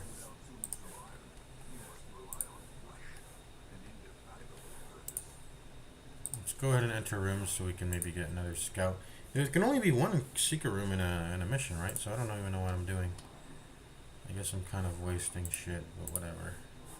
Yeah, we need to pop webs on this. Or not webs, but we need to pop advantages on webs. Packs laden with loot are often low on supplies.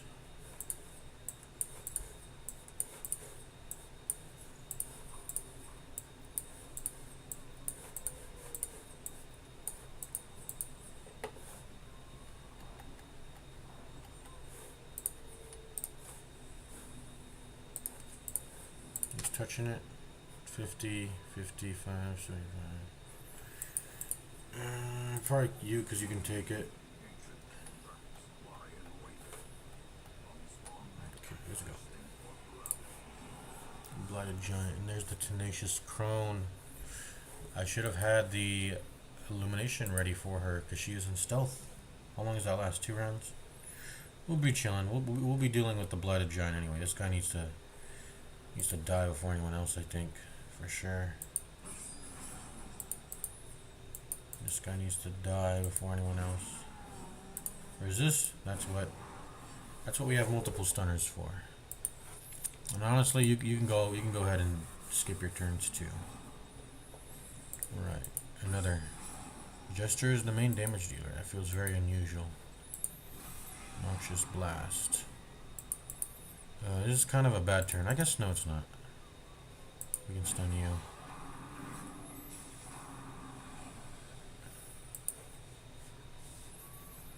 Let's go ahead and stun you again if we can. We can't. Keep laying it into him. Stun. Nice.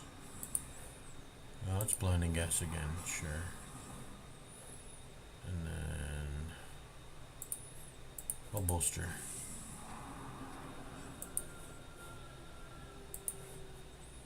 You dead? Not yet. You're dead now, yeah. Okay, next one. Don't want her using fetid sensor, that would not be good, so go ahead and die.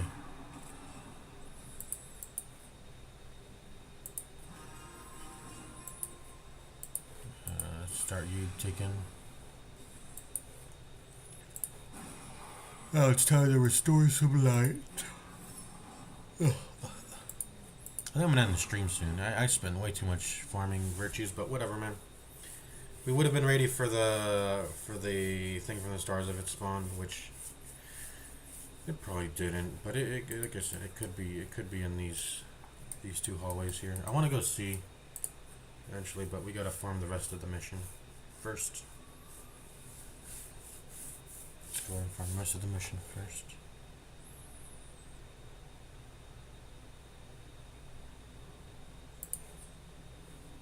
What are we doing? We are stressing on. Let's do that.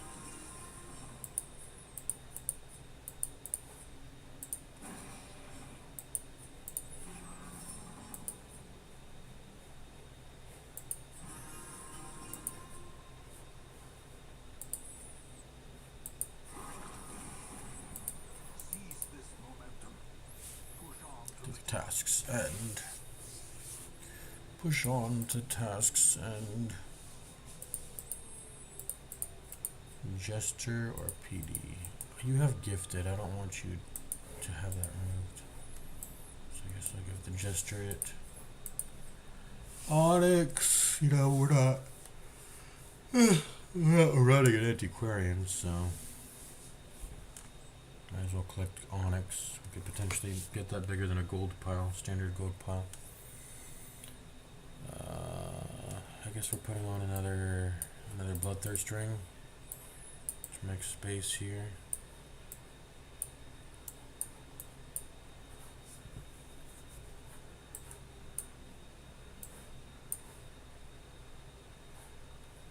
Okay. Realm chest, which variant? Okay, you're the anti-venom variant. Good to know. Right. We're gonna start farming from the ends. We're gonna start farming from the ends and generating attempting to generate our third easy fight. Technically, it'll be our third. And then once we have that, we'll feel comfortable getting rid of this one to press on ahead. Preferably it's close, right? I want it to be like here or here, but before we generate that, let's farm everything up until we close it off, right? If that makes sense to you. Also, our inventory slots are getting full. We're gonna start having to pop our shit, pop our shovels, bandages, medicine herbs. We're gonna want to do all that, and then I definitely feel comfortable going into zero light into 2 slimes and a cultist. I guess it wouldn't be an acolyte at this point, but a higher version of that because it's veteran. But whatever, cultist acolyte. All right, I'll see you later. I'm gonna end the stream. I got fucking bored out of my mind doing the virtue farming, but it was all worth it in the end. Just because of the risk potential. I'll see you guys later. Peace out. We also styled on the collector. I'll see you later. Peace out.